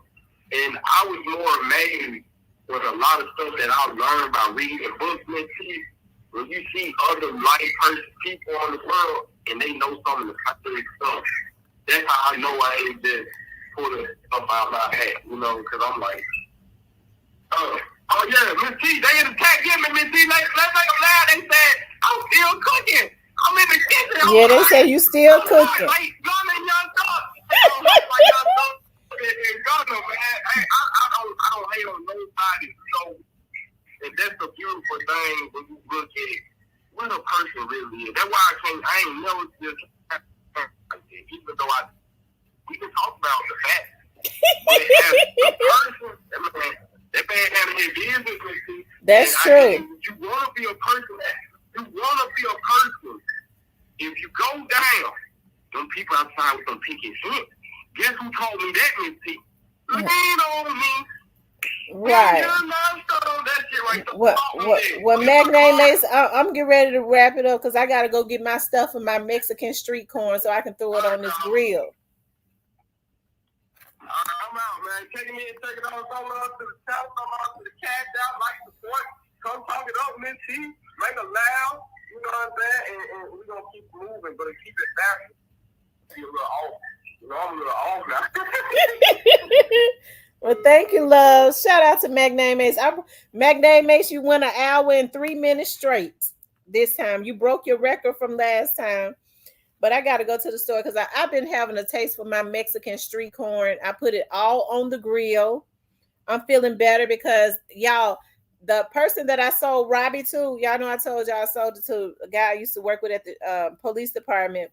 And he just sent me some more pictures of him. He laying in the bed with them. They got him so spoiled. He sent me some video. He running around. He all happy. So, you know, like I said, their dog died. So he said his wife was like, she want a smaller dog. So they spoiling him. They got him a lot of toys. He having fun. So Robbie gonna be okay. And so what I'm gonna do is when I get back here, after I put my Mexican street corn on the grill, I'm going to order my doggy stroller because it's somebody else inquiring about buying one of my Yorkies, but I can't. I got to try to heal from the other one. I got to try to heal, okay? And I know a lot of people. Somebody came here and said, "Be careful," because people laughing at you. Listen, hey, y'all stop out there fighting. Hey, that's just a part of my personality, okay? When I'm crying over the dogs, I mean, I cried real tears. That's just me. I don't care about folks laughing. That's just me. If they're talking about they're laughing, and listen, let me tell you something. These people are selling people's information, okay? And here's my thing: it should not be done. I don't know why they're doing it. I don't know how it came about. I just know I received some information on somebody, and the person was reached out to. The lady reached out to me at 6 this morning also, and she's going downtown to do whatever is necessary because her information is out there. They sent bank statements and stuff of this lady. If this is her stuff, okay, this is her stuff. This lady is going to move forward as she should. And the only thing I know, the next thing to be done is email records and stuff are going to be subpoenaed. This is a federal crime, selling people's information and sending it across a federal entity. Okay. To even be obtaining folks' information, even getting on the phone, giving it to somebody, that's illegal. You ain't got no right with nobody's information like that, because you feel like you putting out dirt about them. This lady, like I said, I've never had a bankruptcy or anything like that. I don't proclaim to be rich or anything like that, but I ain't never, I never had that. And the reason I was so interested, because I was like, my God, so have they went and got, because I know that they got my information because they was trying to get loans in my name. And that's the reason why I kept saying, and I was honest, I was like, listen, my debt ratio up so high because I got my house, my cars, my business. My credit ain't bad. My ratio is just up high. I was like, you bitches ain't getting nothing. And so I got interested. I was like, have they gotten something in my name and filed bankruptcy? But this is another lady. And this lady is very interested. This lady's information is being sold. This lady ain't even on the internet. This lady works for the hospital. It's just that we got a similar name. Okay. But anyways, y'all, however, when God is ready to slay Goliath, um, he'll put a ram in the bush to start the process. However it happens, okay. You know, when people was sending me messages talking about, well, you know, people's intentions are not good, and they said this, that, it don't matter. I can't deal with that because I haven't done anything to anybody, and I wouldn't even have no issues with nobody. Okay, I just know what my prayers have been. Okay, and I know this stuff is not right. I can't deal with all of that other stuff. Okay, but anyways, you guys, I listen. I love you guys. I appreciate you all jumping on, hanging out with me as always. Shout out to Magname Ace for coming up. Cecilia called in, but I couldn't. Magname Ace was on a run, so I couldn't even. He didn't take a breath, so I'm gonna talk to Cecilia later. But I'm going to and listen. I hope that vlogger sees that I didn't download his information, even if I didn't know anything about the criminal court federal information. Of course I would. I couldn't be no investigator if I didn't know about these systems. That's a public situation. I hope he sees that I didn't steal his information because I don't look at his show. So why would I need to get information from him when all information is accessible to me, even information he can't get? Okay. Now I've said my piece on that, and now I'm moving on. Because I had no idea when they told me this vlogger, that's why I did this vlog, was throwing shots at me. And that's how Stan G's name came up. He was saying that supposedly, he was saying that I did a video on Stupid Duke, copying him. And I didn't know what he had put out on Stupid Duke. The truth of the matter is, somebody had told me that came into my chat, was like he had put out they said OTV when it first happened said that some people that was just a RICO done or something. I can't even remember. And so I didn't even say anything about Stupid Duke. And so when people started coming to me, I started saying, well, you know, and Stan G said he didn't say as well. That Stan G is saying that, you know, these people's names are in it. They picked them up for taking out Big Jook and a whole lot of other people. I asked somebody about it. They was like, it's sealed. So I was like, well, let me go. I can go into the federal courts, and pull it up. And then that's when I said that I saw, and y'all just saw that I pulled it up. That's what I was looking at the other day. Why would I ever screenshot anything he put up when the same information is accessible to me and more? And I pulled up the warrant. I said, well, his warrant is saying that the feds went and got him for possession with intent to sell, and it's saying, but my computer was acting up, and I was trying to transfer it to Word, and it wasn't acting right. So I guess he thought, I don't know how he thought I was screenshotting anything. And so what I said, I got to go back to the original situation and just pull it up from the courts and read it, because I want to get it right. And I kept reading it, going back to it, because as it went further up, it was saying a lot of the other stuff was sealed because there's an ongoing investigation and they don't want to jeopardize a case. That's what it's saying in the federal court stuff. I was simply reading what was on there. I said, well, I don't see where they're saying that he was indicted for taking Big Jook out. It had nothing to even do with that blogger. It had everything to do with somebody coming into my chat mentioning that they supposedly Stan G was saying that he was picked up or whatever, or Stan G said he had heard that it was for taking out people and blah blah blah. That's how Stan G's name came up. And even then I said, and I don't want no issues with Stan G. I don't have no issues with him. He cool, I guess. But I was simply reading what was on the federal court site, and this blogger was saying that I stole his information, which is a damn lie from the pits of hell. So y'all saw that I pulled it up. I guess I'm supposed to be this damn investigator that lawyers hired that don't know a damn thing. I think I told y'all I walk on a fine rope, because I'm not going to put certain information out, because I don't ever want any of my clients to feel like I'm careless with certain situations that don't even pertain to them, though. Because if I was working on the Young Doss case, if I had been hired by the DA or if I had been hired by any criminal attorney, okay, I would not even be vlogging on the Young Doss case. I think I said that one of the defendants' attorneys had reached out to me, because that's what they do,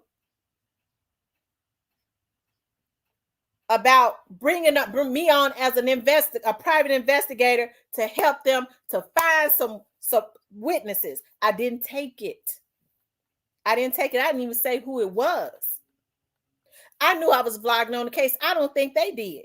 Or if they did, it might have been a strategy, because I would have had to stop at that point. That case is dangerous. It's more going on than anybody would ever know. And I don't want no parts of that. Only thing I can say is justice for Young Dolph. And that's it. That's all. I don't know nothing that the DA and nobody else don't know. I ain't trying to put out no information as it relates to the defendant situation that could be pertinent. I don't know it. I don't want to know. I let them folks do their job. I just know I'm not a part of it. Okay. So just leave me alone, because I don't bother nobody. Well, I don't like her because she says she know police officers. Oh, I do know them. You think I'm going to work somewhere 18 years and not know them? And you're right, they do watch you, because I've had to file reports on you. So they do watch you. You're right, they do. They watch you. Not to get information, but because of the information that I've had to file based on what I've gotten. That could be a threat to me. And you still continue to bother me. And I don't do nothing to you. I ain't never did nothing to you, dude. You put people to put out false information on me. You got this lady, forward this lady information to Miss Lowdown that ain't even me. To put out false information on me to defame my character.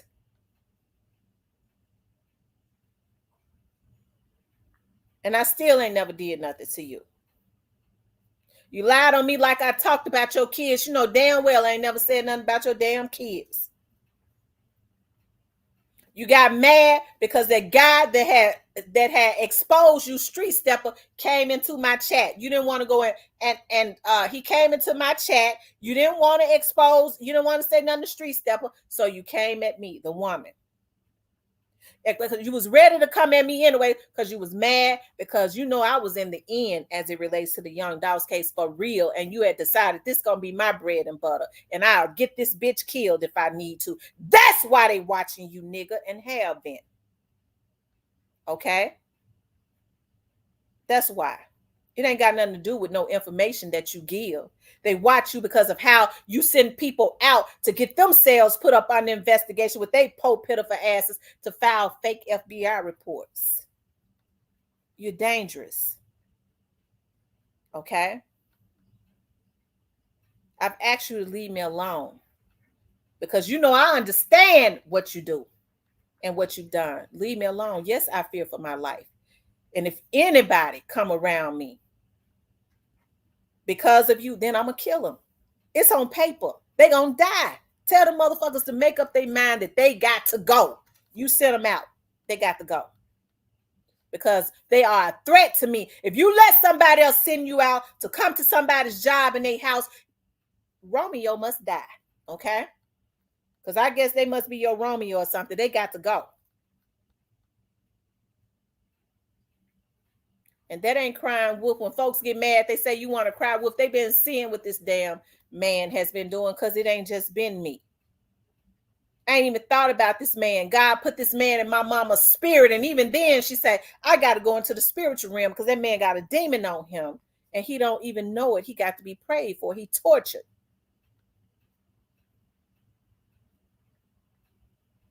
In her prayer, she said that demon gonna rise again. And it wasn't 2 days later.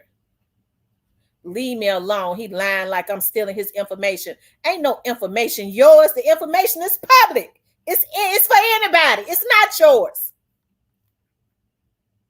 No one case is for you. Anybody can vlog on whatever they want to. Stop violating people. Stop getting them damn fools around you, put up on investigation and going to jail and gonna lose everything. They damn fools. They damn fools. They ain't even safe to themselves. Leave me alone. Leave me alone. And I'm a vlog on whatever I want to vlog on. Okay, I don't know if them young Dolphin Side vloggers from out of Dallas and Houston and all overseas is in your ear. Leave me alone. They coming because they got other things going on. I know they got my information. Leave me alone. Because they've been trying to get loans and shit in my name. Leave me alone. Now, I'm not going to address you again. It's already documented you a threat to me. Because a young lady said you asked her to take me out. Don't make me start. Look, you already got enough to contend with this woman's information that you sent Miss Lowdown. You got to deal with that. Because that woman not letting that slide. Leave me alone. You don't need my issues either. Okay. But anyways, you guys, let me go on and do my corn and stuff. Okay. But I don't know why this person consistently want to make it seem like that, I'm coming at him and I'm this and that.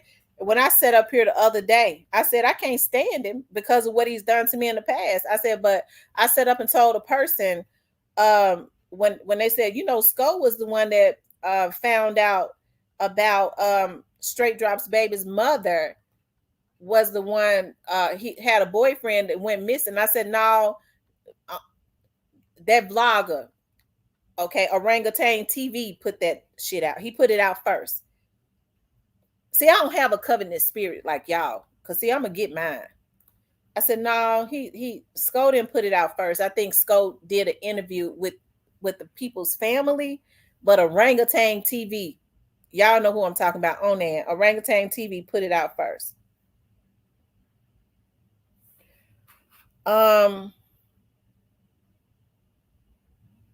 He said Miss T Moneybag in Stupid Duke paperwork. See, Greatface got the paperwork. See, hey, listen, they got it. It was not on the site that I went on, so I don't have that what names are in the paperwork, and I believe that. I believe that it's in the paperwork. Stan G put it in the chat.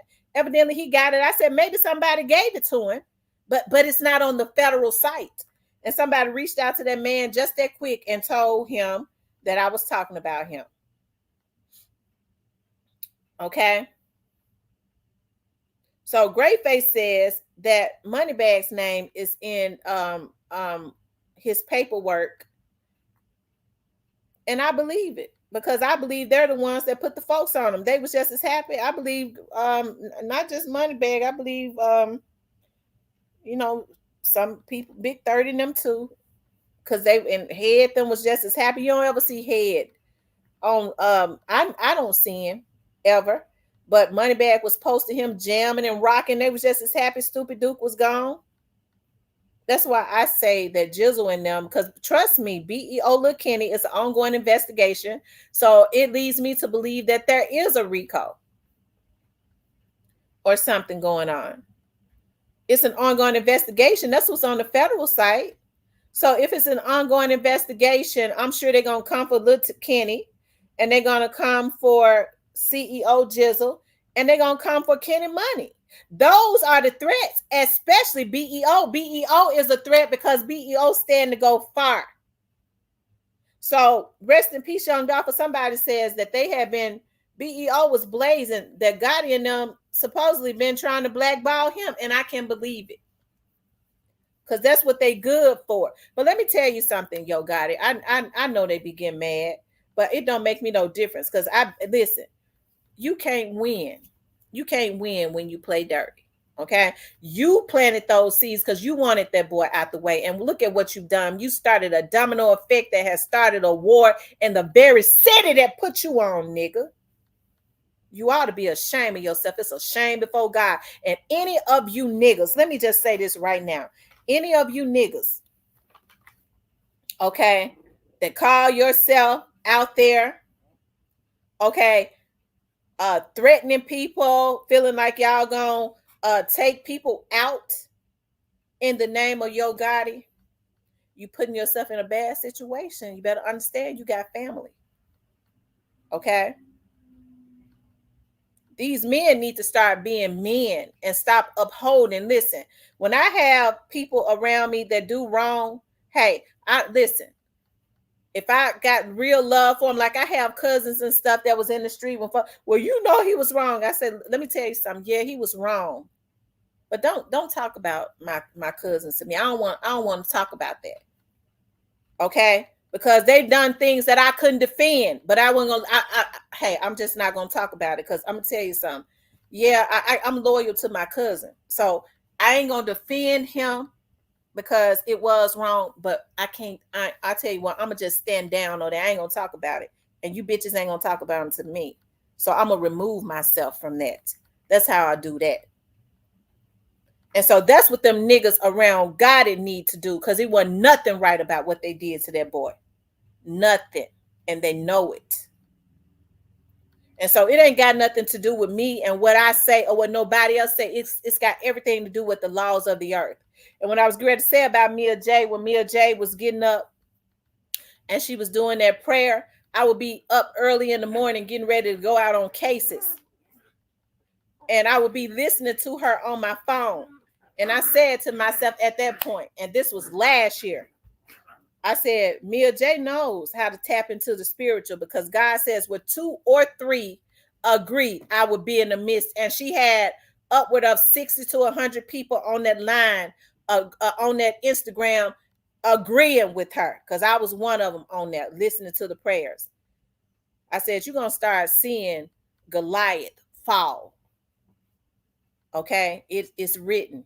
That's what it was. She knew how to tap in and get some 2 or 3 people, and it was more than that, to pray and travail with her, and God was in the midst. So what's gonna happen can't be stopped. But these niggas, these old ass niggas that's got these kids that's trying to uphold this nigga out there in the street to try to shut people up and all that, okay, understand you can't go up against no prayers, because that's just the laws of the earth. It ain't got nothing to do with me.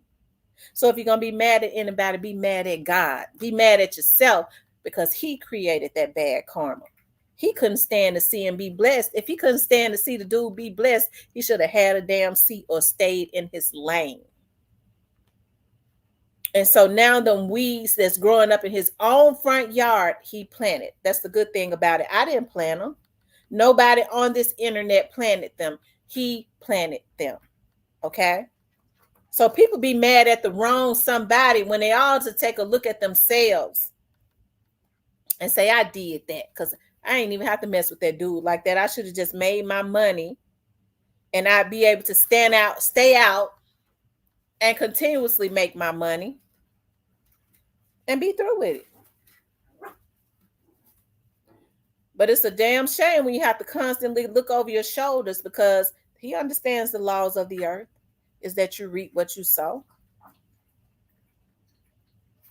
Okay. Okay. Greyface says a vlogger posted it. He's about to send it, the link. Oh, okay.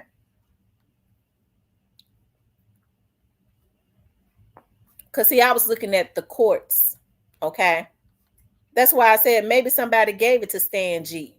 Somebody out in the street that had the paperwork, because they wouldn't put that on the federal site because it's saying it's sealed.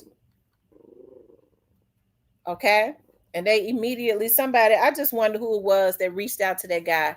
Now, Stan G didn't tell it and told him they over there talking about you. I just wonder who that was.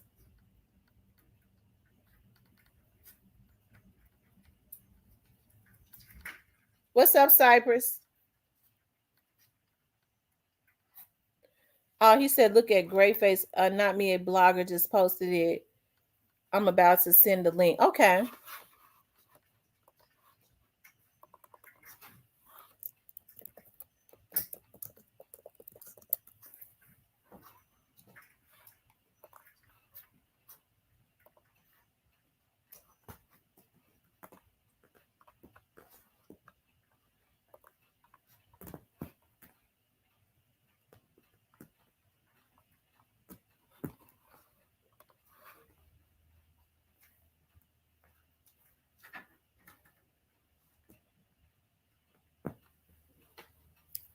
But anyways, I tell you,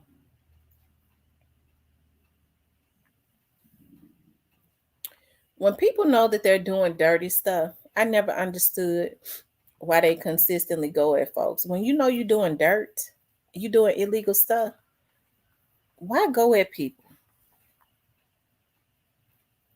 Why go at them? Joe Loves God said, exactly, Tamara, because once the prayers for God's blessings to be released, it cannot be reversed. God's word would never come back void. That's God's written word. You absolutely. He says, my word shall not return void, but it has to go and prosper. Okay? It has to go and prosper. Okay?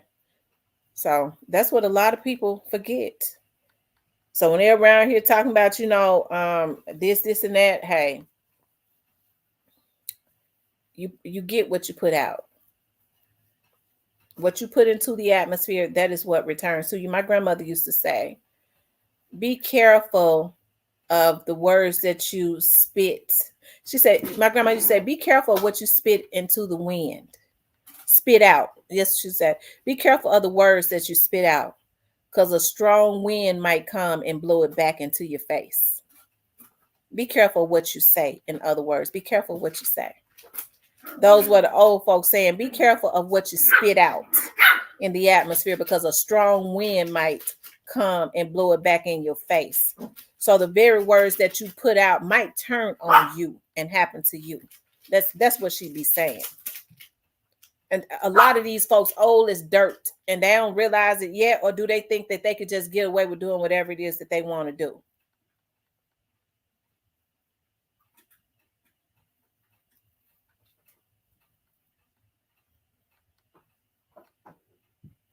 Right. That's what that's why I said that. I said maybe somebody in the street gave it to Stan G, because I understand that some of these dudes get their own paperwork. That's why I turned around and said that. I said it's not on the site, so maybe somebody else gave it to Stan G. That's why I said it.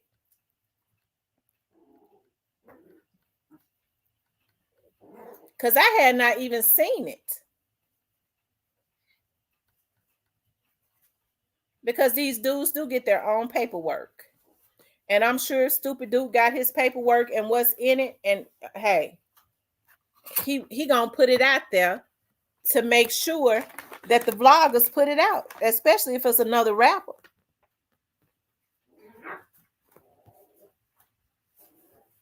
But I was simply saying, but it wasn't even to listen. I was going on there to look at why they got him, and it wasn't for no murders. That's not what they picked him up on a warrant. They said with in possession with intent to sell fentanyl. That's initially why they went and got him. That's all that I was showing.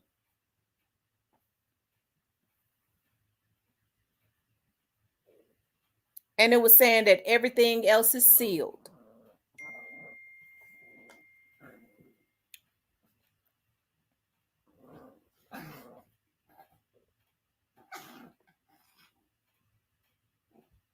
It said money bag, rat shaking my head. I want to see how Gotti move now with money bag. He gonna move the same because he probably told money bag to do it.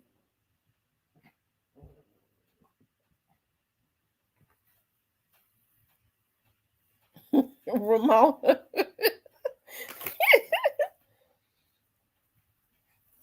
um, the black barber says, okay, you be on it, Tams.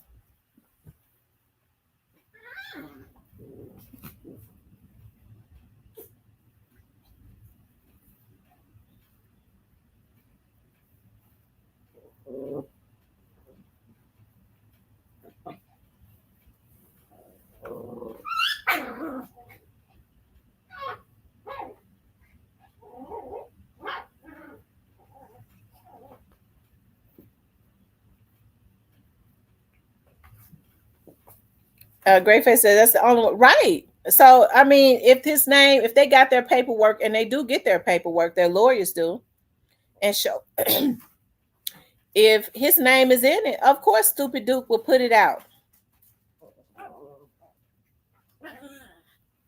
They would put it out, and they would tell, and I'm sure they would give it to Stan G so he could put it out. Hey,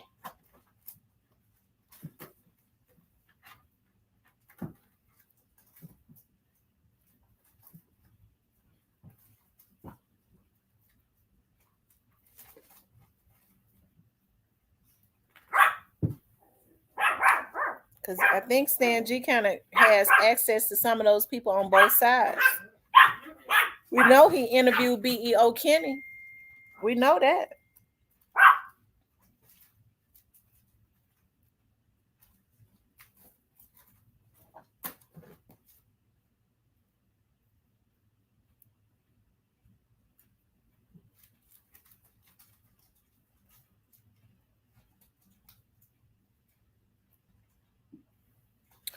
You guys, make sure y'all hit the like button for me. Please like, share, and subscribe. I gotta go get my I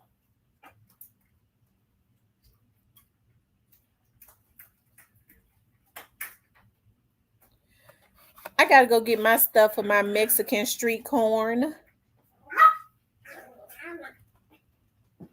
Hey, listen, if y'all know anybody around the Tennessee area, because I'll be working at the bonding company later for a couple hours, just a couple. I'll be on call rather. If y'all know anybody that want to be bailed out, tell them to call me. Listen, don't let me tell y'all something. Y'all don't call me with no mess. Don't think, oh, okay, this is a way for, because I'm gonna tell you something. Them bounty hunters be in there with me, and they be deep, and they gonna shoot you in the head. I'm gonna just tell you that right now. That's what they gonna do. They gonna pop you in the damn head.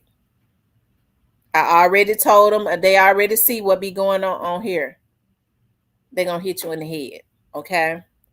So don't let nobody send you out to come over there because you're not gonna make it back home. Okay, but you're gonna make it back home one way, and it won't be the way you left. So leave me alone, okay? But if you need somebody need to be bailed out of jail, go ahead and call me. We're gonna look it up instantly. Have your money, okay? Have your money, and then I'll go down there and get them out.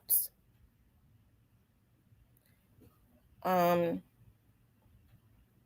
Cypress name, you sleep late.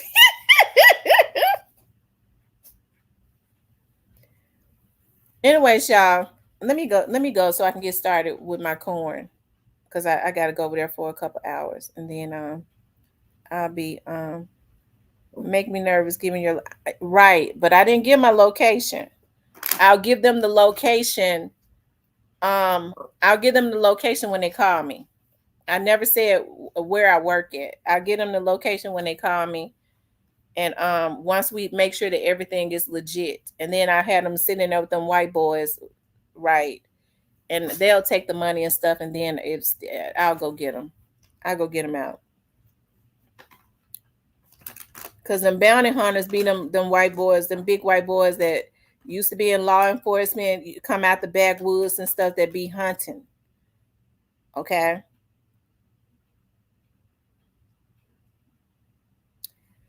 That, you know what, Althea, that is such a good idea.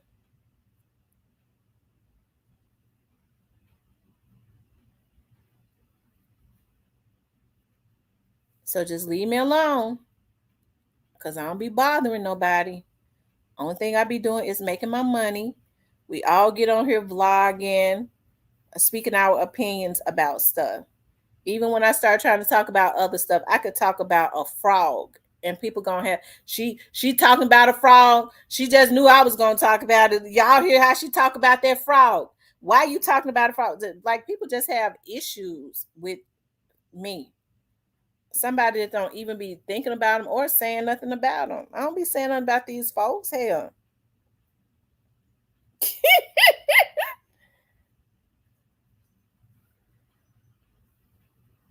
I don't be saying nothing about them. I'm trying to make my money because me and my sister get ready to buy a building. Okay, get ready to buy a building, and we have to pay these a lawyer's fees to make sure our stuff is right. But even then, God blesses me in the midst of that. Okay, so that's the reason I'm talking about. Well, why is she working? Because I have a plan. I'm leaving legacies behind. I don't have time to be staring up garbage. Do y'all think I like filing police reports on people? No, I don't. But when people have, I've worked for the police for too long. I understand when people have that obsessiveness, that obsession, that obsessive personality where they want to consistently mess with you, that's dangerous. So I have to constantly do that. When people can't leave you alone, it's dangerous. I have better things to do. I have other things going on for real in my life.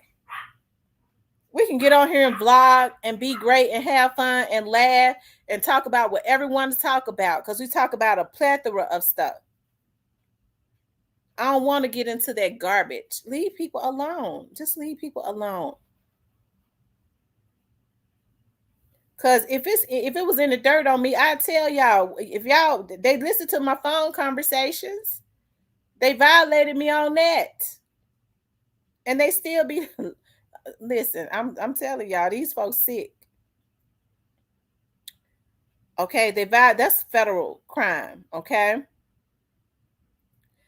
I mean, what they want to know who I'm screwing? I put it out on here. I ain't had sex with no man, and but let me just say this: and that's the only people that I would have sex with, because I ain't never nobody else but a man.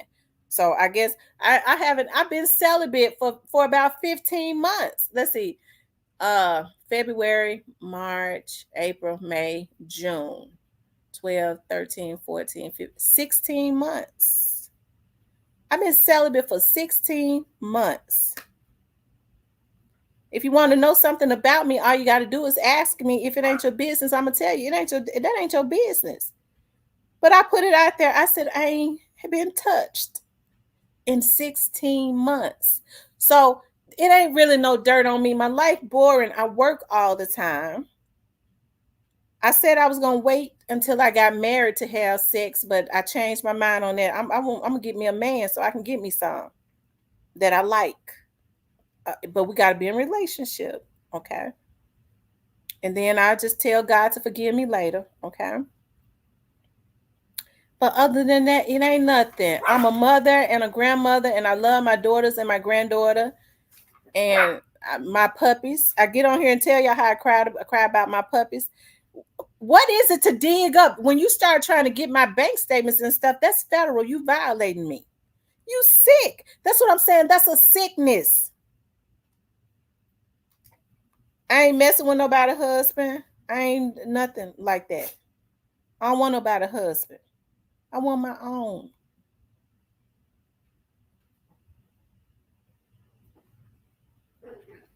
Okay.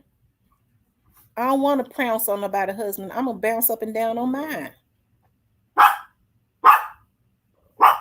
I believe you, Ramona. I believe Great Face when he say that because Bag and them was too happy. Somebody said that Bag dropped.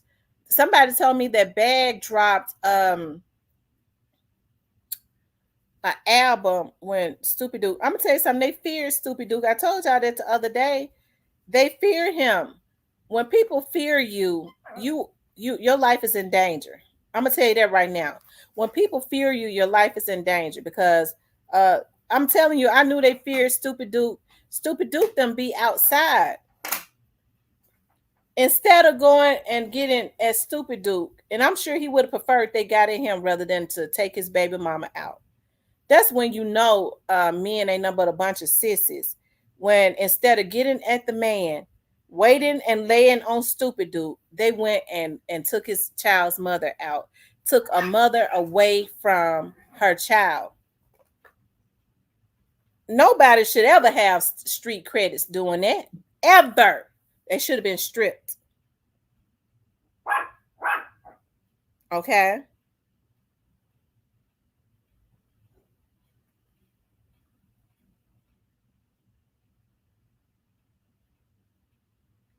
That's right. She said, I will only share my Cracker Jack, but not, I ain't sharing no man, not knowingly sharing. I'm not going to. Um, that's the reasons why I say when I get into a relationship, if it ain't gonna be no friends with benefits, if you getting in my bed, if I'm taking my clothes off of you and you getting in my bed with me, we together. You ain't gonna be you ain't being with nobody else. It's us. I'm your woman, nigga. Am I your woman? See, these women be assuming. I make them say it. What are we? What are we doing? Well, I want to be friends. Well, then, okay, we could be friends. We could sit up and look at TV. You want to go to a movie, but you're gonna have to leave at 10. You got to leave at 10. Cause I'm not giving all my love to somebody that's got me in a friend zone. Okay, I want to move forward. We exclusive, right? Because if you get in this bed, that's it. We exclusive. Well, don't play with me, dude. Cause I be on my don't play with me. Okay, well you my man, and that's it. We together.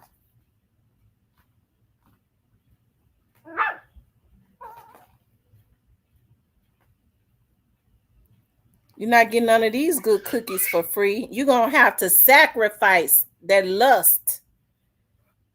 You're gonna have to be with one woman because that's what I require. And that one woman is me.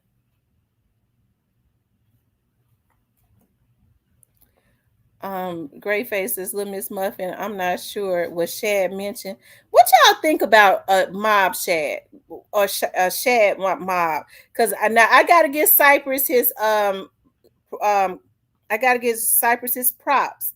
Cypress said a long time ago, like last year, when they hit Jizzle, Cypress said, I don't know why Jizzle and them hang with Mob Shad. I don't even know why they hang around and he ain't doing nothing but setting them up now. I have to give Cypress his props on that. I didn't even know who Mob Shad was until Cypress brought him up.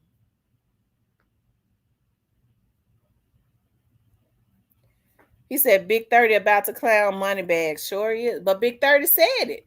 Then Big 30 allude to that about Moneybag.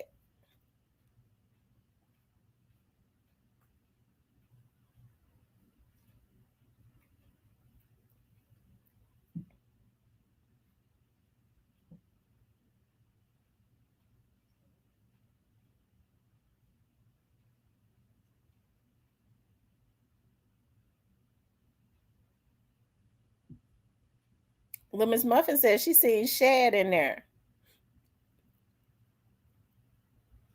Remember, Moneybag said Mob Shad had already proved his loyalty to him. So I always wondered, what did Mob Shad do to prove his loyalty? You know.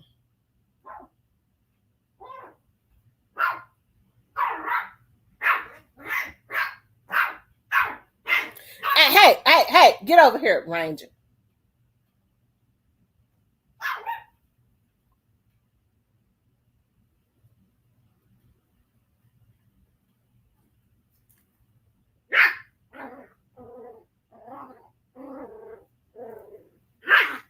That's right. A friend ain't getting nothing. I might throw him he want to stop by. I might throw him, if I'm in a good mood, a piece of chicken on the grill. You can stop by here and get your chicken, but you got to move along. But if I got another man that's messing with me the long way, he ain't getting no drumstick no more. You grilling, friend? Can I stop? No, my man here. I can't be giving you no drumstick, and I got a man. You had your opportunity. Now somebody else is there. You ain't eating no more chicken. I got to respect my dudes. You get nothing. No chicken, no tacos, nothing. That's over. She Johnson said, T do that. It's a lovely thing. I'm telling you. Cypher says, Gotti gonna cut bag off if he's snitching.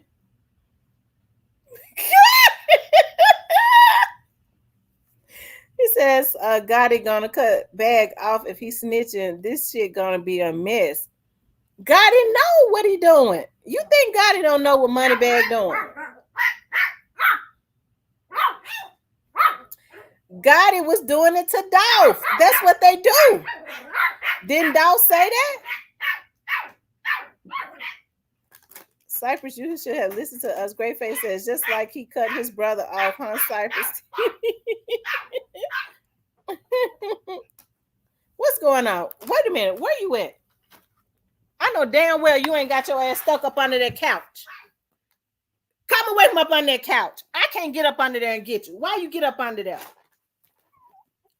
And now he's stuck. Come on here. Where you at? Well, I don't know what to do. Come back this way. Come on. Come on, man. You stuck. Shit. This don't make no sense for this damn dog to have gotten up on his ass up on. Come on. And then the dogs be frantic. Come on, man. Come on. Your ass is stuck. And don't get your little ass back up under there. I done had to pull him. He's stuck going crazy up under the couch. Shit. That couch low on the ground. I can't get you no more. Don't you get back up under there. He the only one can fit up under there, the teacup. Then Remy come jump on the couch looking at me. Remy, look. You ran him up under there being mean to him. You get back before you get a whooping. I said, go sit over there. Leave him alone. Y'all stop trying to suck her titty. She mad. Get up here with me. Come on. Get up here, Rainbow. Whew, Lord have mercy. These dogs get on my nerve.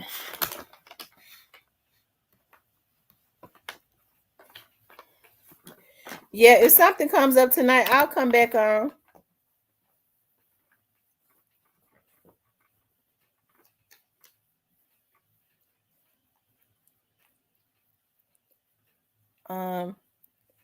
Great Face says, I want to hear everything. Miss T got it, called the feds and played like he they said got it, called the feds and played like he was back. Yeah, Ranger was in danger. He the teacup, so he know how to go up under the couch. Nobody else can get up under there because it's so low. And his ass got stuck and went frantic. And so Remy gonna jump up there, and the other puppies was going crazy. Hey, dear man. Hey, dear man. Hey, dear man.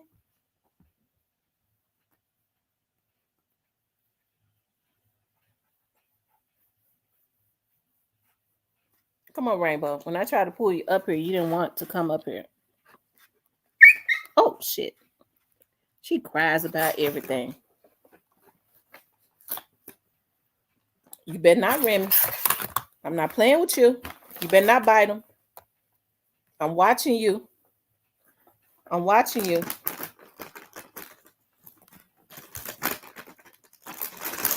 If you try to bite him, I'm going to get you. I'm not playing with you. Here. Here.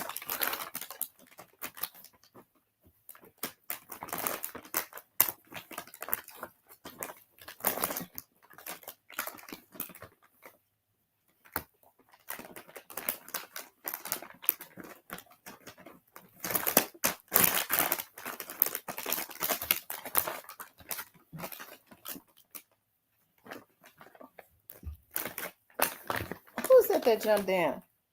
I should have known it was rainbow because Roscoe too scared to jump anywhere. Here.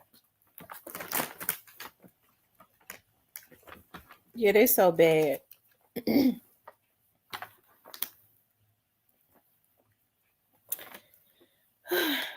And Robbie is being they. I knew he was gonna treat Robbie good though, cause Thompson a nice guy.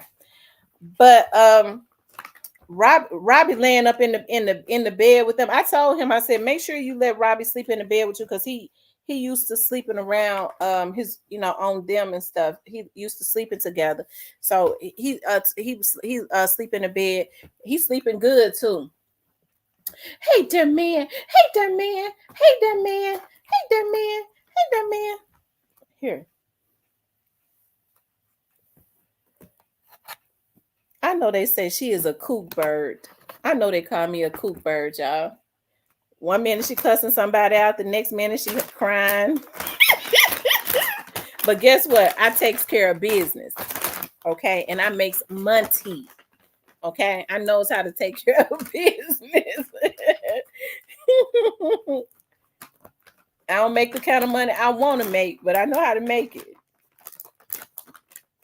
Folks say she talk about she make a lot of money. No, I don't. I have a lot of overheads. Anybody in business know when you make money, you have to put the majority of that money back into the business. Shit.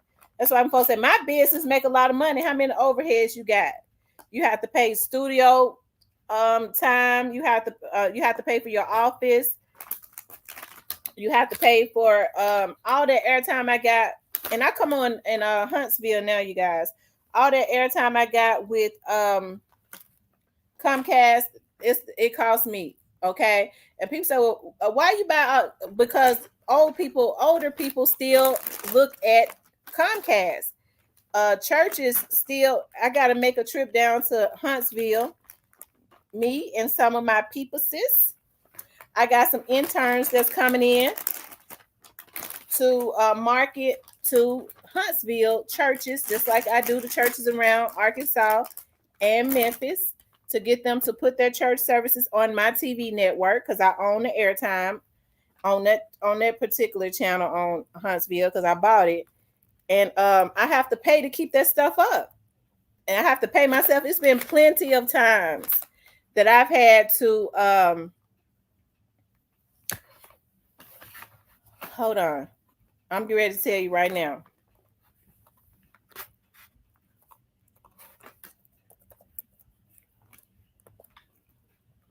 I'm going to tell you right now.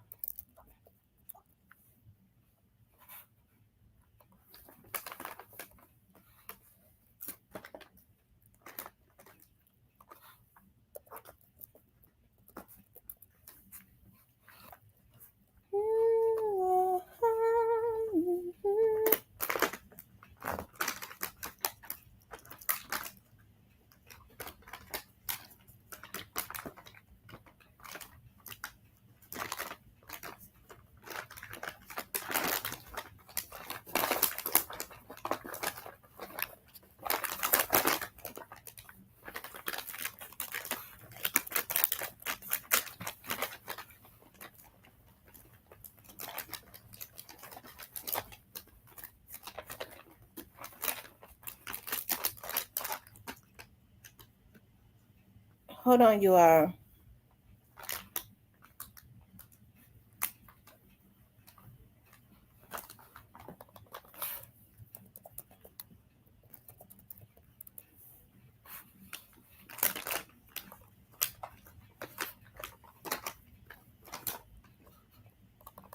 Hold on, y'all. Because I need to tell y'all what channel I come on in Huntsville.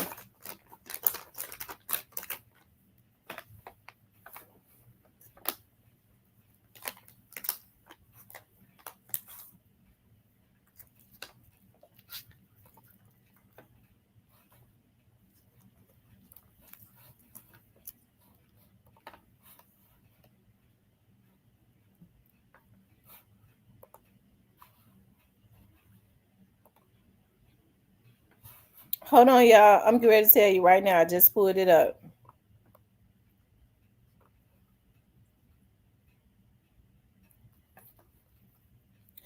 Channel 3. It's on Xfinity Channel 3 in Huntsville. Okay. I'm going to tell y'all the markets that I bought while I got it up. Okay. Huntsville Channel 3, Mobile Channel 6, Rome, Georgia Channel 44, Savannah, Georgia Channel 7, Florence, Alabama Channel 3, and I'm thinking about coming on in Augusta and Charleston, South Carolina. Okay. When I was coming on in Little Rock, not enough people down there wanted to. The churches down there don't make. I don't mean no harm, but they ain't making no money in their churches, so they can't afford. They was talking about. They was trying to tell me about donating to the church, doing the work of the Lord. That airtime is expensive. So I have to pay for airtime and insurance. It ain't nowhere in the world I'm gonna put their churches on for free. I'm sorry, I can't do it. I'm a businesswoman. Okay.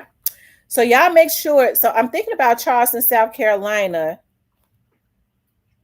and that'll be on channel 2. But I'm gonna see how it goes in these markets first.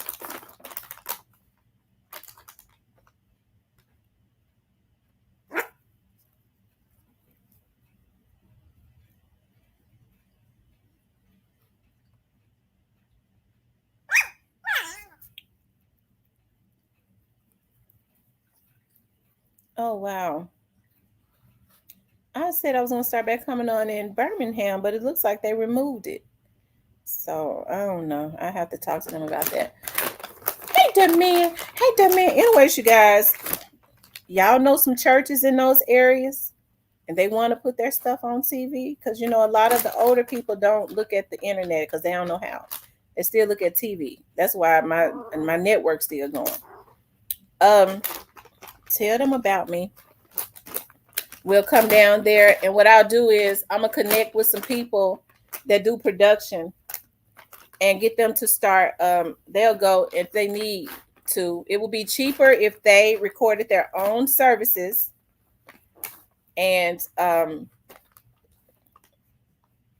it sent to me, or I can get someone that does production in those areas, but it's going to be extra to come in and record their church services for them, and they send it to me. I'll do the editing, and then I will upload it. I will schedule it on my Comcast system, and that's how we do it. And we be up and going. They can get any time, but understand when you start getting prime time, the time is more in the evening times, okay? But I'm not really expensive, but they're gonna have to it's they have to pay. It's in 30-minute increments. Okay, 30-minute increments, right? And so each church, or it could be any type of show you want. It could be an inspirational show. Get actually 29 minutes because the network reserves the right to 1 minute, right? My logos, the network's logo will always go on your church services, right? Always. Anyways, you guys, hey there, man. Tell them to let a sister know. But I'm gonna make a there are a few popular churches in Columbia, South Carolina. Forward City Church is a big congregation. Let me see if Columbia, if they even offer Columbia. Now, how far is Columbia, South Carolina from Charleston, South Carolina? Yeah, I know they just said that. That's what they just put in my chat. See, I didn't know that. Maybe that's why the paperwork is sealed. But like I was saying, that's why I said somebody on the street may have given it to him because on the federal website it's sealed. You see what I mean? Because Stupid Duke's lawyer would have access to his paperwork. And I'm sure Stupid Duke them would want, if that's the case, they would want it out on the street, right? Okay, so it's 2 to 3 hours.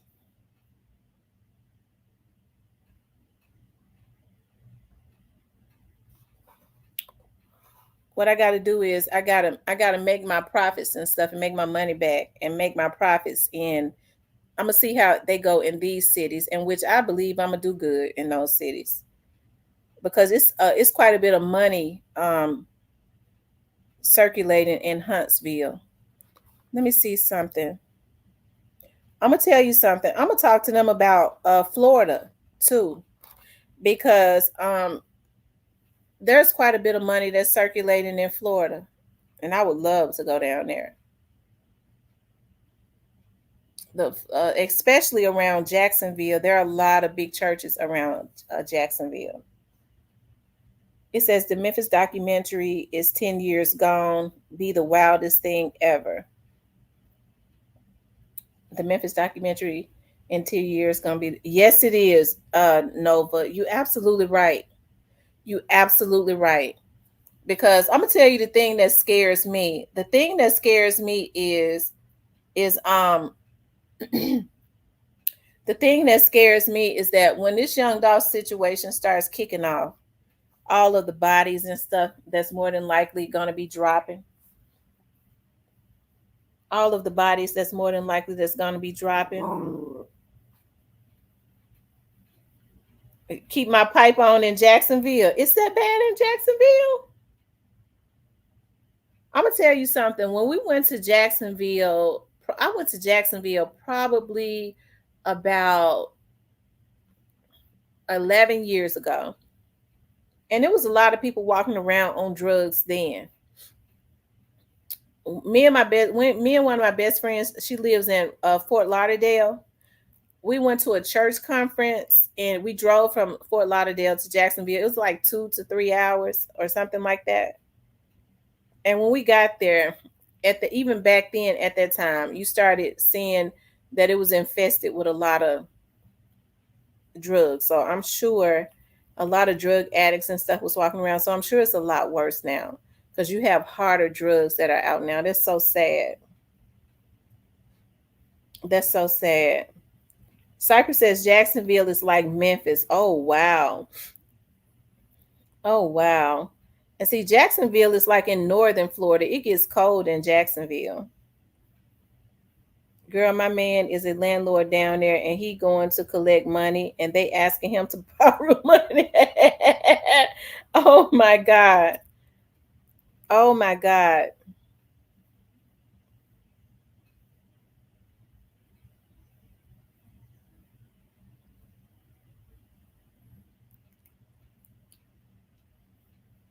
But shout out to Stan G. He had the paperwork. And shout out to Little Miss Muffin with the actual names in it. What I pulled up didn't show any names. It just showed that he was the court, and of course it wouldn't on a federal site. It just showed that a lot of it is sealed. It's an ongoing investigation, and he was picked up for drug paraphernalia, fentanyl.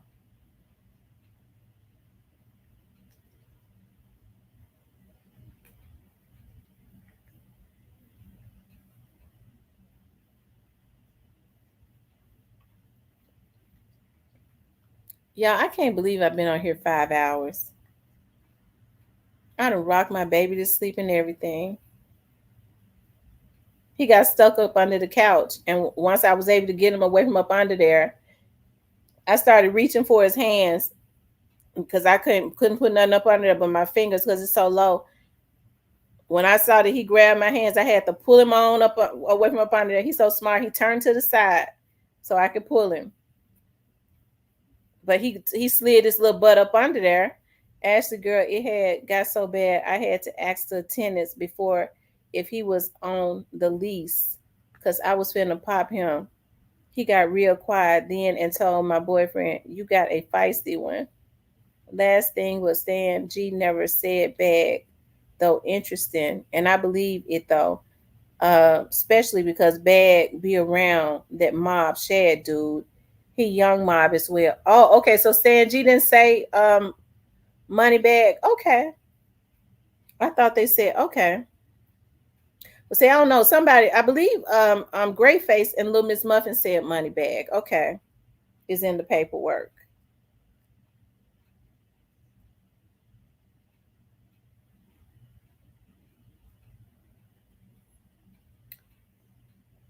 Lemons Muffin says at Cypress TV. No, but I didn't read all of it.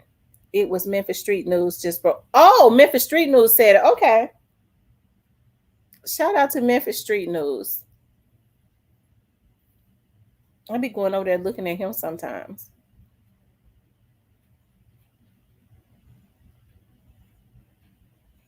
I don't think he posts a whole lot though. But when it be in the algorithm, I'll pull it up.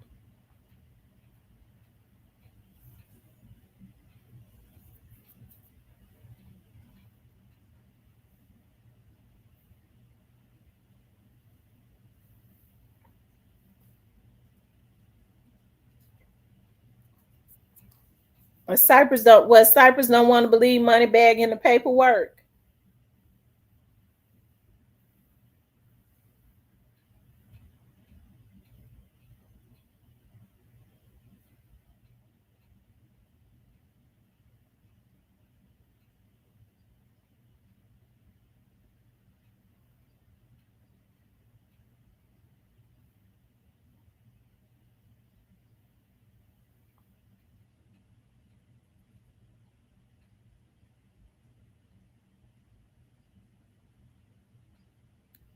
He said he don't believe nothing on the CMG side.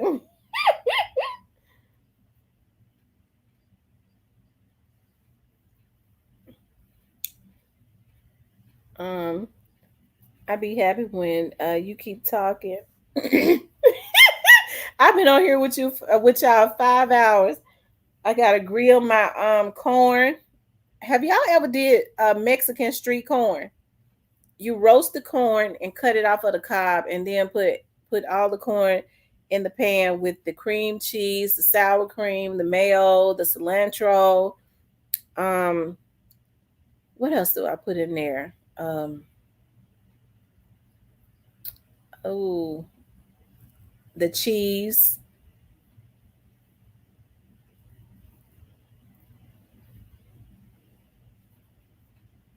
It'd be good.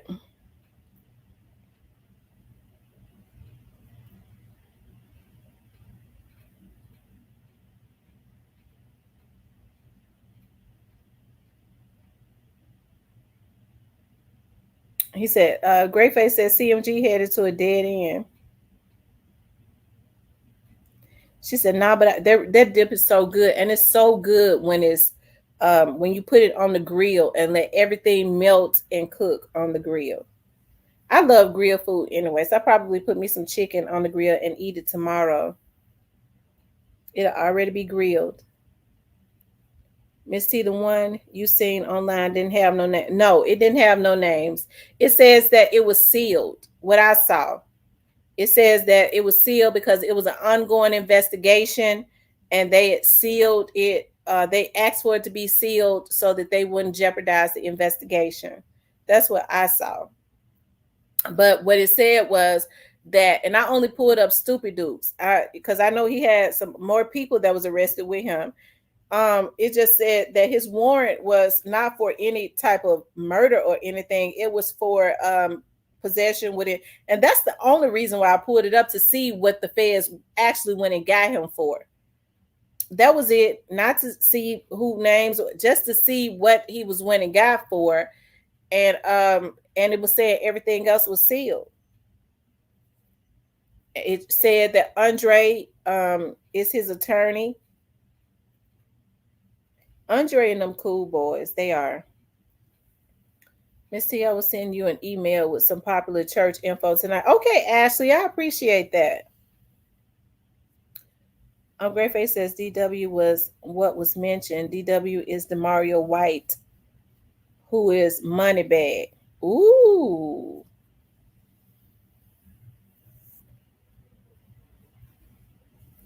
Oh, wow.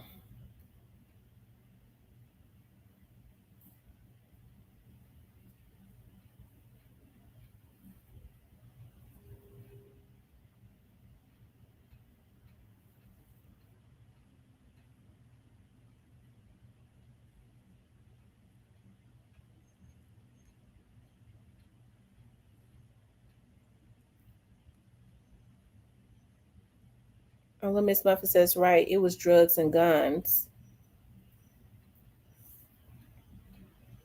You can multitask, cook and chat. We've been on here 5 hours. Y'all not tired yet?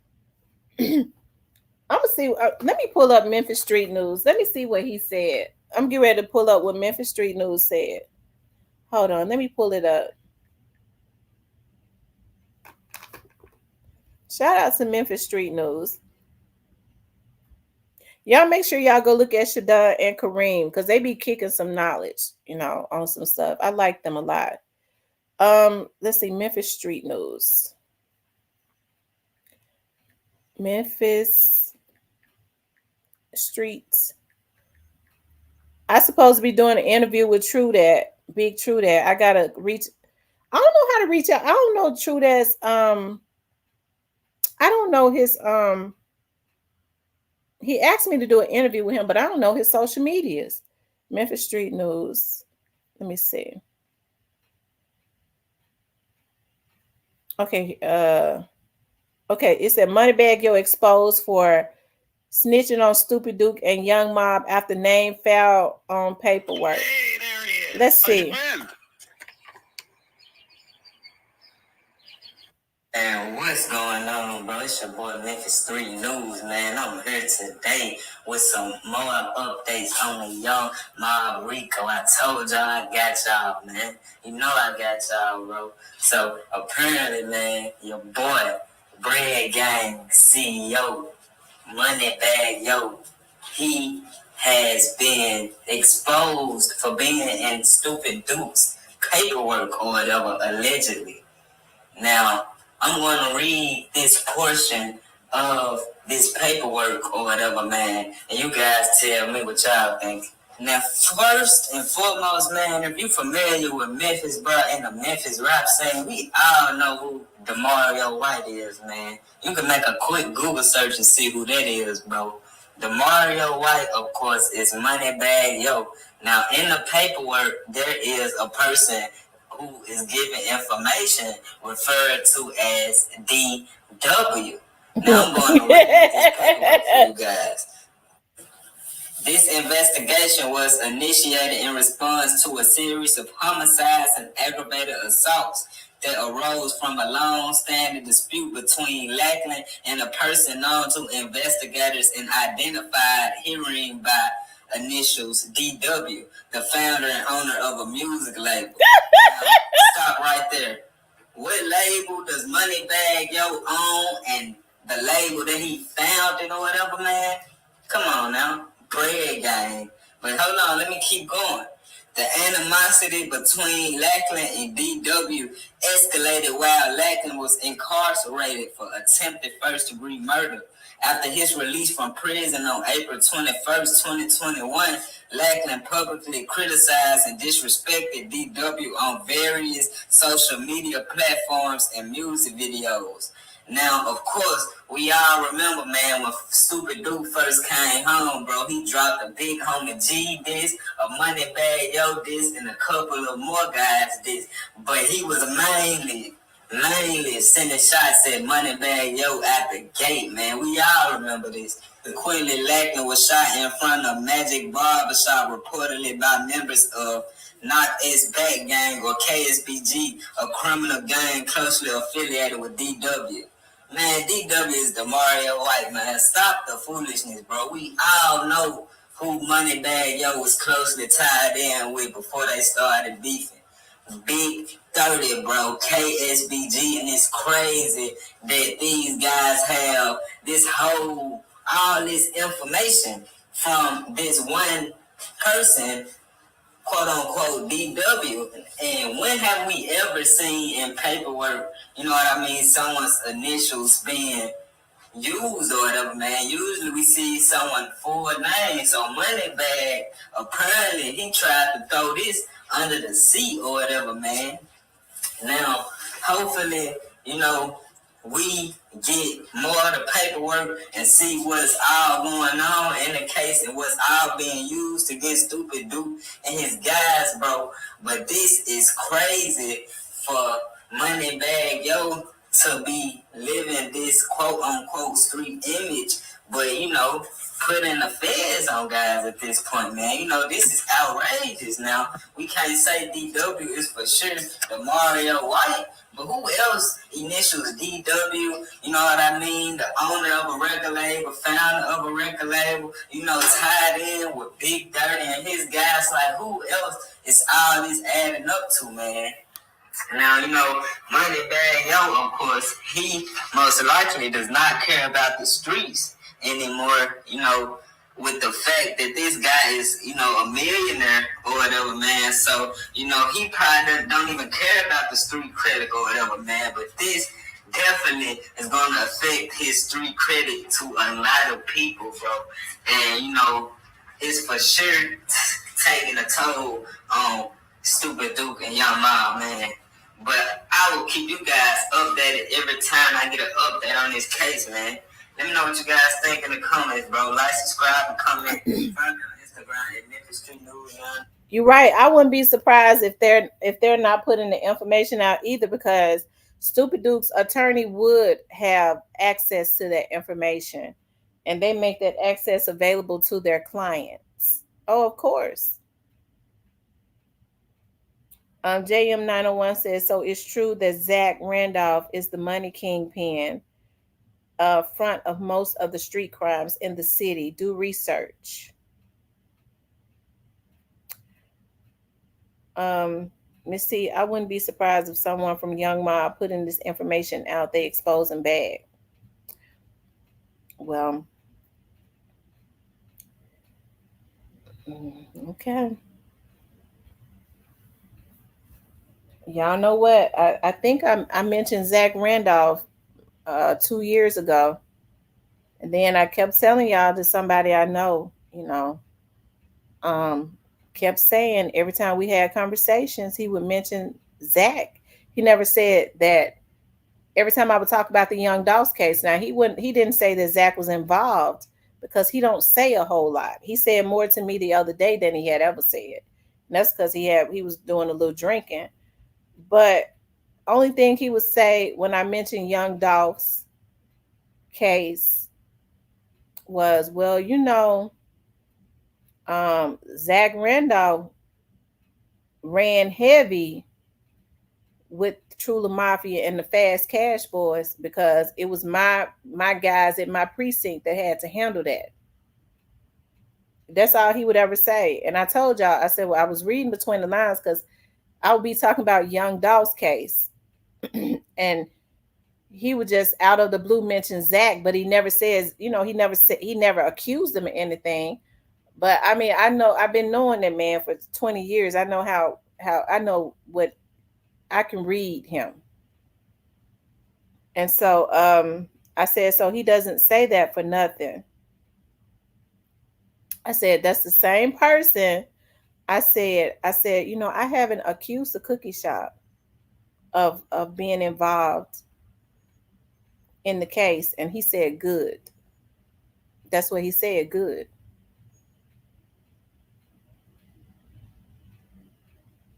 And that's all he ever said. So, anyways, I tell you, I told y'all when he was before the paperwork came out, I said that they're not playing a fair game, and that's what they need to know, that they're not even playing fair.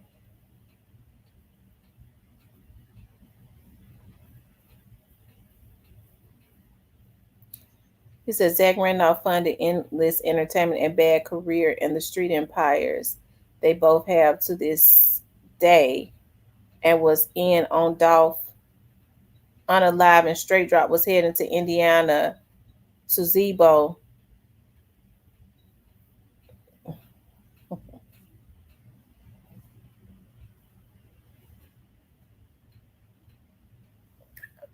That's right, Nova. I said that 2 years ago. When I said 2 years ago, I said, y'all, why would Straight Drop be in Indiana?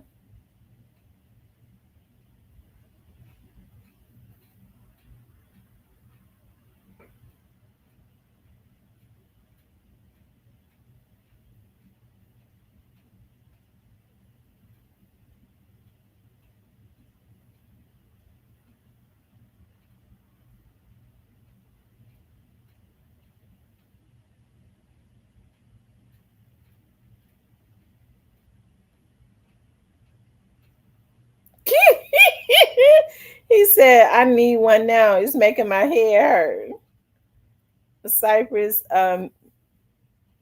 meet me on Tate Street. I got you, man. um, Loomis Muffin says, Cypress TV, y'all said the other day that a CMG got the police in the pocket.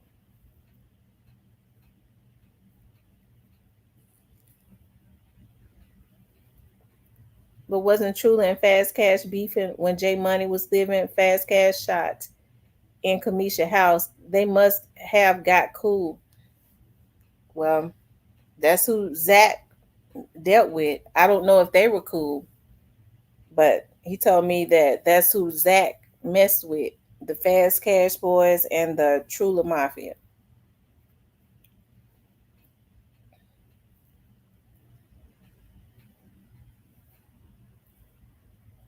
So they may not be cool. They may not have been. Drop and Teasy had been there before Dolph died too. They posted pics on Twitter.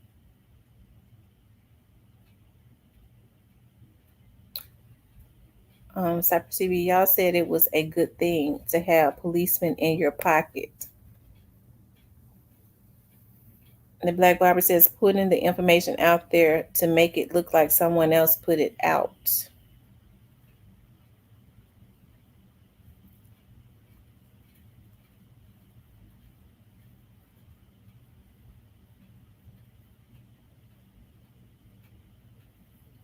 Hmm. I tell you,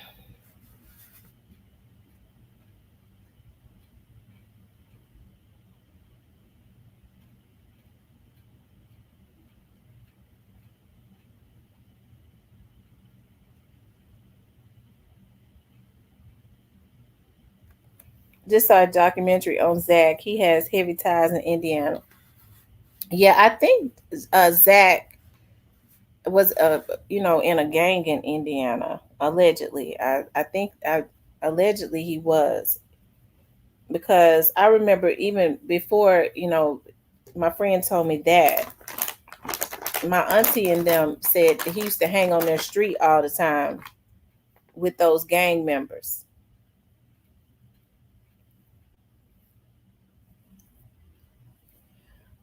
Great Face Yo Gotti and Zebo and Head played Trula and added Fast Cash to the CMG to beef up the military. They under Lamigo, Plug Brothers, and Trey Slime YNC gang in that order. Wow.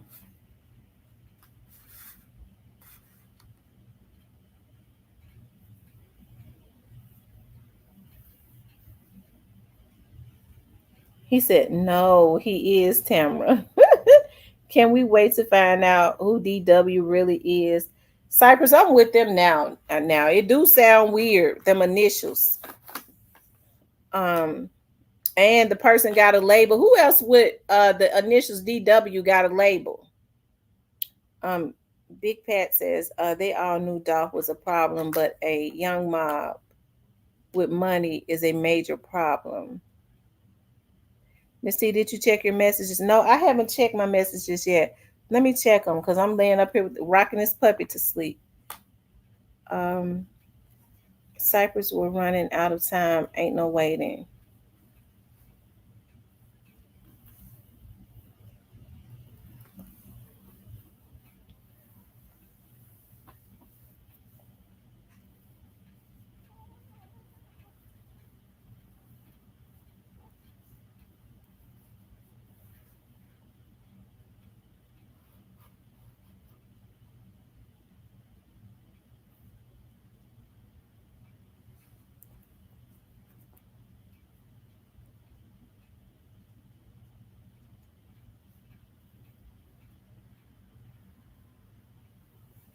Okay. JM 901. Y'all hear how spoiled this puppy is, just purring. Hold on, let me look at it, y'all.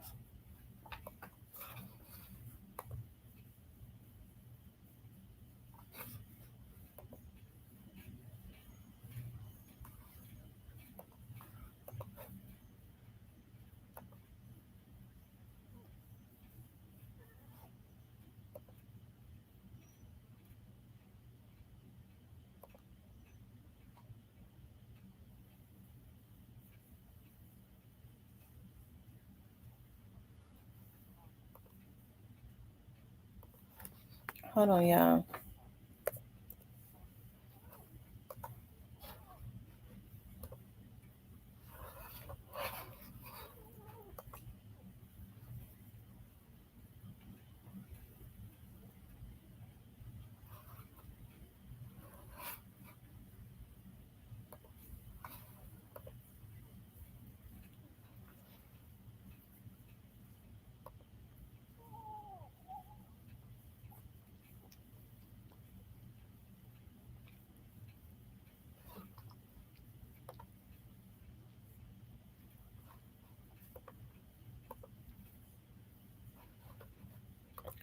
Hey, I didn't get it, little Miss Muffin. I got it. I got what Greyface sent me. TZ and Drop posted pictures where. I'm waiting on you, man.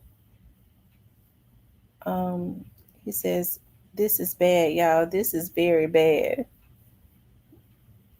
And Diane says, "Why Cypress explain?" Little Miss Muffin says, "See if it will open."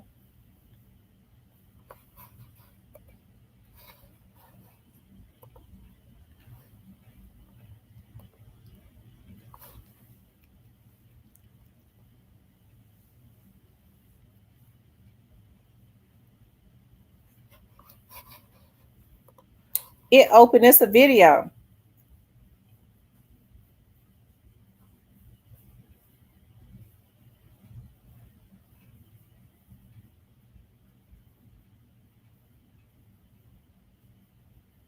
He says, they were on TZ's Twitter. Where did they take pictures? I meant my bad. He's asking where did they take pictures at? The Black Rose. Oh, in Messenger. Okay, let me see.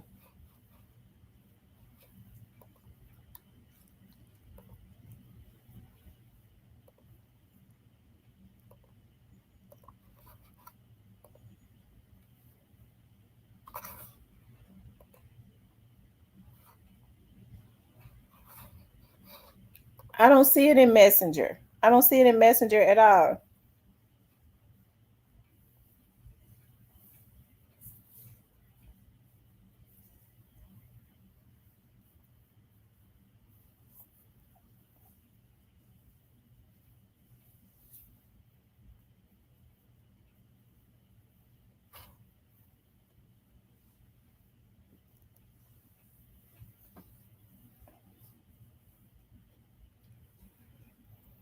I don't see it. I don't see it in Messenger or on in email. Wait a minute. Let me check my other. Hold on. Let me see something.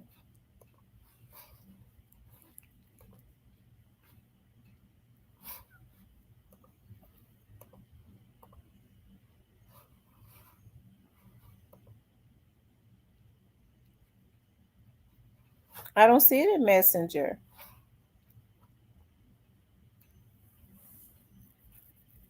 Did you send it on let me check where did you send it to?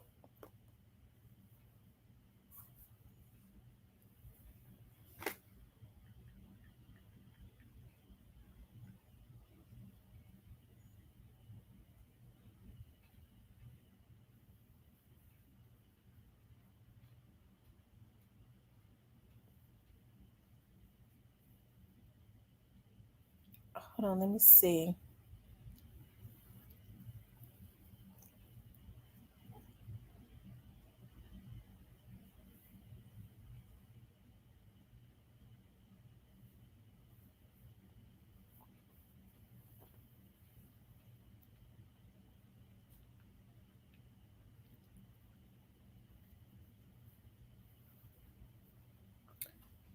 Oh yeah, we're gonna have to do another video because everything. Rest in peace, young Dolph just sent me something, and what he's saying kind of coincides. And I asked him this morning, and he's sent me the message back.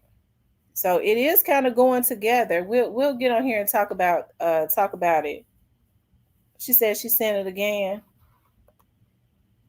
If it's a lot of paperwork, it might be. It takes a minute for it to upload. That's probably what it is.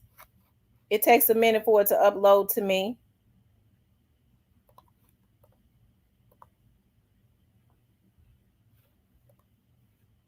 Okay, I just got it.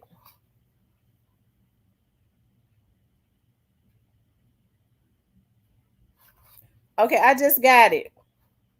I'm gonna take a look at it. It's 92 pages. That's why it took a minute for it to upload. So what I'm gonna do is because rest in peace, young Doll sent me something. I asked him something because I was curious, and what's coming out now, it kind of makes sense. What time y'all want to get back on tonight? I gotta make my Mexican street corn, go over to the Bundy Company for a couple hours. And what time y'all want to get back on tonight? I should be back home by 7. Y'all want to get on about 7 or 8? Because we just did 5 hours. Lord. Ain't nobody getting out tonight. It's too bad to be getting out. Hey, that man. Hey, that man. Hey, that man. So, y'all hold on. Stay prayed up. Get your spiritual life together. Feds, National Guards be in the city soon. A lot of bloodshed will be on our young brothers. You called it, Queen. I told y'all. That's why I say we definitely got to stay prayed up. At 7 o'clock, damn, I would love to read that paperwork. I bet more names are in it. I'm gonna look at it. It's 92 pages or something. I'm gonna look at it. Listen, y'all. Let me say a prayer before we get out. Dear God, I ask that you just protect everyone that was on this live today. I ask that you send your warring angels to protect their family members. God, I ask that you give those who lurk in that have evilness in their heart, that has um, tension or whatever it is in their heart to keep trouble going. I ask that you give them a change of heart. God, I ask that you give them a clear mind, give them peace, and give them understanding. Protect everyone and their families on here until 7 o'clock. If I come on a little late, y'all know I'm coming 7:15, 7:30 because I'm never on time. Okay, but I got to go get my Mexican corn started because I'm hungry. Okay, I love you guys. We'll talk later.